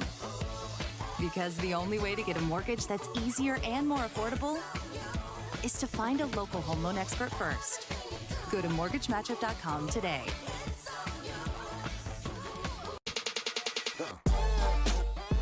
Check your checking. If your account doesn't get you pumped, amped, or geeked, make the switch to Genius Checking from Genesis Credit Union. It's just genius.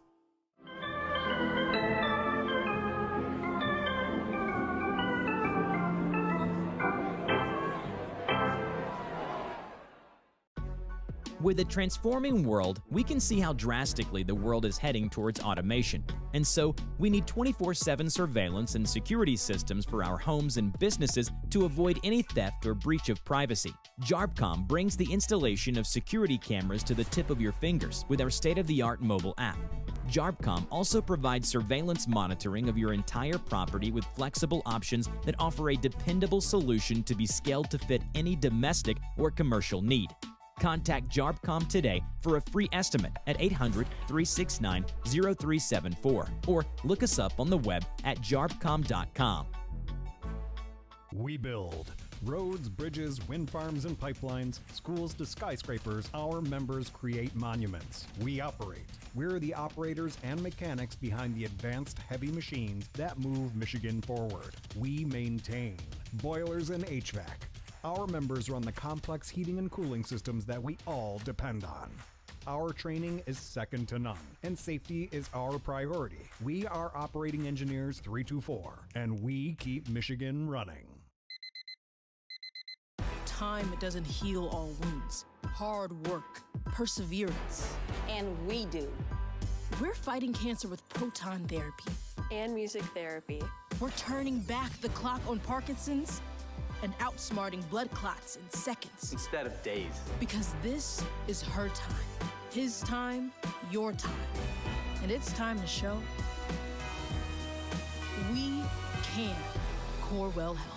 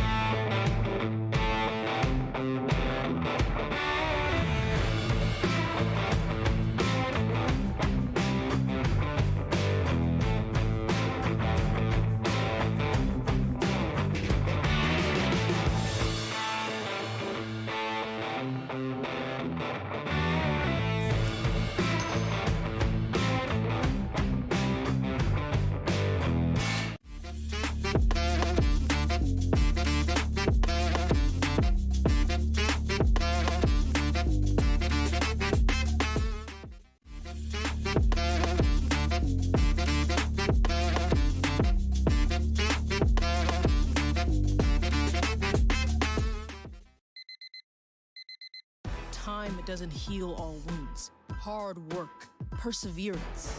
And we do. We're fighting cancer with proton therapy. And music therapy. We're turning back the clock on Parkinson's and outsmarting blood clots in seconds. Instead of days. Because this is her time. His time, your time. And it's time to show we can. Corewell Health. Slide into a new home. Work with a local mortgage pro who works for you. Get a cheaper, faster, easier home loan. Find a mortgage broker near you today at findamortgagebroker.com. With a transforming world, we can see how drastically the world is heading towards automation. And so, we need 24/7 surveillance and security systems for our homes and businesses to avoid any theft or breach of privacy. JARBCOM brings the installation of security cameras to the tip of your fingers with our state-of-the-art mobile app. JARBCOM also provides surveillance monitoring of your entire property with flexible options that offer a dependable solution to be scaled to fit any domestic or commercial need. Contact JARBCOM today for a free estimate at 800-369-0374 or look us up on the web at jarbcom.com.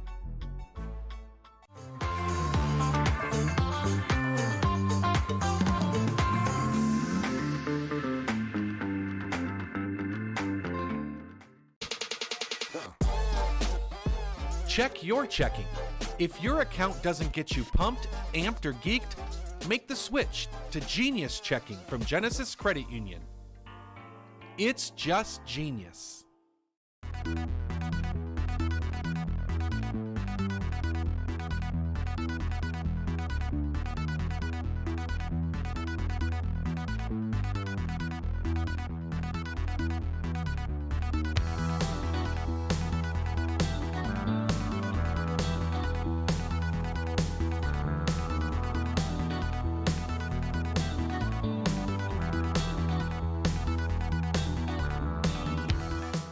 We're the financial champion of Michiganders. Whether you're a goal getter or dream chaser, an empty nester or up-and-comer, anyone in Michigan can bank with us. Michigan Schools and Government Credit Union. Fifth Third Extra Time helps you do you better. So kick back and relax. You have extra time to avoid overdraft fees. Fifth Third Extra Time. This is banking a Fifth Third better.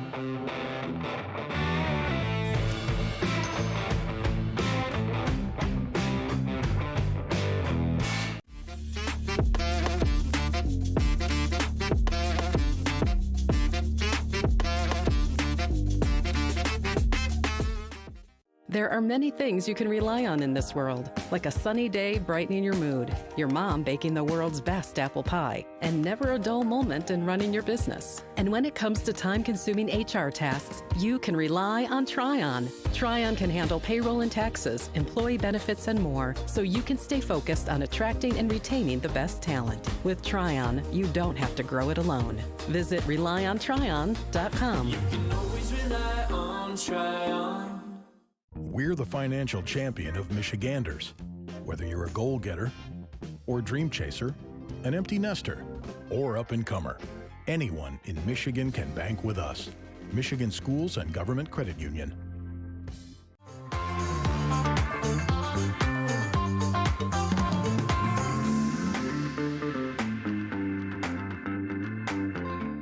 We build roads, bridges, wind farms, and pipelines, schools to skyscrapers. Our members create monuments. We operate. We're the operators and mechanics behind the advanced heavy machines that move Michigan forward. We maintain boilers and HVAC. Our members run the complex heating and cooling systems that we all depend on. Our training is second to none, and safety is our priority. We are Operating Engineers 324, and we keep Michigan running. We're the financial champion of Michiganders. Whether you're a goal getter or dream chaser, an empty nester or up-and-comer, anyone in Michigan can bank with us. Michigan Schools and Government Credit Union. You hear about the promo that Jimmy's John's got going on? 5 off 20? How they pulling it off? Magic? You got David's Copperfields in there? Show yourself, Copperfields! Jimmy John's. $5 off orders of 20 or more. I'm Anthony Tomey, CEO of Tomey Group, and we're one of the largest Jimmy John franchisees in the country. We were using a national payroll company that would only do the payroll, and we had another branch that would only do healthcare benefits, and then we also had another group of HR. So having a company like Tryon that's able to do all three of those things in one makes life so much easier for us. The PEO model that Tryon does so well helps us keep our quality employees. And that's why we rely on Tryon. You can always rely on Tryon. Make your move with a quick and easy mortgage from Genesis Credit Union. We have mortgages to fit your life. Genesis Credit Union. Visit us today.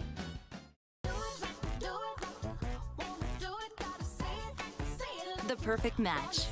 It's what so many of us are looking for. When it comes to getting a mortgage, how can you find the one that's perfect for you? Start at mortgagematchup.com. Because the only way to get a mortgage that's easier and more affordable is to find a local home loan expert first. Go to mortgagematchup.com today.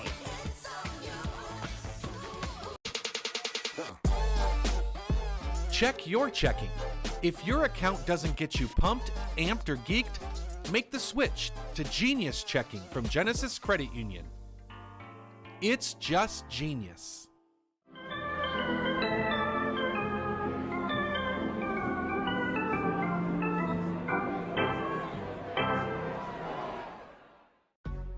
With a transforming world, we can see how drastically the world is heading towards automation. And so, we need 24/7 surveillance and security systems for our homes and businesses to avoid any theft or breach of privacy. JARBCOM brings the installation of security cameras to the tip of your fingers with our state-of-the-art mobile app. JARBCOM also provides surveillance monitoring of your entire property with flexible options that offer a dependable solution to be scaled to fit any domestic or commercial need. Contact JARBCOM today for a free estimate at 800-369-0374 or look us up on the web at jarbcom.com.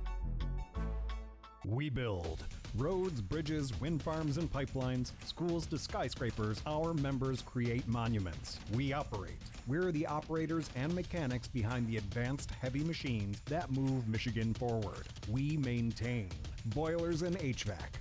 Our members run the complex heating and cooling systems that we all depend on.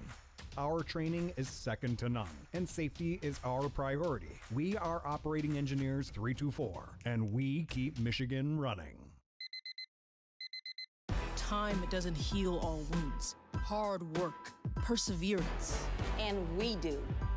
We're fighting cancer with proton therapy. And music therapy. We're turning back the clock on Parkinson's and outsmarting blood clots in seconds. Instead of days. Because this is her time. His time, your time. And it's time to show we can. Corewell Health.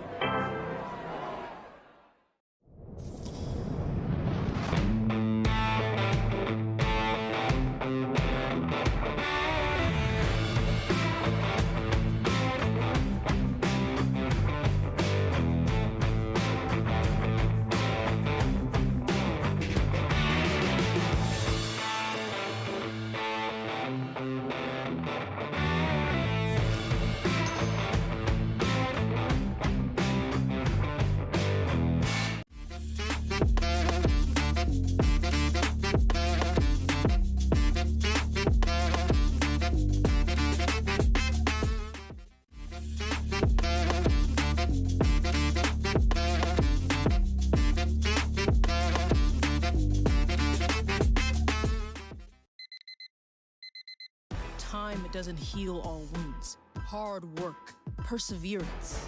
And we do. We're fighting cancer with proton therapy. And music therapy. We're turning back the clock on Parkinson's and outsmarting blood clots in seconds. Instead of days. Because this is her time. His time, your time. And it's time to show we can. Corewell Health. Slide into a new home. Work with a local mortgage pro who works for you.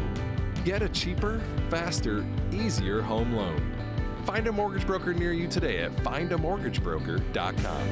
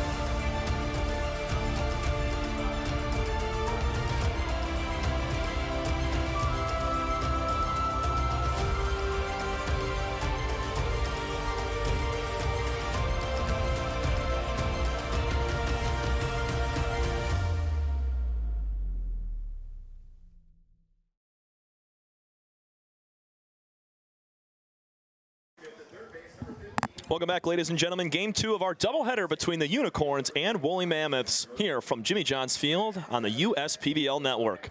Alongside Alex Johnson, I'm Tom Cavanaugh. And a quick start turnaround here for Game 2 is there might be a little bit of rain expected in the forecast, so we want to jump out ahead of that and get started as Ben Kreisen takes the mound for the Unicorns. He's going to be facing off against Zach Zeborowski, who is new to the league, a part of Indiana Tech. They made it to the NAIA Super Regionals. They ended up losing out to Indianapolis, and now he is here pitching in the USPBL. He's going to take on Kreisen, and the Mammoths looking to get that split of a doubleheader after the walk-off win, thanks to Andre Dimitrol of the Unicorns. Yeah, the Mammoths are going to look to bounce back. That's just a tough one to take, after having 6 sits in the ball game, and thought you were really in good control with Trey Jones on the bump, and then you bring in Luke Drummond in the extra innings, and then the Unicorns take the win from that. But trying to stay into the thick of things in the standings right now in the early part of the season. Unicorns will send out Ben Kreisen to the bump to start, and he's been really well. He's been really well here so far in the season, and we'll talk more about him in just a few moments. So we'll talk about Kreisen, in, as you said, just a moment here. We're going to take a look at the Utica, check that, Westside Woolly Mammoths offensive lineup to start, posted by head coach Taylor Jellikowski, assisted by Justin Karn. It's Alex Garbasic at third base leading off. Batting second, Nick Pastor in center field. Batting third is Dre Williams-Nelson at second base. Fox Liam plays first and bats cleanup. Francis Florentino, who homered in Game 1, in right field batting fifth. Doing the catching here in Game 2 will be Zach Beadle batting sixth. Scott Combs, the DH, batting seventh. Colby Seltzer in the 8th spot at shortstop. And the left fielder making his first start today of this doubleheader, Jose Cedeno, and we're set to go as Kreisen sets at the chin. And the first pitch to Garbasic is low for a ball at 8:07 p.m. Temperature has dropped down to about 71, 70 degrees. Still a beautiful night for baseball so far. Yeah, we're trying to beat out the rain like you were saying, Tom. It was supposed to come in later on in this evening, so try to get this game in. Just before, try to get that in just before the rain starts around 10 o'clock. So Garbasic was 0 for 2 with a hit by pitch in Game 1. Him and Combs both hailing from Northville, Michigan. Here's a check swing. Did he go around? Yes, says field umpire Tim Heigl. Our umpire crew has switched it up now. Heigl now in the field after he took a 90-mile-an-hour fastball right across the face mask. But good to see him back out here for Game 2. And Garbasic at the dish in a little bit of a hole. Yeah, good to see him back out there. We've talked about him a lot throughout the broadcast in the last few weeks, but we're in the field now here in this game. And Count moves to 2-2. Kreisen leaves that one in the dirt. Kreisen so far this year making his 5th start, 5th total appearance, a 3.00 ERA in 9 innings pitched. 10 strikeouts, 6 walks in those 10, making 11 strikeouts with that breaking ball in the inside corner. 1 gone to start the ball game. Yeah, that's just some good stuff there by Kreisen. Able to freeze Garbasic right there. That was just a really nasty pitch. Take a look at the defense now for the Utica Unicorns. Catching game 2 as well as game 1, Tyler Shin. He scored to win the ball game in game 1. Austin Ochoa at third base, Andre Demetrol at shortstop, Patrick Baggett at second, D Triplett over at first, and your outfield from left to right, Jared Weber, Seth Gurgley, and Joe Smith. Nick Pastor at the dish. He starts out 1-0. Breaking ball sets in a little bit high. 2 balls, no strikes to Nick. Pastor was 1 for 3 in that first game. Had a single to right in that first and was caught stealing, to end the inning. Foul back to the screen on the 2-0, make it 2 balls and 1 strike. Kreisen was the opening night starter for the Unicorns when they got that win. Didn't record the win as he is 0-1 on the year. 9 hits allowed in those 9 innings, just 3 runs given up. All of them have been earned. Just 4 doubles. 4 of those 9 hits have been doubles off of Kreisen. There's a ball in the dirt, 3-1.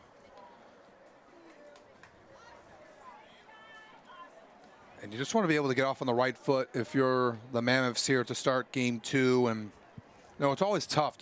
After you lose the first game in walk-off fashion, and you did really well, your pitching was solid, and then just things like that just really backfire, and it just really costs your team. But it's going to be a 1-out walk to Pastor. That pitch pretty high and outside right there, missing off the plate, and it'll be a 1-out base runner for Dre Williams-Nelson. Only changes to the lineup here for the Westside Woolly Mammoths is Beadle is now catching, Combs moves to DH, and Jose Cedeno has joined the fold. Yeah, trying to make some moves defensively to get guys in different positions. You want guys to be multi-positional players like we've seen throughout most of these guys so far this season. And breaking ball for strike 1 on the inside corner to Dre Williams-Nelson. And yeah, you look at Ochoa, he moves from left field to third base for game 2, and the middle infielders, Baggett and Demetrol, flip-flop between second and shortstop. And Joe Smith, he was a pinch runner in game 1. He's out and right. Runner takes off. This ball's crushed out to center field. Going back a few steps, tracking it down is Gurgley, and having to return to first is Pastor after he was attempting a steal. Yeah, the hit and run didn't work that time, but you like the aggressiveness by Williams-Nelson to swing on that. But Gurgley able to make the routine catch right there, and Pastor has to retreat all the way back to first. We'll talk more about the Mammoths starter, Zach Zeborowski, when he toes the slab in the bottom half of the first, making his debut of the 2024 season. 0-2 pitch, low and inside, tiptoeing out of the way is Fox Liam. 1 for 2 with a walk in game 1 for Fox.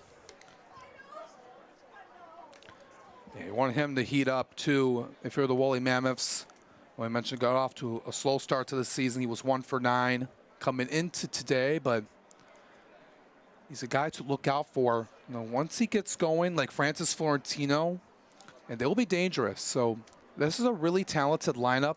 On paper, you just got to be able to have that replicated, with the statistics that you see here. I know it's still early on, still a lot of season left, so nothing to panic about right now, but you would like to see those guys contribute. Hitting about 240 as a team are the Mammoths this season. They have driven in 22 runs in 42 innings.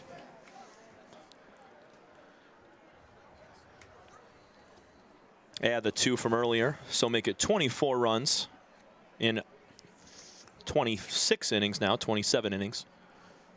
The 1-1 is a quick pick over to first base from Kreisen, keeping him close. Pastor, as you mentioned, was thrown out back in game 1. He attempted a steal but was having to retreat due to the flyout by Williams-Nelson. Yeah, it's got to be a little bit careful here if you're the base runners here today. And Tyler Shin has a really good arm behind the dish and able to get Pastor out. That ended that first inning threat for the Woolly Mammoths. Pitch outside, moves the count to 2-1 on Fox Liam. And it's things like that that could change the ball game. And if you don't execute on those, that can come back and haunt you. And even though it was only the first inning, why would you something in the first inning impact the rest of the game? It did. You might not realize it early on, but... Oh, you're right. Those runs could have been very crucial down the stretch because, they didn't have any run support for Trey Jones, who retired 11 straight. This ball's going to glance off the glove of Shin. Doesn't matter. Ball 4. So Liam will pick up the walk. Second walk this inning for Ben Kreisen, and it's now 2 on with 2 out. You got Francis Florentino coming up to the plate, and if you're Kreisen right now, this is just tough here for him. You just got to be able to just keep cool here. Seems like the pitches that he's missing on right now are his breaking pitches. And, Kreisen throws about half the time his fastball and then mixes in the slider 40% of the time. And the rest is the curveball. But that slider, he just hasn't had the grip on it. He does there. Snaps it on the inside corner for strike 1 to Francis Florentino. He had that home run in that first game, line drive over near the Chevrolet Pavilion. Fairly open stance on the tip of that front foot. Nice block by Shin behind the dish as he slides to make a backhanded scoop. Yeah, good work by Shin to make that play and keep the runners where they're at. Can't afford to let that one go to the backstop and put yourself in the two runners in scoring position with 2 outs. 2 on with 2 out. Kreisen kicks and fires. Just off the plate outside. Beautiful pitch. Just missed the spot. Yeah, it was just off the plate there, and Kreisen knows that was still a good pitch. Maybe he just moves that a little bit more inside, and you'll get that call from the home plate umpire.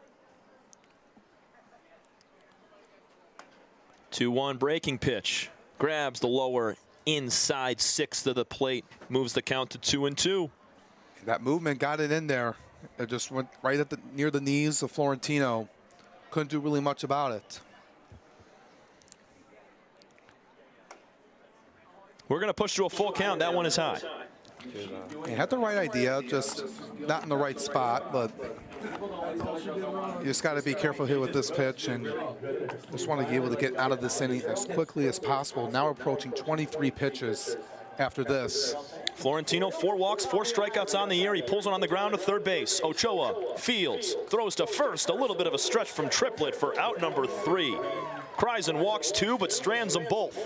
We head to the bottom of the first inning. Unicorns 2 up. Kill it.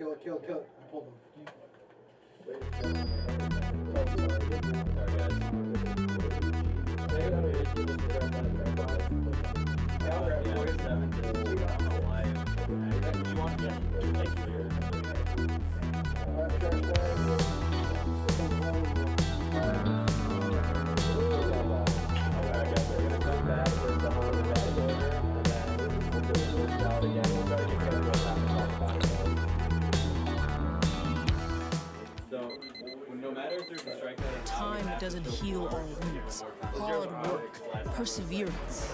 And we do. We're fighting cancer with proton therapy. And music therapy. We're turning back the clock on Parkinson's and outsmarting blood clots in seconds. Instead of days. Because this is her time. His time, your time. And it's time to show we can Corewell Health.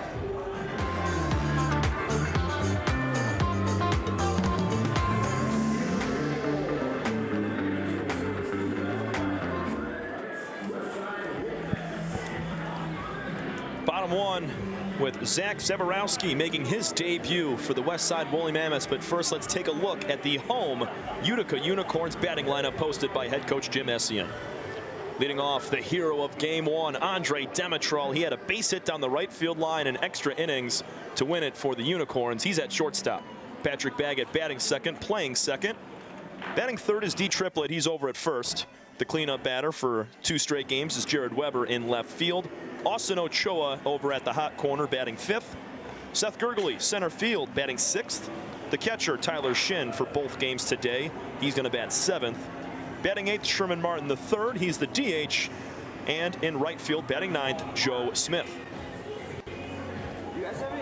So a good, I guess, work out of a jam situation there for Ben Kreisen. He put himself in that position, walking 2 guys, but a huge bounce out from Florentino. And now we turn our attention to Zach Zaborowski. Doesn't have any experience here in the USPBL, but he was great over at Indiana Tech. Yeah, he really was. And looking at his stat line from this season, had a 5-1 record, had a 3.84 ERA, and 68 innings pitched, 103 strikeouts compared to 16 walks, opposing batting average of just 226. So he has really good numbers. Came from Westfield, Indiana, went to Indiana Tech, who made it to the NAIA National Tournament, being WAC Conference Tournament champions. Oh, yeah. They had a tough road ahead of them. They took down Concordia University, who was the #2 seed over in the WAC, and then took down Madonna in the tournament championship. And then I'm sure there's a lot to talk about between Zaborowski and the third baseman Alex Garbasic. And a couple other guys as well. Sharkus not in the lineup today, but he's probably got some words also for Zaborowski and how that series ended. It was a come from behind walk-off winner for Indiana Tech. There's been a lot of guys from the WAC that have played in the USPBL currently or in the past. If we've had him from Indiana Tech, Alex Garbasic and Zach Beadle over from Madonna, and Max McLennan on the Beavers, who went to U of M Dearborn. Had a couple of guys in the last few years from Concordia, Rochester. Right behind you. And University of Northwestern Ohio is also another good program. They're in the WAC too, so there's a lot of good talent, from in this area in the NAIA and the WAC. So 3-1 pitch is low and inside, gets past the glove of the catcher Beadle, and it's a 5-pitch walk. Andre Demetrol, he was 1 for 2 with the walk-off hit. He also had 2 walks in game 1. He now picks up another walk here. He's only been retired 1 time in his first 5 at-bats in public play. Yeah, he's been doing a good job here. He did get that walk-off hit, which feels really good about.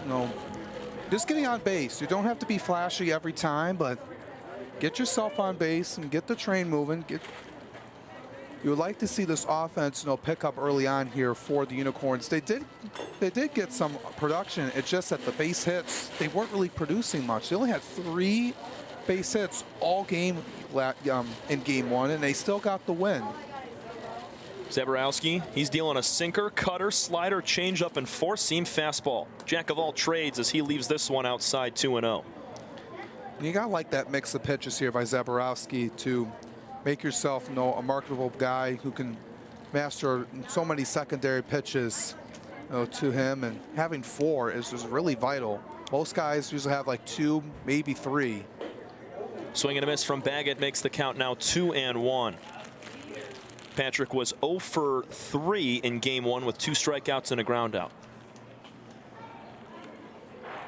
Double play depth for the Mammoths infield right now with nobody out. Leadoff man Andre Demetrol at first base. They're going to pick over at him.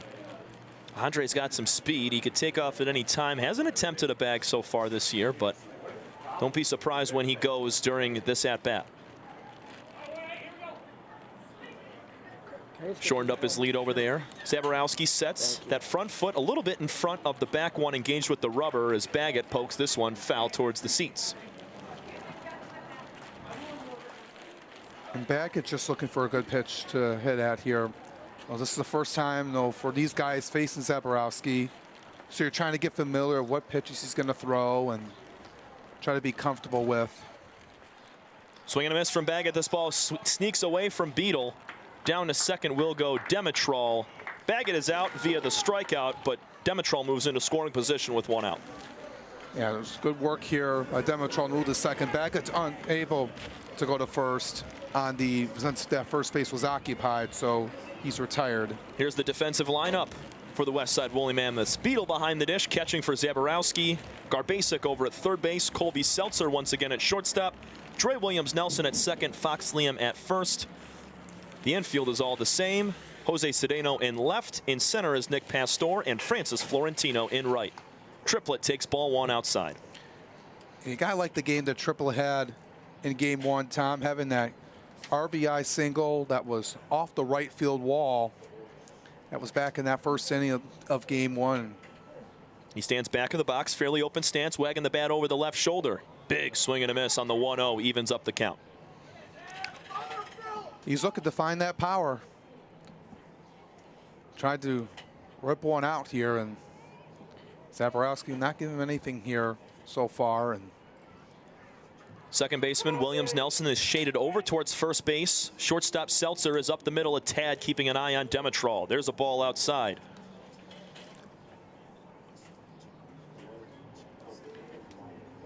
Just want him to work it through here. And 1 on, 1 out. Triplett has walked 7 times with 4 hits to start the season. There's a strike on the upper inner corner. D doesn't like the call. It's a 2-2 count now. Yeah, I think that was a little bit inside, and Zaborowski got the benefit of the call. And oftentimes when that one's 2 in, the umpire will benefit the batter, but not so here. We're going to push to full. Zaborowski misses low and outside. Cannot give D Triplett anything too good. He's going to smack it. Yeah, he knows that from watching him in game 1, so can't afford to just send something right over the heart of the plate. Full count pitch on the ground to second base. Picked up by Williams Nelson. Quick flip to first. D Triplett does his job and moves the runner Demetrol over to third base, 90 feet away from the first run of the ball game. Yeah, he got it a little bit inside to him.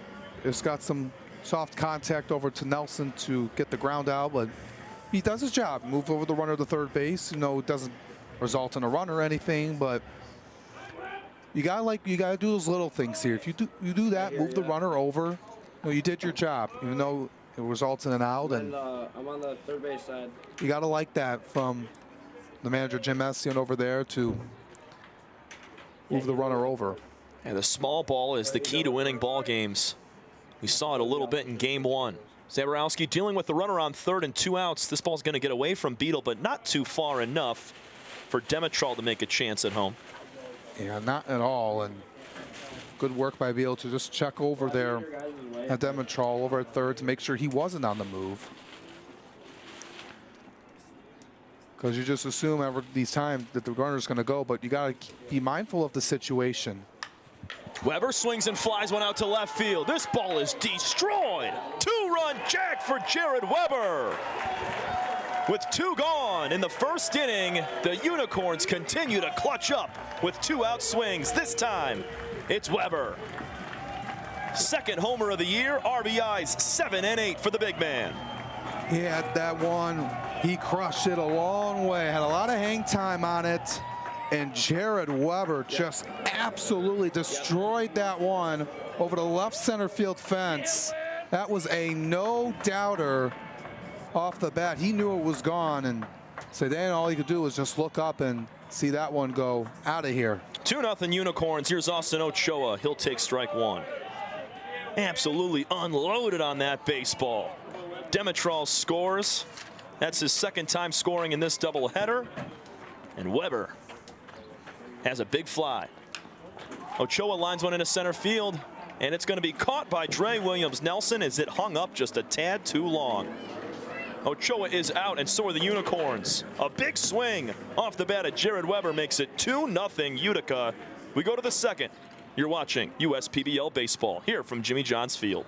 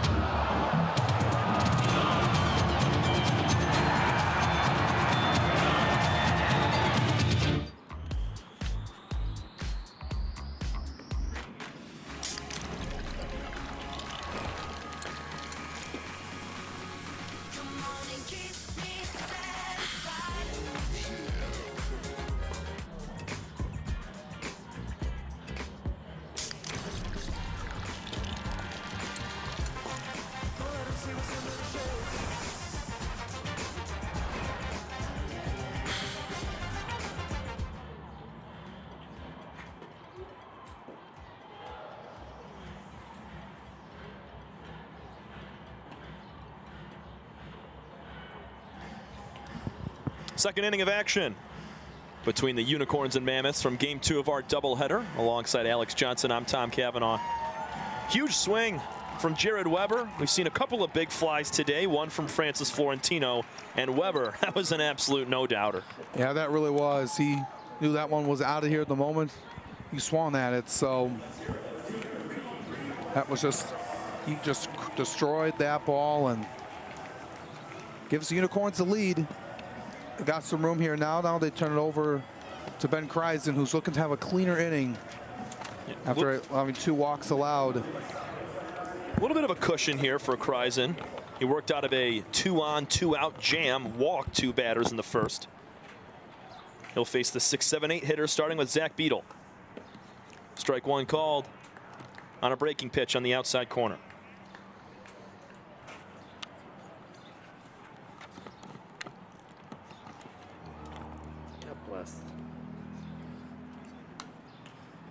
Quickly 0-2. Beadle fouls it back to the screen. Love to see Kreisen here in inning number 2. Attack these hitters a little closer and get out ahead of them. He did a nice job with Garbasic striking him out on 4 pitches, and then the walks to Pastor and Liam is what plagued him in that inning. Swing and a miss. Beadle goes down on 3 pitches. 2 Ks now for Kreisen. And that's what you got to do here. If you're Ben Kreisen, you got to be able to attack the strike zone and get yourself ahead in the count. He did there with Zach Beadle, and it's a deadly slider that just falls down and away from a right-handed hitter, and now Scott Combs will dig in. Combs had his first hit of the season back in the 6th inning of Game 1. He takes strike 1 on the inside corner, checks back to know where that pitch was located at. Sometimes there's got to be communication between the hitter and home plate umpire to understand the zone a little bit better. There's that slider again out of the hand of Kreisen. It's 0-2.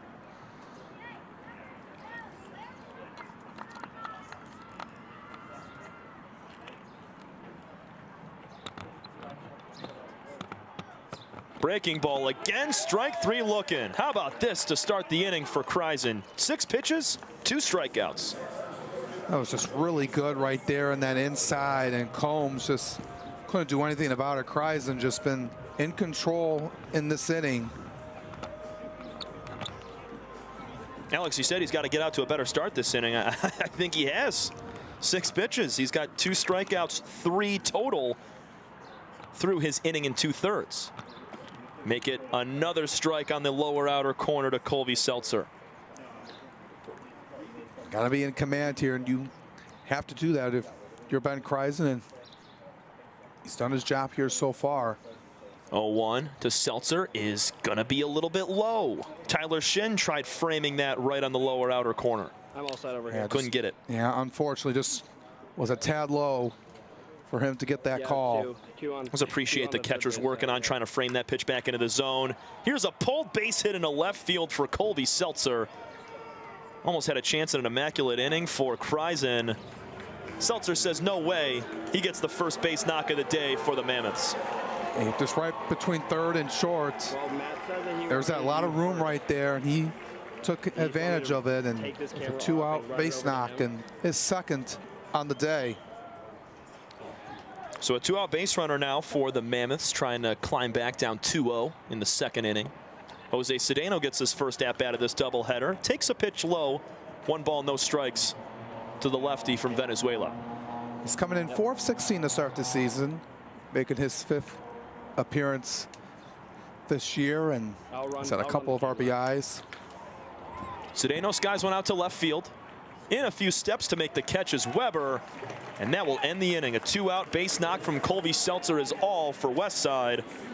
We head to the bottom of the 2nd inning, 2-0 Unicorns over the Westside Woolly Mammoths here from the USPBL Network.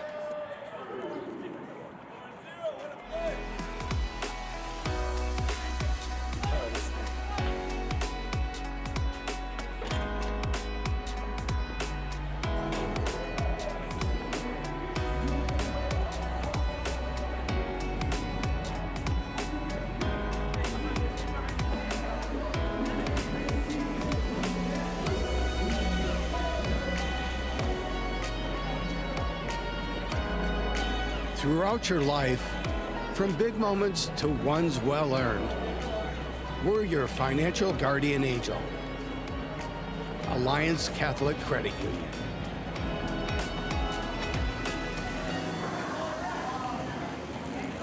Fifth Third Extra Time helps you do you better. So kick back and relax. You have extra time to avoid overdraft fees. Fifth Third Extra Time. This is banking a Fifth Third better.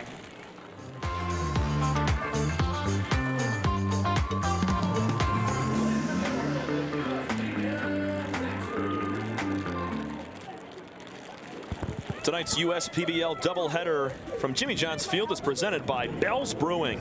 For the past 25 years, Bell's Brewing has been inspired to brew beer that you can count on, not just for taste, but for quality.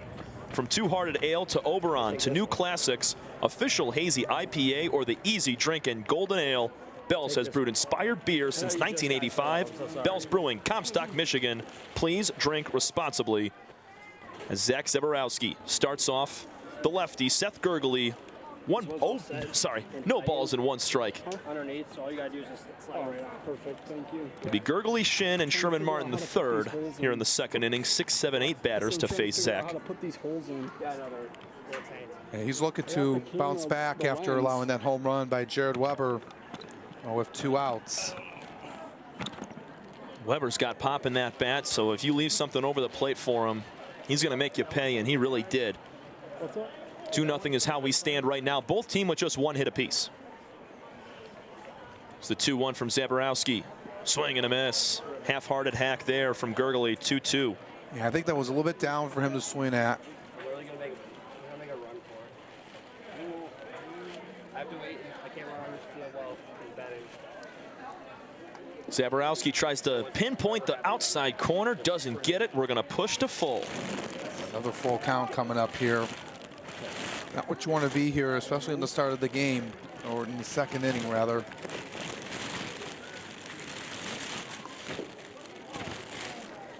Ball 4 on the outside half. Gurgley, a leadoff walk. The second of the day on the mound for Zach Zeborowski. And not what you want to do. Get the leadoff man on.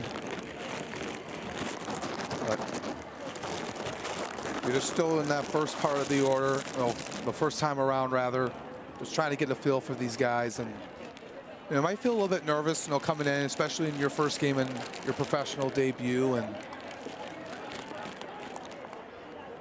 lower outside corner, strike 1. Zeborowski getting out ahead of Tyler Shin. He was 0 for 3 back in game 1, but he did score the game-winning run in extra innings when Andre Demetral brought him in. Here's a tap foul back towards the third base dugout.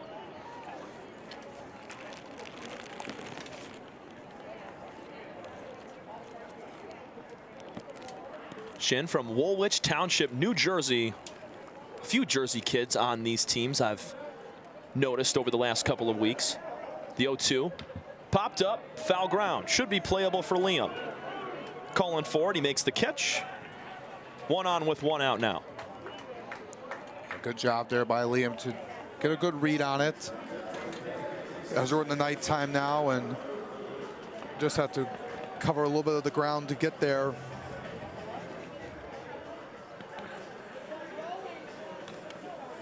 We can bring up Sherman Martin. Got himself on base. That bunt single, and he had a sac bunt as well, so got to keep an eye out for him. And here's Zeborowski. Just got to be on alert if he drops down a bunt. Sherman Martin went around on that first pitch. He's down 0-1. Swing and a miss. Make it 0-2. Just got to play straight up. Especially now in an 0-2 count. Well, maybe he might do it. Maybe not. We'll see. But Zeborowski 1 strikeout so far. Just that hiccup that he gave up in the first to Jared Weber. Here's a ground ball to shortstop. This could be 2. Seltzer over to Williams Nelson to first. 6-4-3 inning-ending double play for Zeborowski and the Mammoths. They needed that. That's really huge, especially down by 2. Get the offense back up to work and Try to tie this game up. We go to the third, 2-0 Unicorns over the Mammoths. This is your home for USPBL baseball. You hear about the promo that Jimmy John's got going on? 5 off 20? How are they pulling it off? Magic? You got David's Copperfields in there. Show yourself, Copperfields! Jimmy John's. $5 off orders of 20 or more.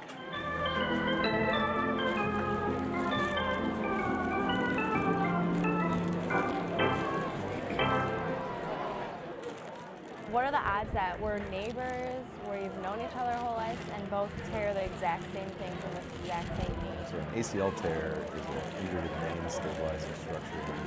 You want a good team around you, because then you know that what you're doing is going to help you in the long run. And this is to everyone who's helped me. Thank you so much. You guys helped me figure out so much. Also hearing it from a friend that's went through the exact same thing, I think sort of helps that you know that there's a bright side of it.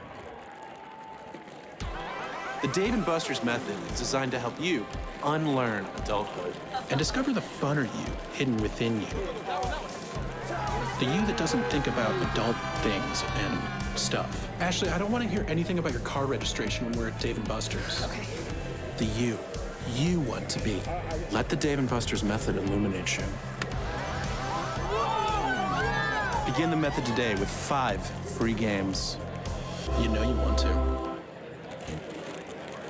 Top 3 and a 2-0 lead for the Utica Unicorns over the Westside Woolly Mammoths here from Game 2 of our doubleheader on the USPBL network. Alex, let's take a look at Ben Kreisen here in that second inning. He walked 2 in the first, was able to get out of the jam, and then in the second inning he was dialed in. Struck out the first 2 batters on 6 pitches. He was great. Yeah, he really was. And even though he allowed a 2-out base knock to Colby Seltzer, he was able to bounce back with a fly out to left off the bat of Jose Cedeno. So if he can do what he did in that second inning, maybe get a 1-2-3 inning with the top of the order coming up, that would be really huge for him. Nearly a 1-2-3 inning in the second. Seltzer just had that really nice swing. But I'd count that as almost a 1-2-3 frame because of how smoothly Ben was able to work through it.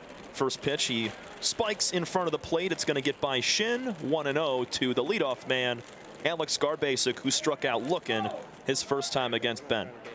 Garbasic, for him here tonight, he was 0 for 2 in game 1, so he's still looking for his first hit of the evening. He's been bounced around. He was in the middle of the lineup last week, if you remember. He was in that 5 spot. They moved, Coach Jellikowski moved him down there. Now he's back in the leadoff spot here tonight. And the 2-0 moves to 3-0 now. Borderline pitch just misses. Garbasic was hit by a pitch, so he's been on today, but he's got a good chance here. Kreisen nearing 40 pitches, entering his 3rd inning of work. There's a strike called at the letters. Just hit the top part, and you knew Garbasic was not going to swing at that, as most hitters don't on 3-0. We've seen it several times, though, in this league. Guys going after 3-0 pitches. Here's a pop-up out of play.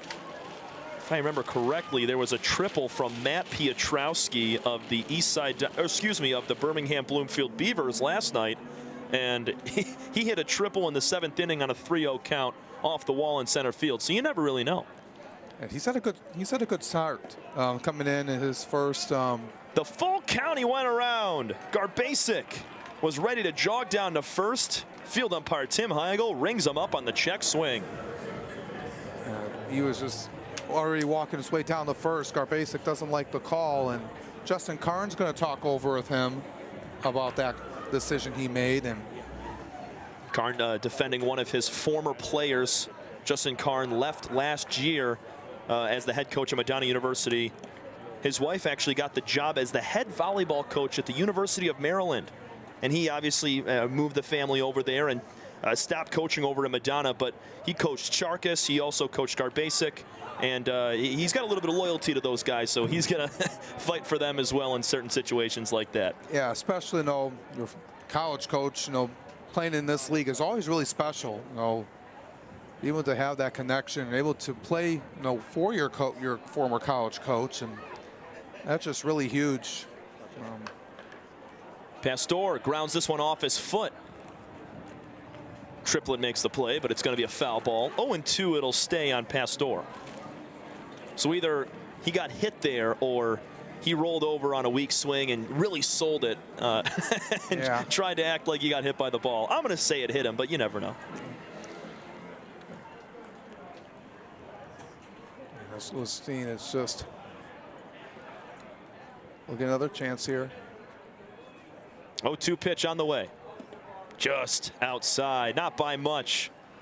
Nice pitch there from Ben Kreisen, almost looking for his 5th strikeout. Struck out 1 in the second, 2 in the, or sorry, 1 in the first, 2 in the second. And he's already got 1 here in the 3rd inning. I don't know if it got him like near like the leg or something. Oh, it was just. Well, that one gets him right in the middle of the back.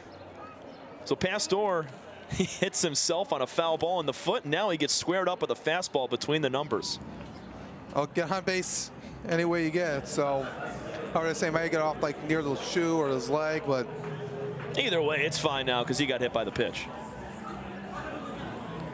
That'll bring up Dre Williams-Nelson, a flyout victim, his first time up.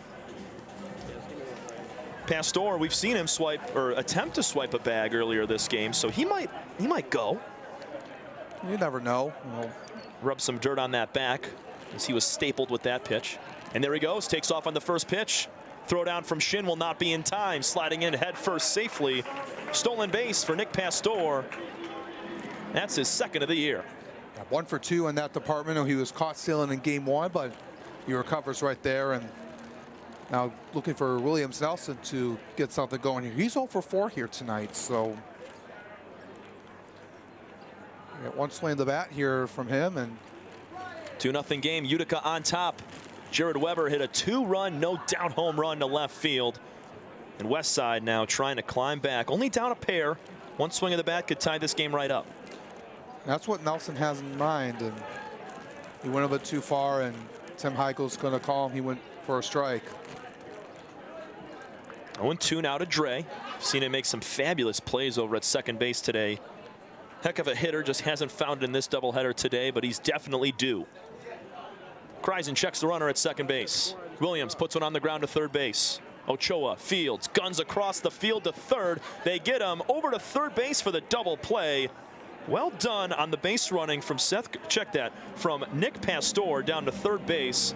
That's 2 outs now with a runner at third, and Triplett tried to get him over there at the hot corner. Yeah, he did, but you got to give credit to Ochoa. First of all, he made sure Pastor wasn't going to go in the first place before throwing it over to Triplett. Then Pastor decided to go, able to beat the tag, and now we got a runner 90 feet from home and try to get a run on the board. You're right there. Ochoa cannot wait any longer to watch the runner Pastor back to second base. He had to get it out of his hand, and they get the force out at first, or they get the put out.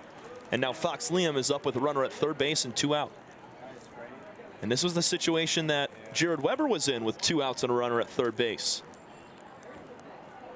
before he hit a home run. Now Liam takes a ball outside 2-0. This would be a really good opportunity if Fox Liam can do this and send someone over the fence. Even just a seeing eye single here. I know he's got a ton of pop, but being able to find some green here and drive in a run any way you can is huge. That ball's in the dirt. Good stop from Shin. 3 balls and no strikes now to Liam, who walked his first time.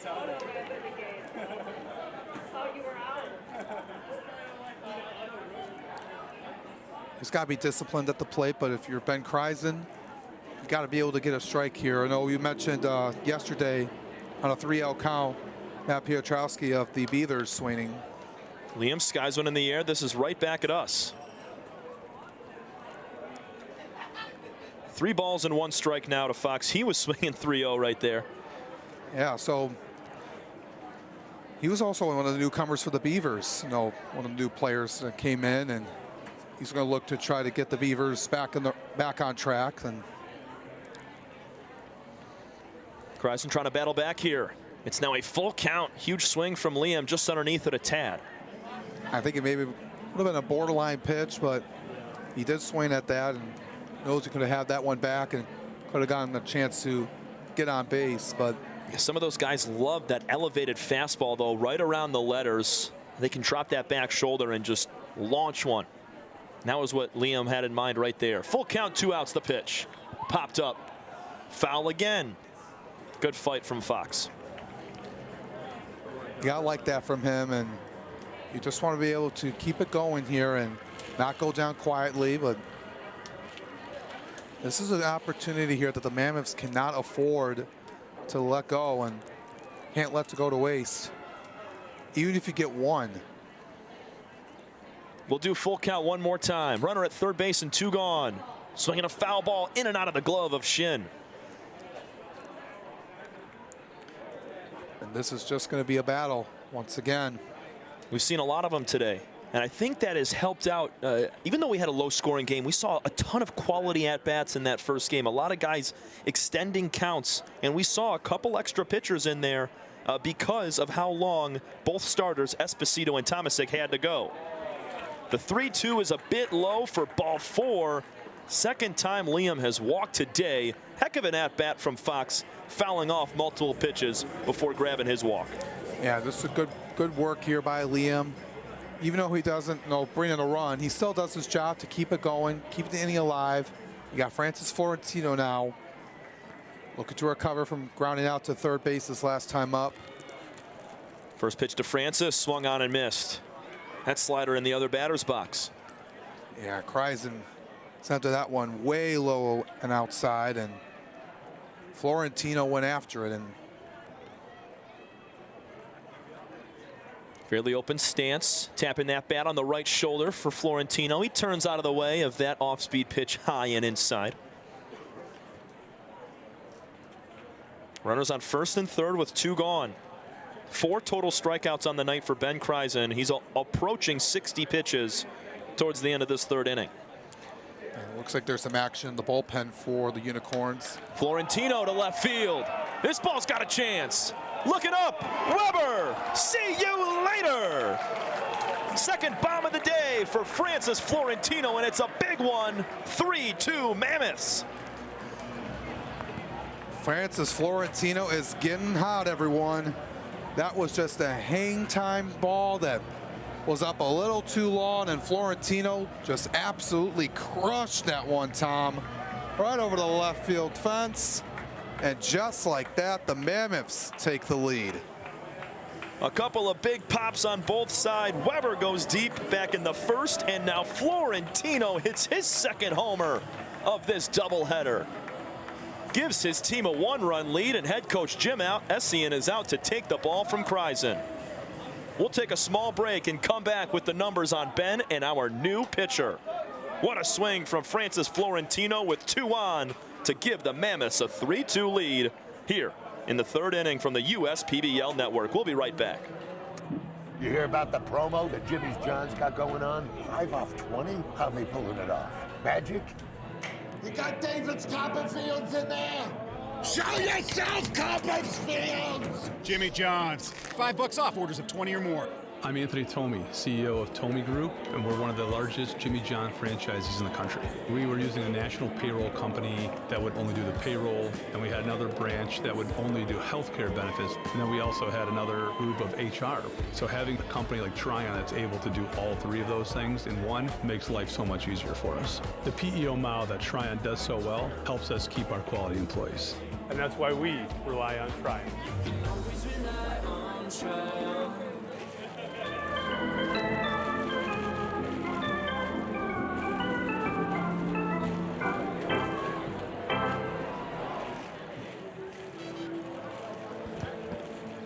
Andrew Severini getting warm on the bump for the Utica Unicorns, trying to get out of this third inning. Francis Florentino just had himself his second home run of the afternoon.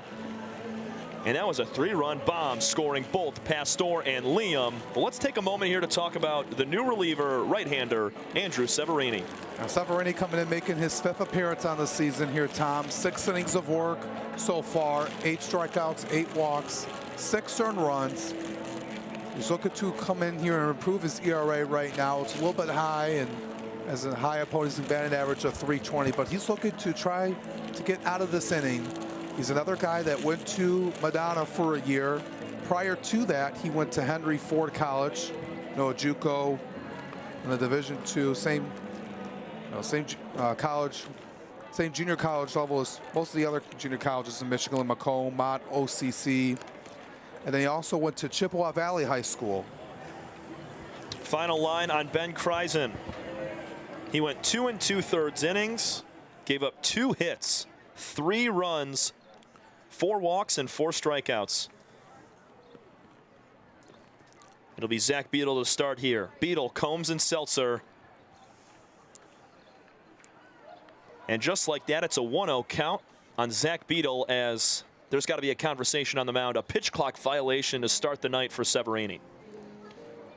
Not what you wanted to see, you know, coming out, right out of warming up, and you know, there's just some miscommunication, and he's trying to get out of this inning. He just needs 1 out.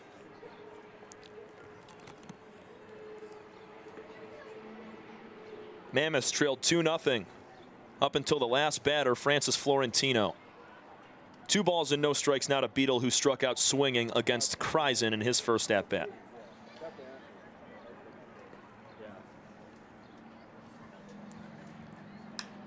High pop-up, shallow center field. Coming in, Gurgly, calling for it. He makes the catch for out number 3. Andrew Severini will just face 1 batter to finish out the top of the 3rd. Unicorns coming to bat in the bottom half, but first, we will take a moment for our water boy, JJ the Water Boy, sponsored by Michigan Credit Union. JJ was he's off for game 2 here and not able to give field umpire Tim Heigl that hydration that is probably needed, but somebody else will help him out. JJ the Water Boy is sponsored by Michigan First Credit Union, and he always makes sure our umpires are hydrated and ready to go. And even though he might not be working right now out in the field, he's still getting himself a nice treat to fuel him for the rest of the game. JJ did his job here tonight, and he's going to look to get ready because he's got to be back out here tomorrow. So we're going to take a break. Bottom of the 3rd coming up. Unicorns down by a run. We build roads, bridges, wind farms, and pipelines, schools to skyscrapers. Our members create monuments. We operate. We're the operators and mechanics behind the advanced heavy machines that move Michigan forward. We maintain boilers and HVAC. Our members run the complex heating and cooling systems that we all depend on. Our training is second to none, and safety is our priority. We are operating engineers 324, and we keep Michigan running.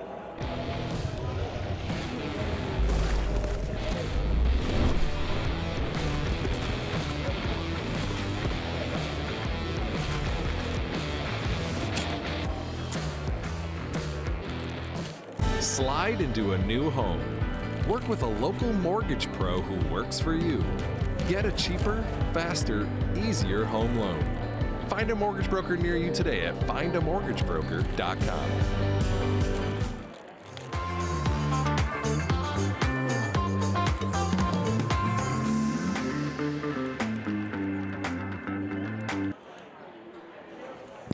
Bottom of the 3rd inning. Alongside Alex Johnson, I'm Tom Cavanaugh here from the USPBL Network at beautiful Jimmy John's Field in downtown Utica. It's a 3-2 lead for the Westside Woolly Mammoths after a Francis Florentino 3-run homer. And Zach Zeborowski starts off the 9-hitter Joe Smith, no balls and 2 strikes. First at bat for Smith after coming in as a pinch runner late in the game. Going to check the swing down at first base. He did not go. It's now 1-2 on Smith. Yeah, coming in here tonight, 2 of 18 on the season.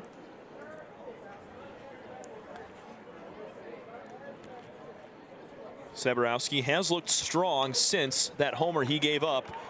Here's a lifted ball out to left field. It's going to drop in front of Cedeno. Leadoff base hit for Joe Smith. Yeah, good pull down into left field. That just drops in for Joe Smith, and getting himself on base has to be really crucial. Well, after that really slow start, coming into today. Here comes Andre Demetral once again. He walked and scored in the first. He's walked 3 times today between both games of the doubleheader. Joe Smith at first. He can swipe a bag with the best of them. Demetral squares to bunt, pulls back. It's ball 1. down by a run. You could see Smith take off here and give Demetral another RBI chance. Strike called lower outer corner on a slide piece from Zaborowski, 1-1. Yeah, good work right there to set that up. Both teams with a home run, and that's where all the runs have come from. The 1-1 grabs the lower outer corner again. 1-2.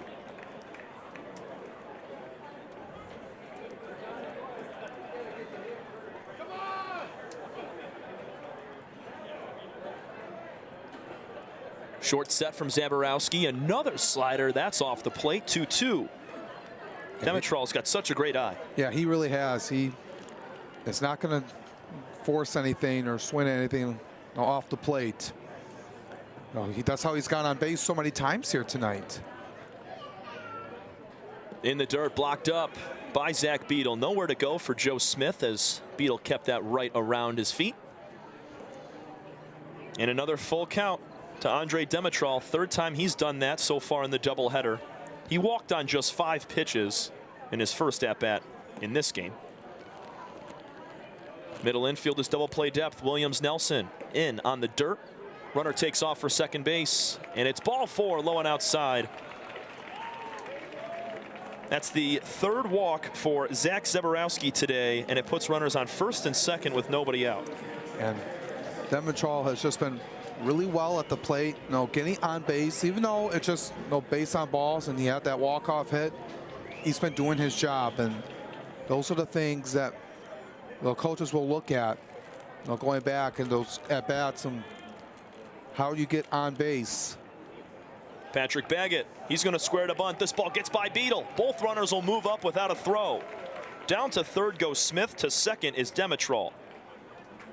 2 in scoring position with nobody out now for Baggett on a 1-0 count. Yeah, I just took an unfriendly hop right to Beadle and behind him, and you got the infield having to play in now. Trying to protect a 1-run lead. Weber went deep for the Unicorns. Florentino hit a bomb for the Mammoths. It's now 2 balls and no strikes to Baggett. Outfield relatively deep all the way around. Besides Pastor in center, he's a couple of steps in. Same thing with Cedeno actually in left field as well. Here's the 2-0. Checking his swing is Baggett. He went around, 2-1.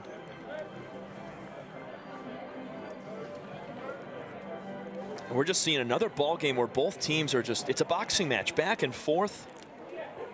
Tons of lead changes, tie ball games. We saw it in game 1. It was low scoring.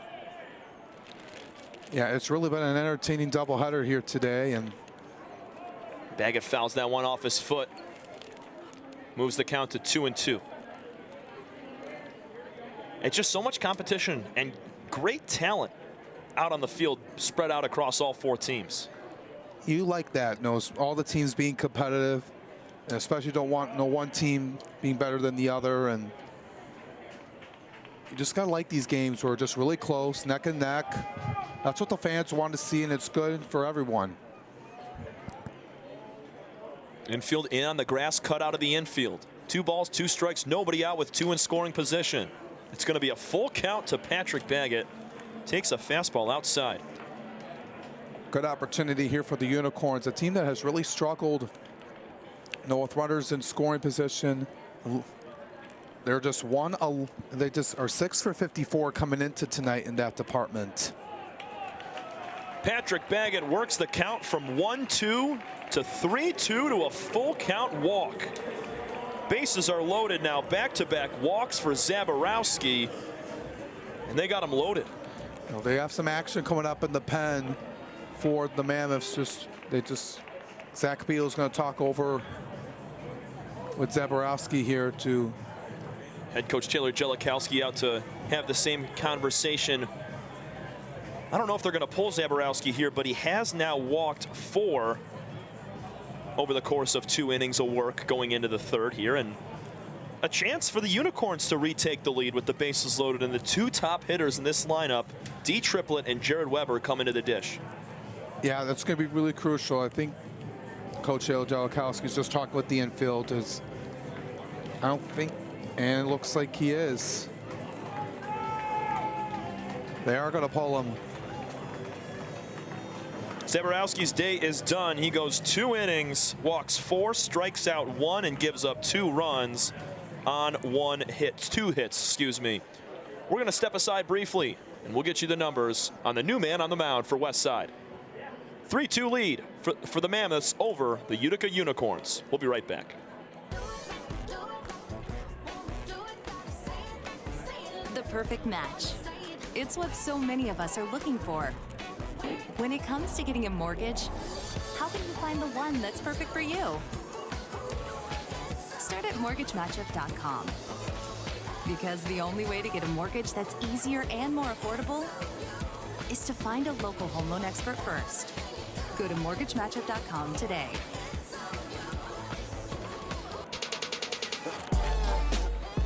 Check your checking. If your account doesn't get you pumped, amped, or geeked, make the switch to Genius Checking from Genesis Credit Union. It's just genius. You hear about the promo that Jimmy's John's got going on? 5 off 20? How they pulling it off? Magic? You got David's Copperfields in there? Show yourself, Copperfields! Jimmy John's. $5 off orders of 20 or more. Aaron Evers takes the mound and toes the slab now for the Westside Woolly Mammoths. Trying to get his team out of a jam. They lead by 1, 3-2. But it's the end of the day for Zach Zaborowski. We talked about his numbers just a moment ago. He gave up a base hit to Smith and walked the next 2 batters. Enters Aaron Evers. Yeah, Aaron Evers is coming in to try to get out of this jam and making his first public appearance here in the USPBL. Coming as a 6'2", 205 right-hander from Stonewall, Louisiana.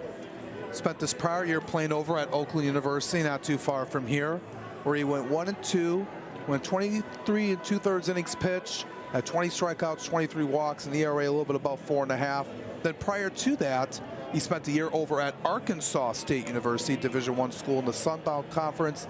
And then prior to that, he played junior college ball for 2 years at Mineral Area College, where he had some really good numbers down there. So he's been all around the league. He started up in JUCO and then was a Division I transfer. So he's had some good stuff.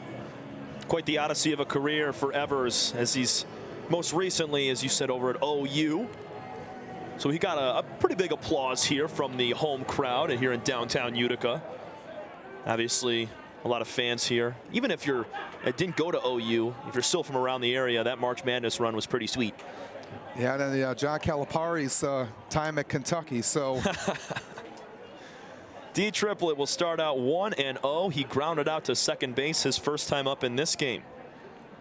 If anyone's going to tell me that John Calipari's last game was going to be against Oakland. Then you never met Jack Golke. There's a strike on the outside corner, 1-1 now. I would have thought maybe like, team you usually see, maybe Michigan State or something like that, but our team that's always been competitive, UConn, but. I'm a Spartan, but I'm glad it was a change of pace with the Horizon League showing out. Triplett, broken bat. That's going to be a base hit into right field. Scoring is Smith. Rounding third, coming around Demetrol. The throw is haywire. All the way back to the backstop. That's going to be an 2-run base hit for D Triplett. And once again, the Utica Unicorns retake the lead 4-3. Head coach Jim Essien got down as he saw that throw come all the way over. Oh, good job here by D Triplett. Just a little bit of soft contact that just went into the outfield and right, and he advances to second and brings in 2 runs across. And good work here by the Unicorns, and they have taken the lead right back. This is a battle, man. 2-0 Utica to start. Westside hit a 3-run homer in the top half of this inning to take a 1-run lead. And D Triplett, broken bat, seeing eye single to score 2. And now Weber lines 1 to center. This should get a run in. Making the catch over his head is Pastor. Both runners will tag. Scoring is Baggett. To third goes Triplett. 5-3 Utica. Did his job right there. Brought in another run. Jared Weber now with his 3rd RBI of the game, but he gets the job done. Get some more insurance. Have yourself a 2-run lead rather. 3 runs this inning. There's another hard hit ball off the bat of Jared Weber.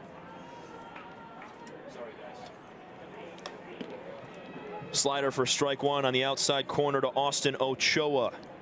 He popped out to second base his first time. He's got a runner at third base and D triplet with 1 out. Westside still has their infield in, going 4 on a ground ball. 0-1 fastball is high, levels the count, 1-1. And right now, Aaron Evers is throwing upwards of 94 miles an hour. That's around 95, 96. Give D triplet and Jared Weber some credit going after some of those fastballs and knocking them. Yeah, just really going after it. And here's a base hit to left field for Ochoa. 6-3 Unicorns as Triplet comes in to score. Another Unicorn making their debut today and coming through with an RBI. That's just really good work. And this has been phenomenal stuff here so far. 4 runs have come across here for the Unicorns, and we mentioned they got to be able to produce some offense here. No, they've been able to win games without it, but coming here, they've had 6 runs here. They're almost 3 innings of work, and you got to like what the Unicorns have been doing here. Strike one to Seth Gurgley, and my mistake as well. I had to change my stance over here. Zaborowski, he was accounted for those 2 runners, Demetrol and Baggett, so he now has given up 4 runs in those 2 innings. Evers, he was tasked with a very tough job of coming back and working out of a jam with the bases loaded, nobody out. But a base hit from Triplet, sac fly from Weber, and another base hit from Austin Ochoa. That pretty much clears the bases right there. 4-run inning for the Unicorns. And this is going to be really crucial here if they're able to keep it up and the rest of the game. And after the Mammoths put up 3 of their own on that home run by Florentino in the last half inning. So Gurgley takes the 0-2 pitch high and inside. 1-2. Seth walked his first time up. That was last inning.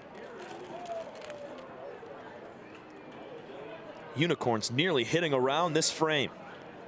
They lead it 6-3. Swing and a miss. Going down is Gurgley. That's strikeout number 1 for Aaron Evers. And that's just an important strikeout right there, and just got to be able to get out of this inning. This is going to be the 8th man to bat, Tyler Shin. Another reminder for you folks. Both of these games of the doubleheader are 6 innings. The only reason we played 7 back in game 1 is because it was pushed onto extra innings, or extra half inning, if you want to call it that way as well, the sudden death method. Swinging a flare foul ball off the bat of Tyler Shin. That's going to reach over into the seats. Pop up to first base and foul territory for Shin, his first time up. So the Mammoths just need to get out of this inning. They've been on the field for too long, and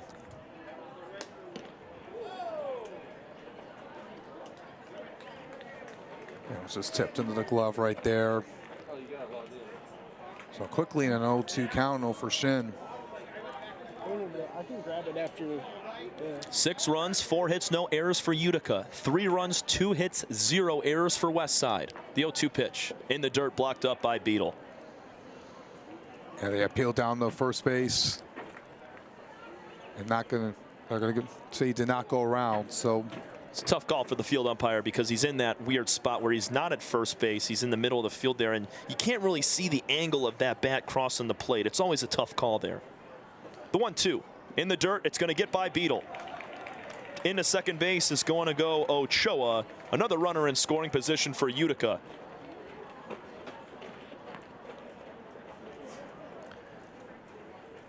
Just don't want to be able to do that and cost yourself there. Right now, Aaron Evers has to find a way to stop the bleeding. Tyler Shin is the 8th batter of this bottom of the 3rd.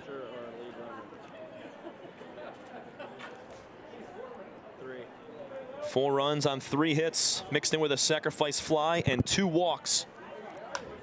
Pulled, fouled on the third base line. Shin stays alive. Just doing his work right now.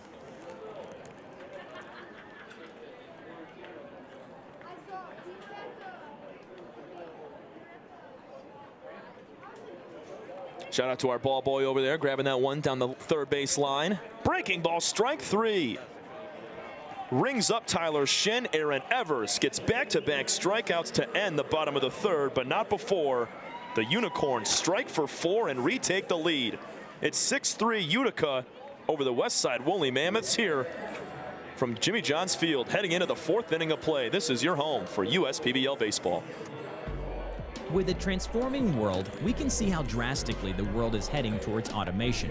And so, we need 24/7 surveillance and security systems for our homes and businesses to avoid any theft or breach of privacy.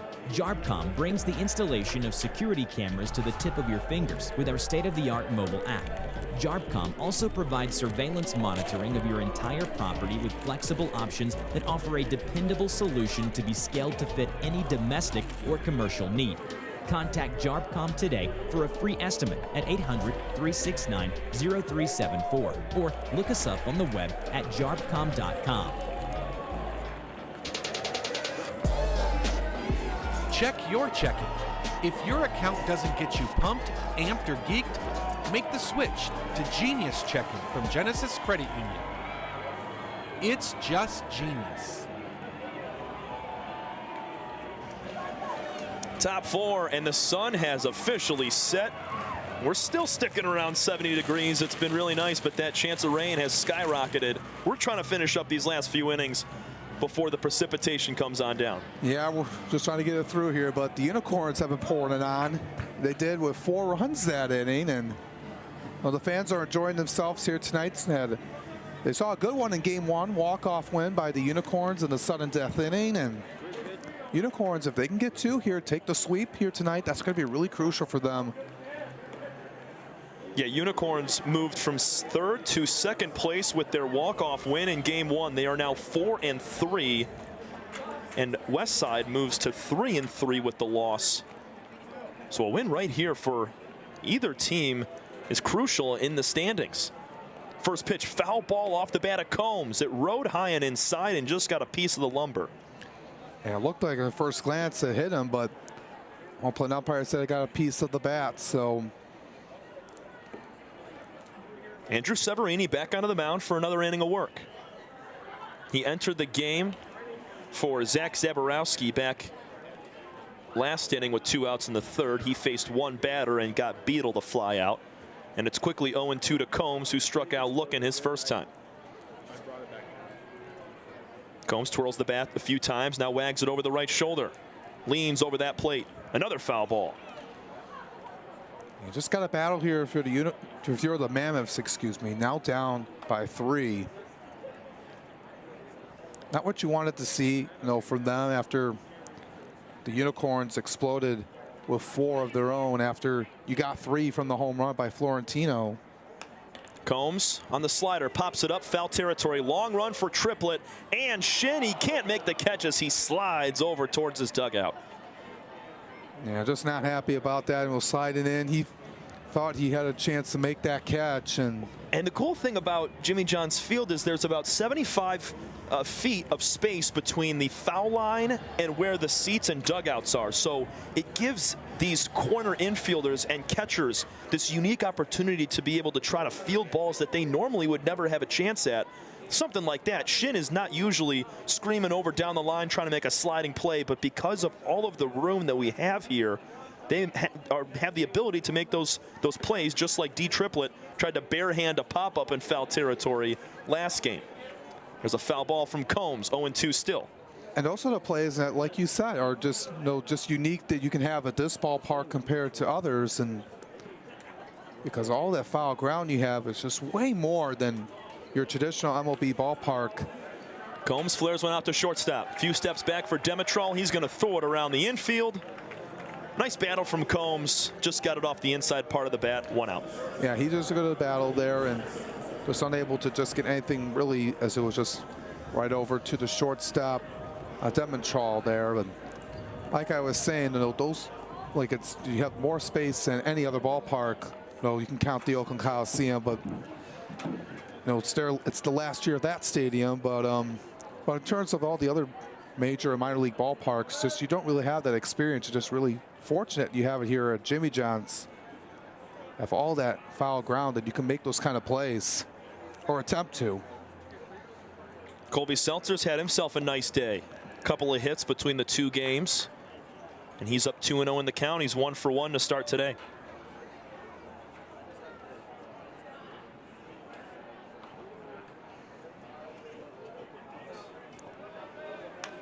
Tap foul down the third baseline.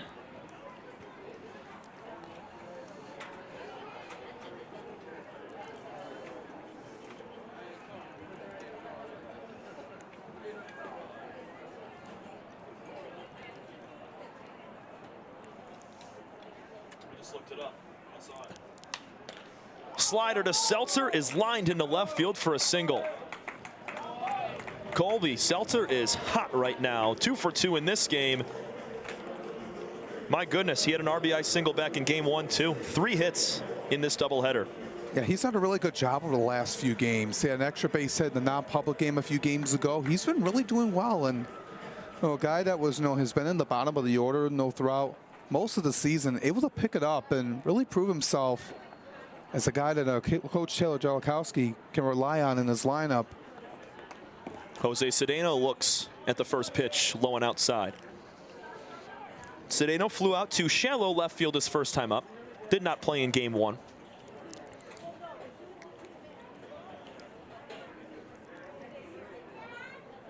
Good lead at first for Seltzer. He's hopping around over there. Could take off at any time. Now Cedeno skies one in the air. Left side. Shallow left field, calling for it to make the catch as Weber. And there's now 2 gone with the runner at first base, turning it back over to the top of the lineup. Yeah, just good read there by Weber, calling everyone off. Ochoa and Demetral to make that catch. And now we have a good chance here if you're Westside. Excuse me. Just trying to get some base runners, get back into the game. Got Alex Garbasic, who really needs a base hit right now. Just been hitless here tonight. Garb's 0 for 2 with 2 strikeouts in this game. He'll look at the first pitch on the outside corner for strike 1. Third at bat in 4 innings for Alex Garbasic. 0 for 2 with a hit by pitch in game 1. And a time is going to come for these guys. We've mentioned it's so early on in the season. You guys have had about almost 20 at bats.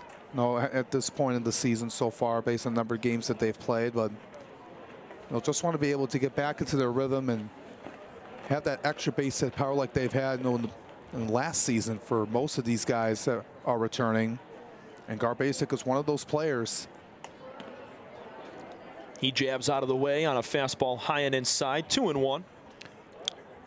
And Garbasic last season, he had 257, only 1 home run and 10 RBIs, but did have a few more couple of extra base hits with 3 doubles and a triple. Well, yeah, I didn't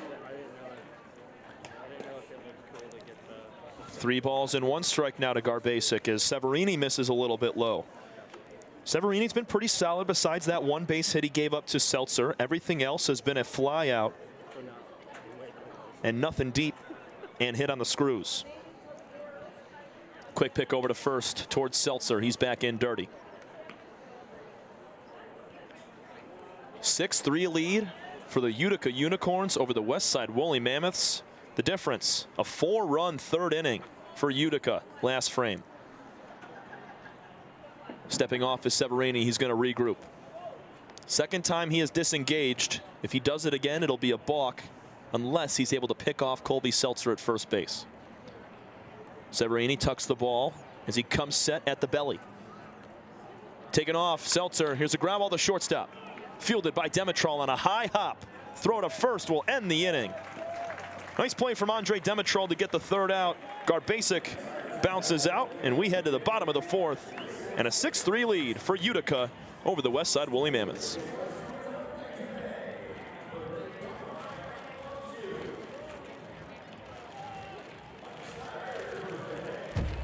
We're for people, the pioneers, the underdogs, the players, and the slow and steadies.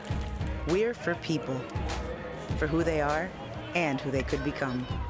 Yes, we're a bank, and some say our business is all about money, but that's an old idea. Because look past the money, and you'll see real human lives. We see it because we're for people. Huntington, welcome.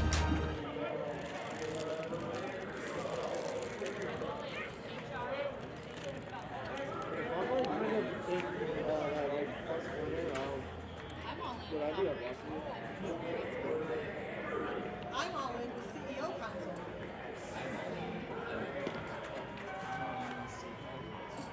I'm all in the Technology Council. Our credit union is all in with Utica Councils.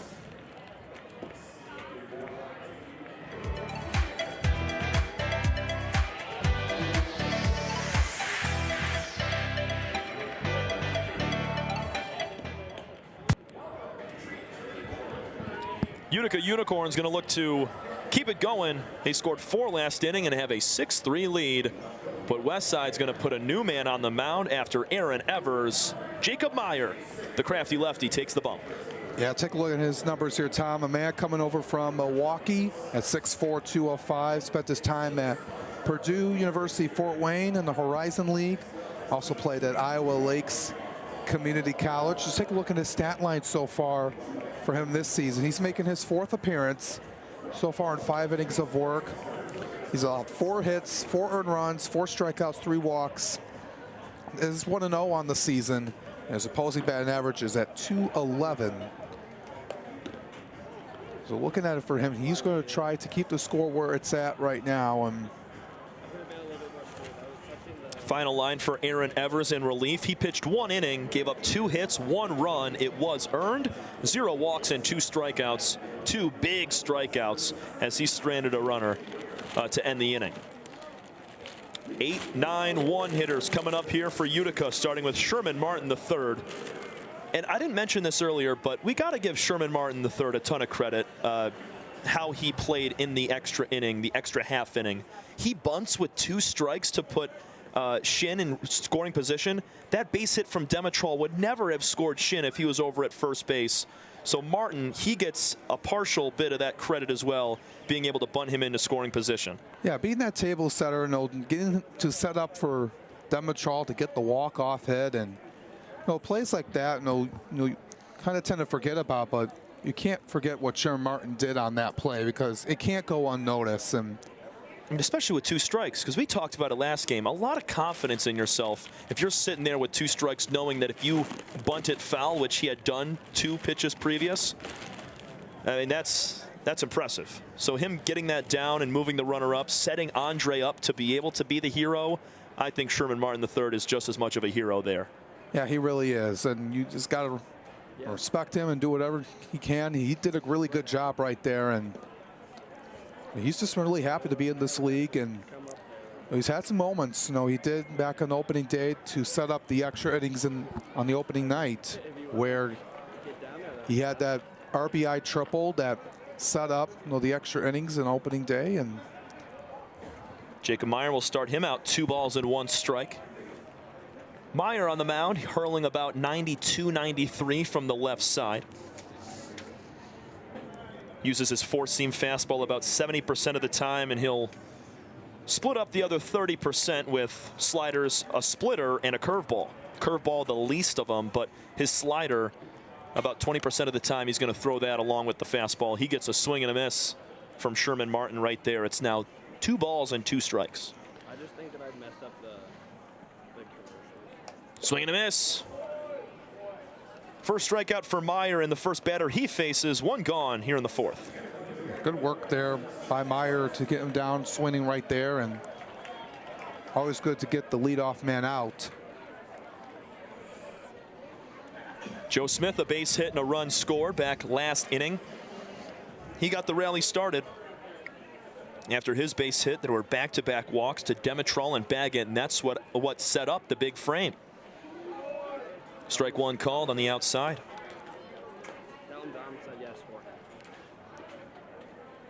So far, the Unicorns with only 4 hits, but they gotten 6 runs.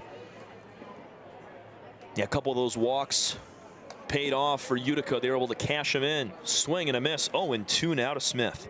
And I mentioned at the beginning of during, like, I think it was during the first game, where they struggled to get runners in scoring position. They'll capitalize. They were 6 for 54 coming into today in that regard, and they were able to produce. It's a lot better today.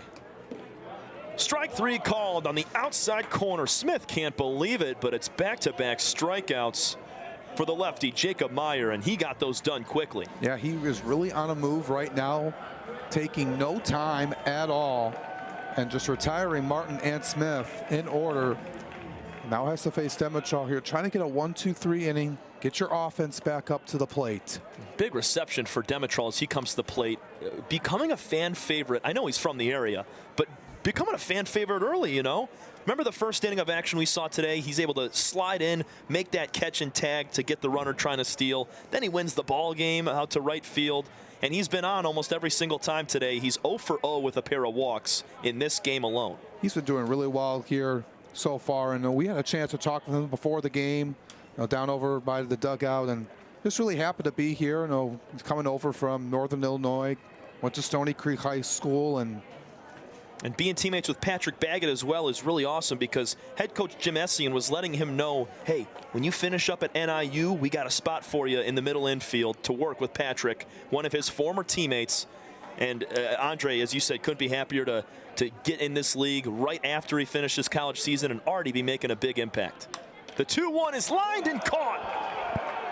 What a play from Jacob Meyer. He steals a base hit from Demitrol. That was right back towards his noggin, Alex. Yeah, that just came right at him, and Meyer was ready for it. And it's really hard, but coming right out, you got to be ready. But Jacob Meyer able to make that into his glove, and Demitrol just stuns by that, but he's retired just like that. Bottom 4 coming up. 6-3 lead for Utica over the Westside Woolly Mammoths. This is your home for USPBL baseball.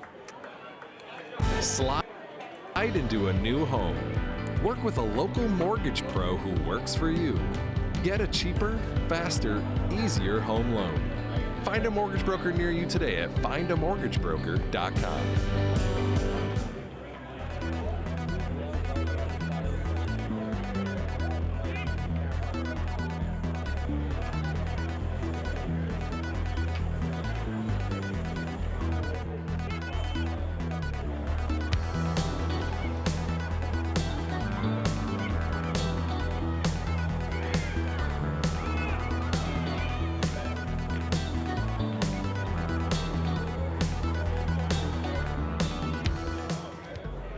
With a transforming world, we can see how drastically the world is heading towards automation.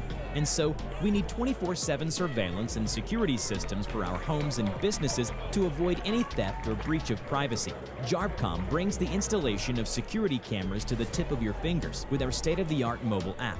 JARPCOM also provides surveillance monitoring of your entire property with flexible options that offer a dependable solution to be scaled to fit any domestic or commercial need. Contact JARPCOM today for a free estimate at 800-369-0374 or look us up on the web at jarpcom.com. We've played 3.5 innings of baseball here from Jimmy John's Field in Game 2 of our doubleheader between the Unicorns and Woolly Mammoths. Alongside Alex Johnson, I'm Tom Cavanaugh, and we got a new pitcher on the mound for Utica taking over for Andrew Severini. It's going to be Vincente Mendoza. Alex, break down the numbers on Vincente. Looking at his numbers here, Tom, just a little bit of background about him, making his first public debut here tonight. He's a 6'1", 225 right-hander from Norwood, Massachusetts. Spent his time at Iona University, Division I school in the Metro Atlantic Athletic Conference, and also played at Milligan University, NAIA school in the Appalachian Athletic Conference. Take a look at his stat line so far this season. He does have one appearance so far in one inning of work. He had allowed 2 walks, no strikeouts, no runs. But he's going to be a guy to be a piece coming in here in the early part of the season for Coach Jim Essian. We'll give you the final line on Andrew Severini for the Unicorns. He went 1 1/3 innings, gave up 1 hit, no runs, no walks, no strikeouts, and he retired 4 of the 5 batters that he faced. Well done for Andrew to keep this game close right now. You don't want to see these Mammoths, if you're a Utica fan, you don't want to see these Mammoths start to come back. And As we're entering the bottom of the fourth, a little bit of drizzle has started to come down on the field here. And hopefully it stays light over the next couple of innings. We don't have a ton left to play, but you never know how the baseball gods work. First pitch from Mendoza, skied in the air, foul territory. Ochoa giving chase. Does he have room? He does, and he slips on the dirt. Overran the baseball, and his momentum carried him onto his behind.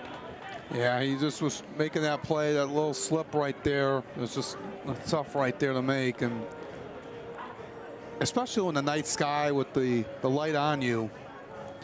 Oh, it's always tough, especially if that ball gets up close near those lights. It's even worse than looking at the sun when the ball's there. 0-1 now to Pastor. He's reached both times, once via the walk, and he was hit by a pitch back in the third. Count evens up 1-1. Pastor has also swiped a bag today and scored. Extra set of that front leg from Mendoza. Breaking ball a little bit low.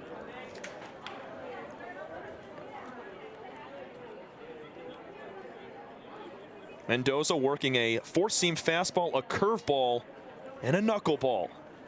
So if we're able to see that, that'd be sweet. Another high pop-up out of play. It's now 2-2. No chance there for Ochoa. Yeah, that was way too far out into the stands. We've seen a few times now corner infielders on high pop-ups like that. When they come over extremely fast, it's so hard to break down and stop your momentum and come back, because a lot of times these baseballs are swinging back in towards fair territory. Full count now as that misses outside.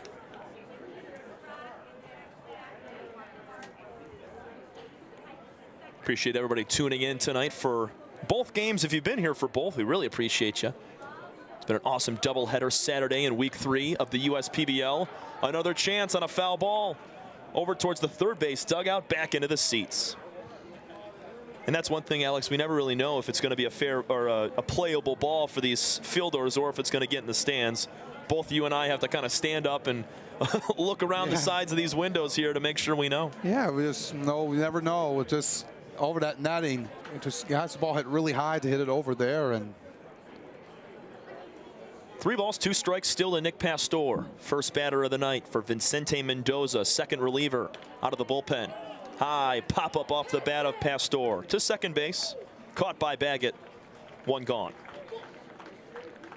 Yeah, just guide that one up, and easy one there for Baggett to make the catch on. And also going to give a huge shout out to Inspire Martial Arts and the other martial art groups that have shown up here today on Martial Arts Night here at Jimmy John's Field in the USPBL. So many awesome promotional events. We've talked about it over the last couple of weeks, and they're able to come out here and enjoy a great doubleheader and 2 competitive games all the way through. Yeah, they've done a really good job. No, they were out here for the fans, throughout the entire game, and even in between games, showcasing their skills. And it's really good things like that to bring the community together. And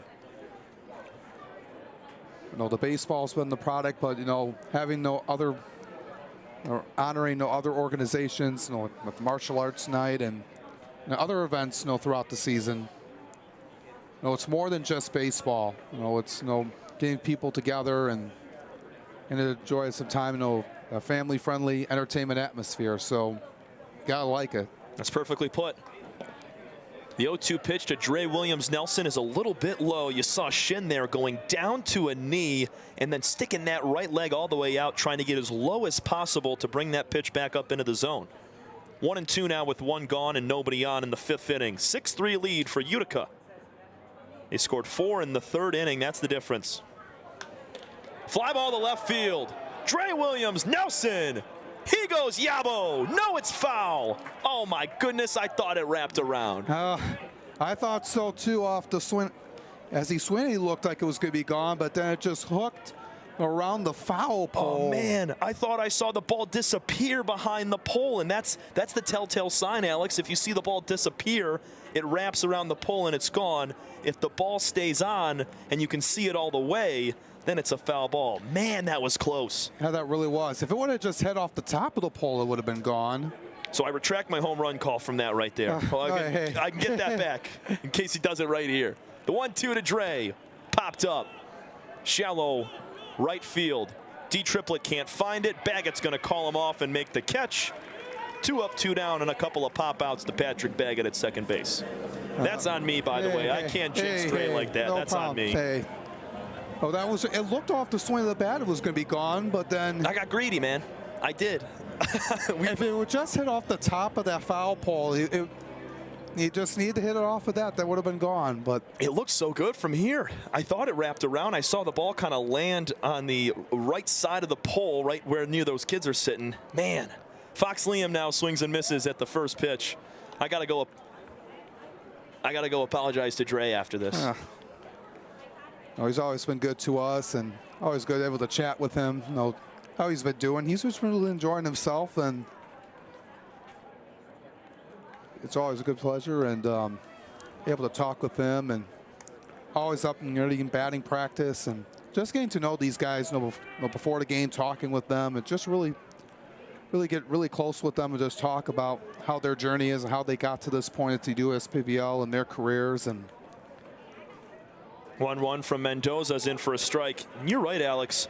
Just having them be able to share their stories about what they've been able to do over the last several years, even since the beginning of their baseball career, and just learning about how these guys have gotten to this point. It's so interesting, and every single player's got a different story as well, and that's the exciting part.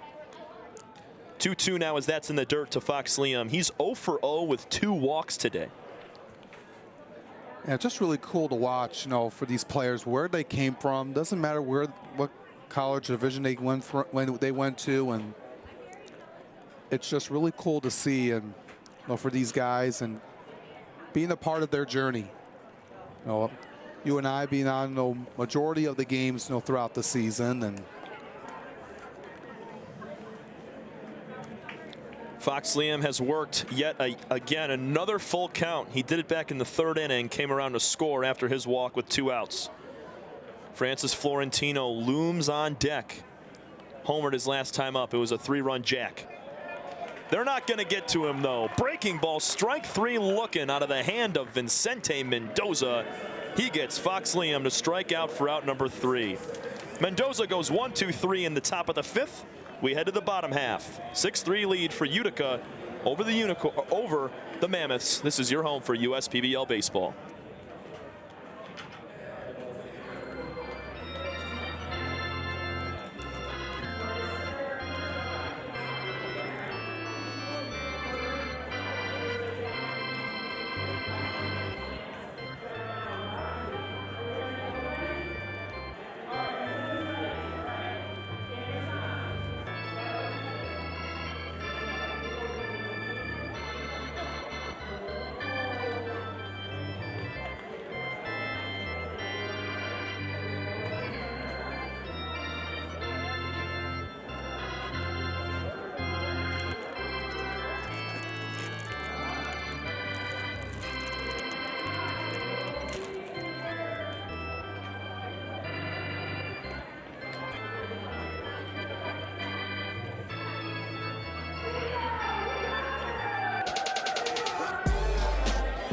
Check your checking.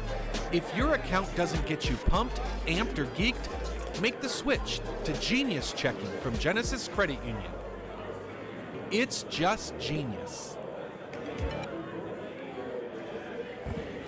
Rain continuing to pour down here at Jimmy John's Field. Doesn't look like it's affecting our dirt or infield whatsoever, so we're going to keep rocking. In game 2 of our doubleheader, it's a 6-3 lead for the Utica Unicorns. Home runs on both sides. Jared Weber hit a bomb back in the 1st for Utica, and Francis Florentino, his 2nd of the doubleheader, a 3-run homer in the 3rd.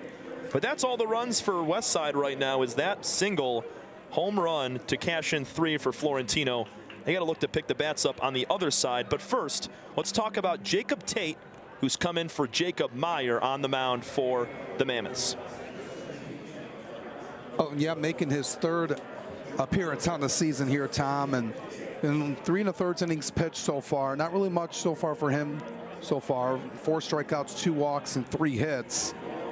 He's going to try to keep the score where it's at. He'll face 2, 3, and 4, Baggett, Triplett, and Weber.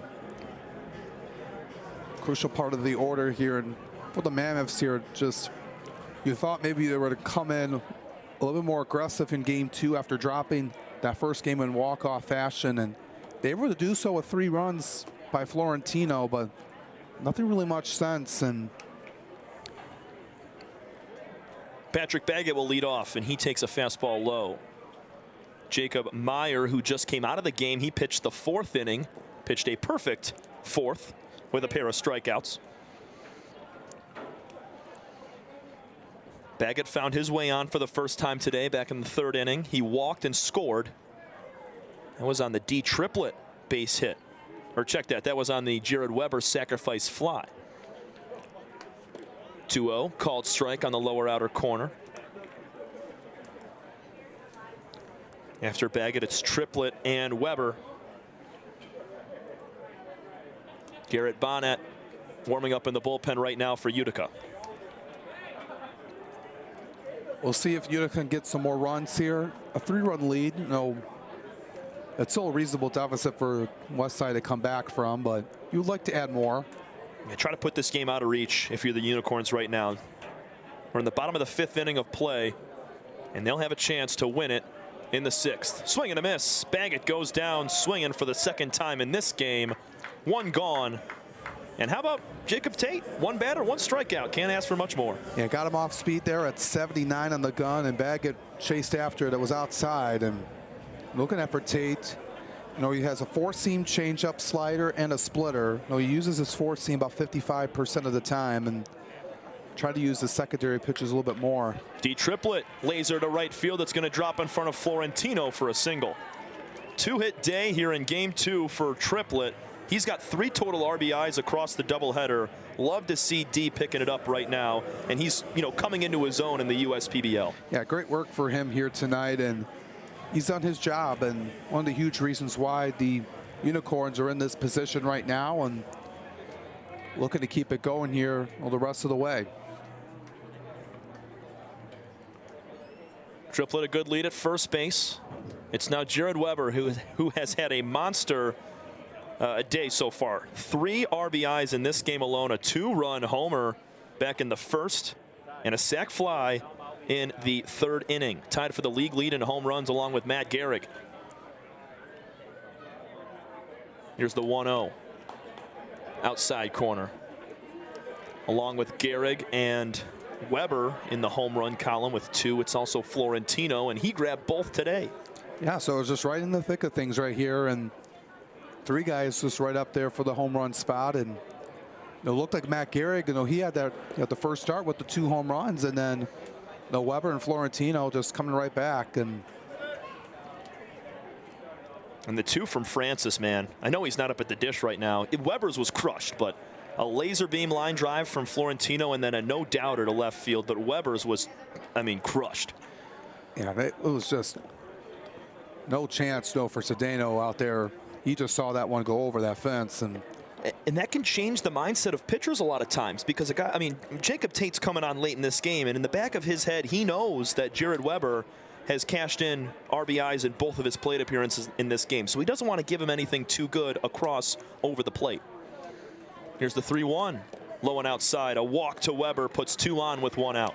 And you're right about that, Tom. And you know, especially, you know, you've seen guys, you know, what the pitchers have done the first, second time they've seen him here today, and you don't want to give him something right over the heart of the plate and have him absolutely destroy it over the center field fence. But you just got to be very careful with him, and you know, you just, you know, allow a walk to happen. But oh, it's better than driving in a run or hitting someone over the fence. So Austin Ochoa is also in the RBI column.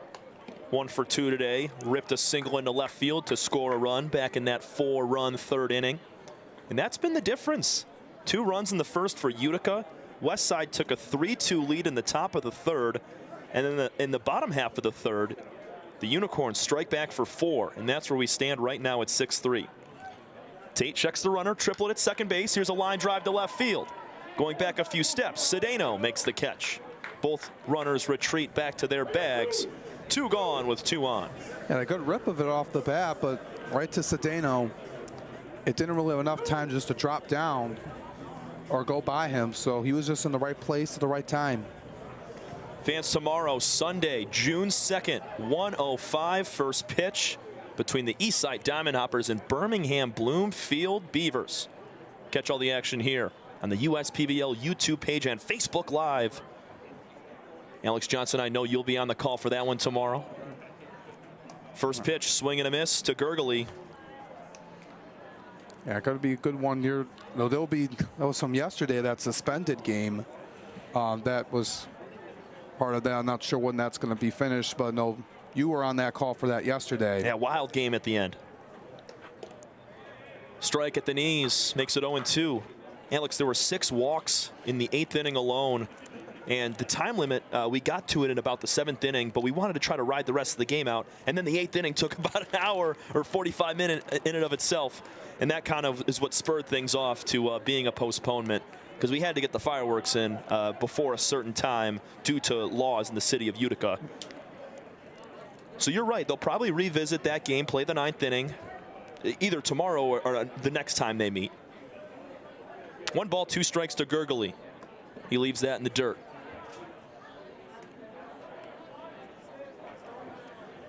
We'll see if Utica can get some more runs on here, rather.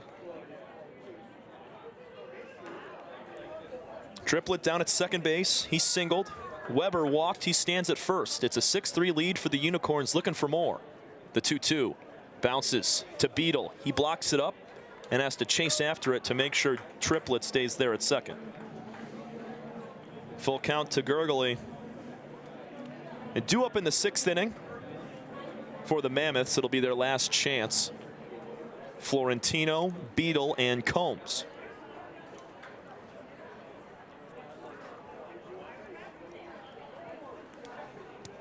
Tate, long pause, sets at the chest. The 3-2 is going to hit the foot of Gurgley.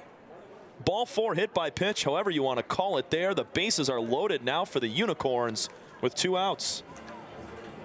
And just got him right there, keeps the inning alive. Brings up Tyler Shinn now, and they're trying to really open this game up. 0 for 1, or excuse me, 0 for 2 for Shinn today, a strikeout and a pop out.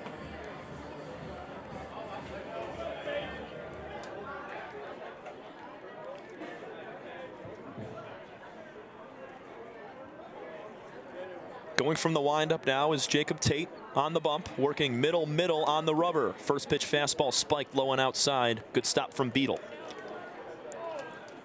If you're Shinn, you want to make him throw you a strike before you even think about going after a pitch. Yeah, that's what he has to do here. Make it 2 balls and no strikes. Pulling across the body right now is Jacob Tate on the mound. Yeah, just got to get out of this inning.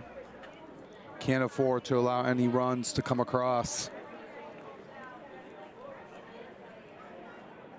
2-0, swing and a miss. Breaking ball that ends at the feet. Yeah, that's some really good movement on that one. Right there at 85.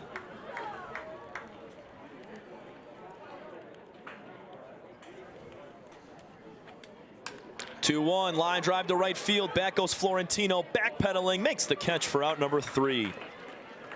The Unicorns load them up. They do not score, and they'll take a 6-3 lead into the top of the 6th inning. Last chance for the Westside Woolly Mammoths. Florentino, Beadle, and Combs due up for the Mammoths in the 6th. You're watching USPBL Baseball. We'll be right back for the final inning of play. Hello everyone, I hope you're having a great time at Jimmy John's Field experiencing another exciting baseball game. This ballpark is one of many quality of life recreational assets Macomb County has to offer. And as you leave here today, let me invite you to explore Macomb County's diverse range of outdoor assets by visiting MakeMacomb.com. You'll find that Macomb County's trails are open year-long and available for walking, running, biking, as well as paddling along with Clinton River. In Macomb County, there is something for everyone. Find out more about Macomb County's 4 seasons of fun by visiting MakeMacomByourHome.com. Now let's play ball.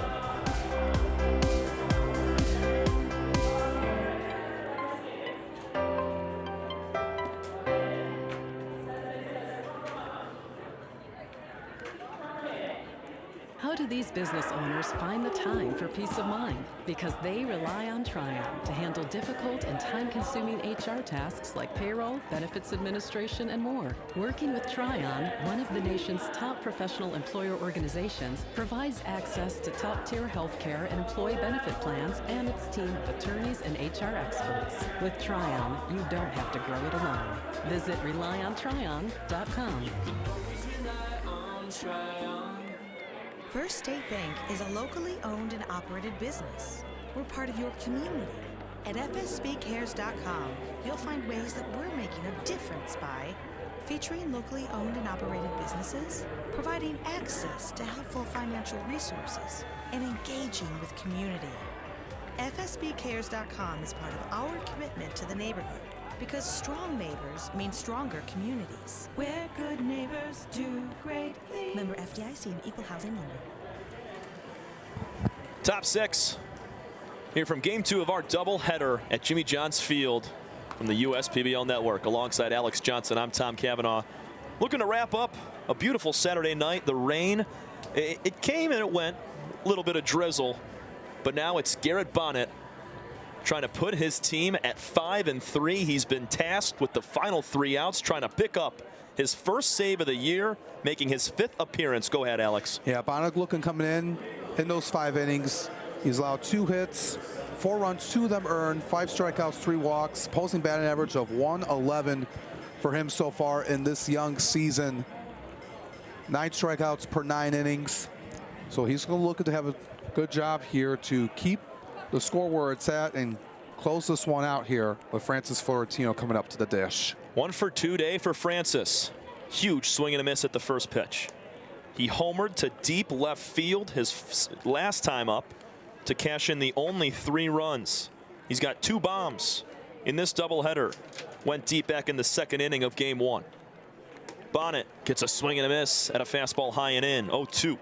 Yeah, Florentino's going to try to rip that ball really hard and trying to get something over that fence, but not able to that time. Bonnet is mixing a 4-seam fastball with a slider and splitter. 3-pitch strikeout for Bonnet. He gets Florentino swinging. Yeah, there's a little bit of aggressive right there with Florentino, and you don't have to be hero ball right now. He could have just gotten himself on base or get something with a single or something to set the table. It's a big first out. A lot of times when teams are putting together late game rallies trying to save the ball game when they trail with minimal outs to go, that leadoff man is crucial. And Bonnet has no issue with Florentino there. Beadle takes a first pitch fastball low and outside. Now Beadle here tonight. No, it is 0 for 2 in this game. 0 for 5 overall here tonight. We have not seen a team sweep a doubleheader yet this year. They have always split. Fastball outside, 2-0. Beadle struck out and flew out to center, flied out to center field.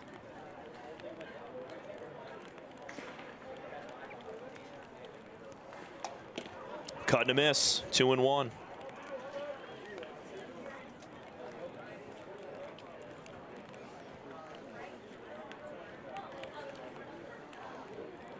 Bonnet sets at the belt. 2-1. He's trying to battle back here. Beadle swings at a fastball outside corner and fouls it away. Leveling the count, 2 apiece. Just got to get base runners here.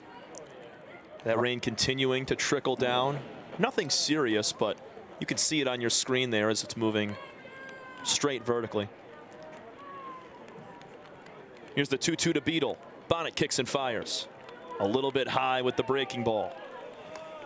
Yeah, just had the right approach, just a little too high. Westside trying to put a few base runners on and save the ball game. They trail by 3 with 2 outs remaining. Beadle stays alive and fouls it to the screen.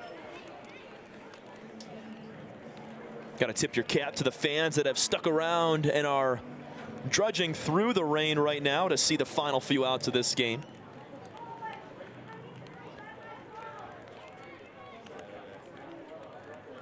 Bonnet again on the 3-2. Swing and a miss. Back-to-back strikeouts for Garrett Bonnet. Here in the 6th inning, he's 1 out away from his first save of the year. Yeah, Chase Beadle upstairs to go get him, and There's one more chance here for Westside. It's going to come down to Scott Combs. Combs is 0 for 2 with a strikeout looking. Bonnet is dialed in right now. First pitch to Scotty has popped up to right field. Going back a few steps, Joe Smith. This should do it. Garrett Bonnet earns his first save, and the Unicorns sweep the doubleheader on a beautiful rainy Saturday night. What a job here for the Unicorns. 2 huge victories over the Woolly Mammoths, and they have just got a really good night here tonight. They had the walk-off win by Andre Dimitral in game 1. Come away here in game 2. Had a 4-run third to seal the victory for them, and it's just a really good win for them, and that's just really huge, heading into next week and coming away with 2 really huge victories. And you gotta like what the Unicorns did here tonight offensively. Much better production, and you gotta feel really happy if you're Coach Jim Massey and Pat Adams. Look at the box score right here. The difference was the 4-run third inning for the Utica Unicorns. They were trailing 3-2 halfway through the third frame, and then they pop off. D Triplet cashed in 2 with a base hit. Jared Weber got into the mix with his 3rd RBI and a sac fly. Earlier in the first, he hit a 2-run jack, and Austin Ochoa with an RBI base hit to left field. And that 4-run third turned the tide, and all zeros the rest of the way. Got to tip our cap too to Severini, Mendoza, and Bonnet, the relievers, in for the Unicorns, holding off the Westside Woolly Mammoths. Yeah, the pitching has been strong again here for the Unicorns, and good work here for them here tonight. And that the bullpen once again comes through for the Unicorns and getting another victory here tonight and putting himself in good position in second place in the standings. It completely changes the tide here, because you had a team that was 3-2 in the Mammoths that dropped both today, and now they're sub 500. And the Utica Unicorns have moved themselves a half game out of first place, sweeping the doubleheader today. And we were coming into the contest of game 1 thinking, man, this Utica team, they're so talented. They have the pitching, but they're only hitting $171 on average as a team.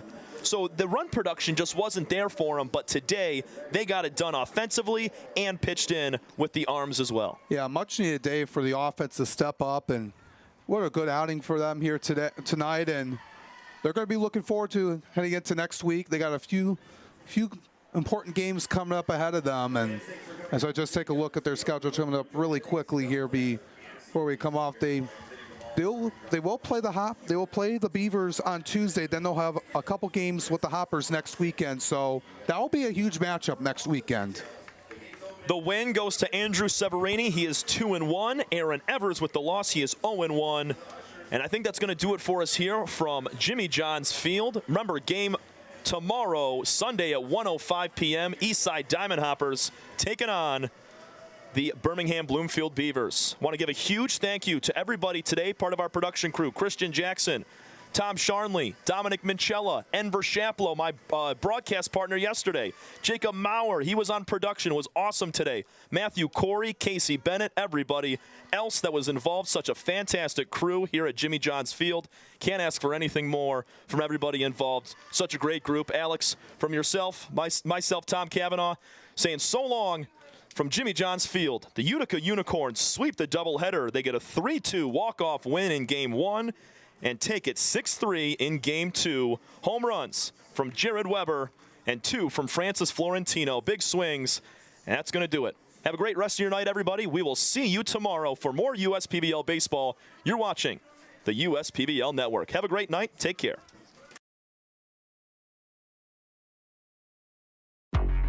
If I hit a home run, then you know what's going out of the park. Yeah, bases loaded, we ain't letting up. Scoring back to back, you can count it up. United we stand together, divided we fall. Ain't no turning back, we done came too far to turn around and have a seat now. We don't compare, cause we unicorn. Illuminate the dark with my uniform. Every time you see me stand up and salute me. It ain't no competition, not even from you. If I hit a home run, then you know what's going out of the park. Yeah. Bases loaded, we ain't letting up. Scoring back to back, you can count it up. United we stand together. Divided we fall. Ain't no turning back, we done came too far to turn around and have a seat now. We don't compare, cause we're unicorns. Illuminate the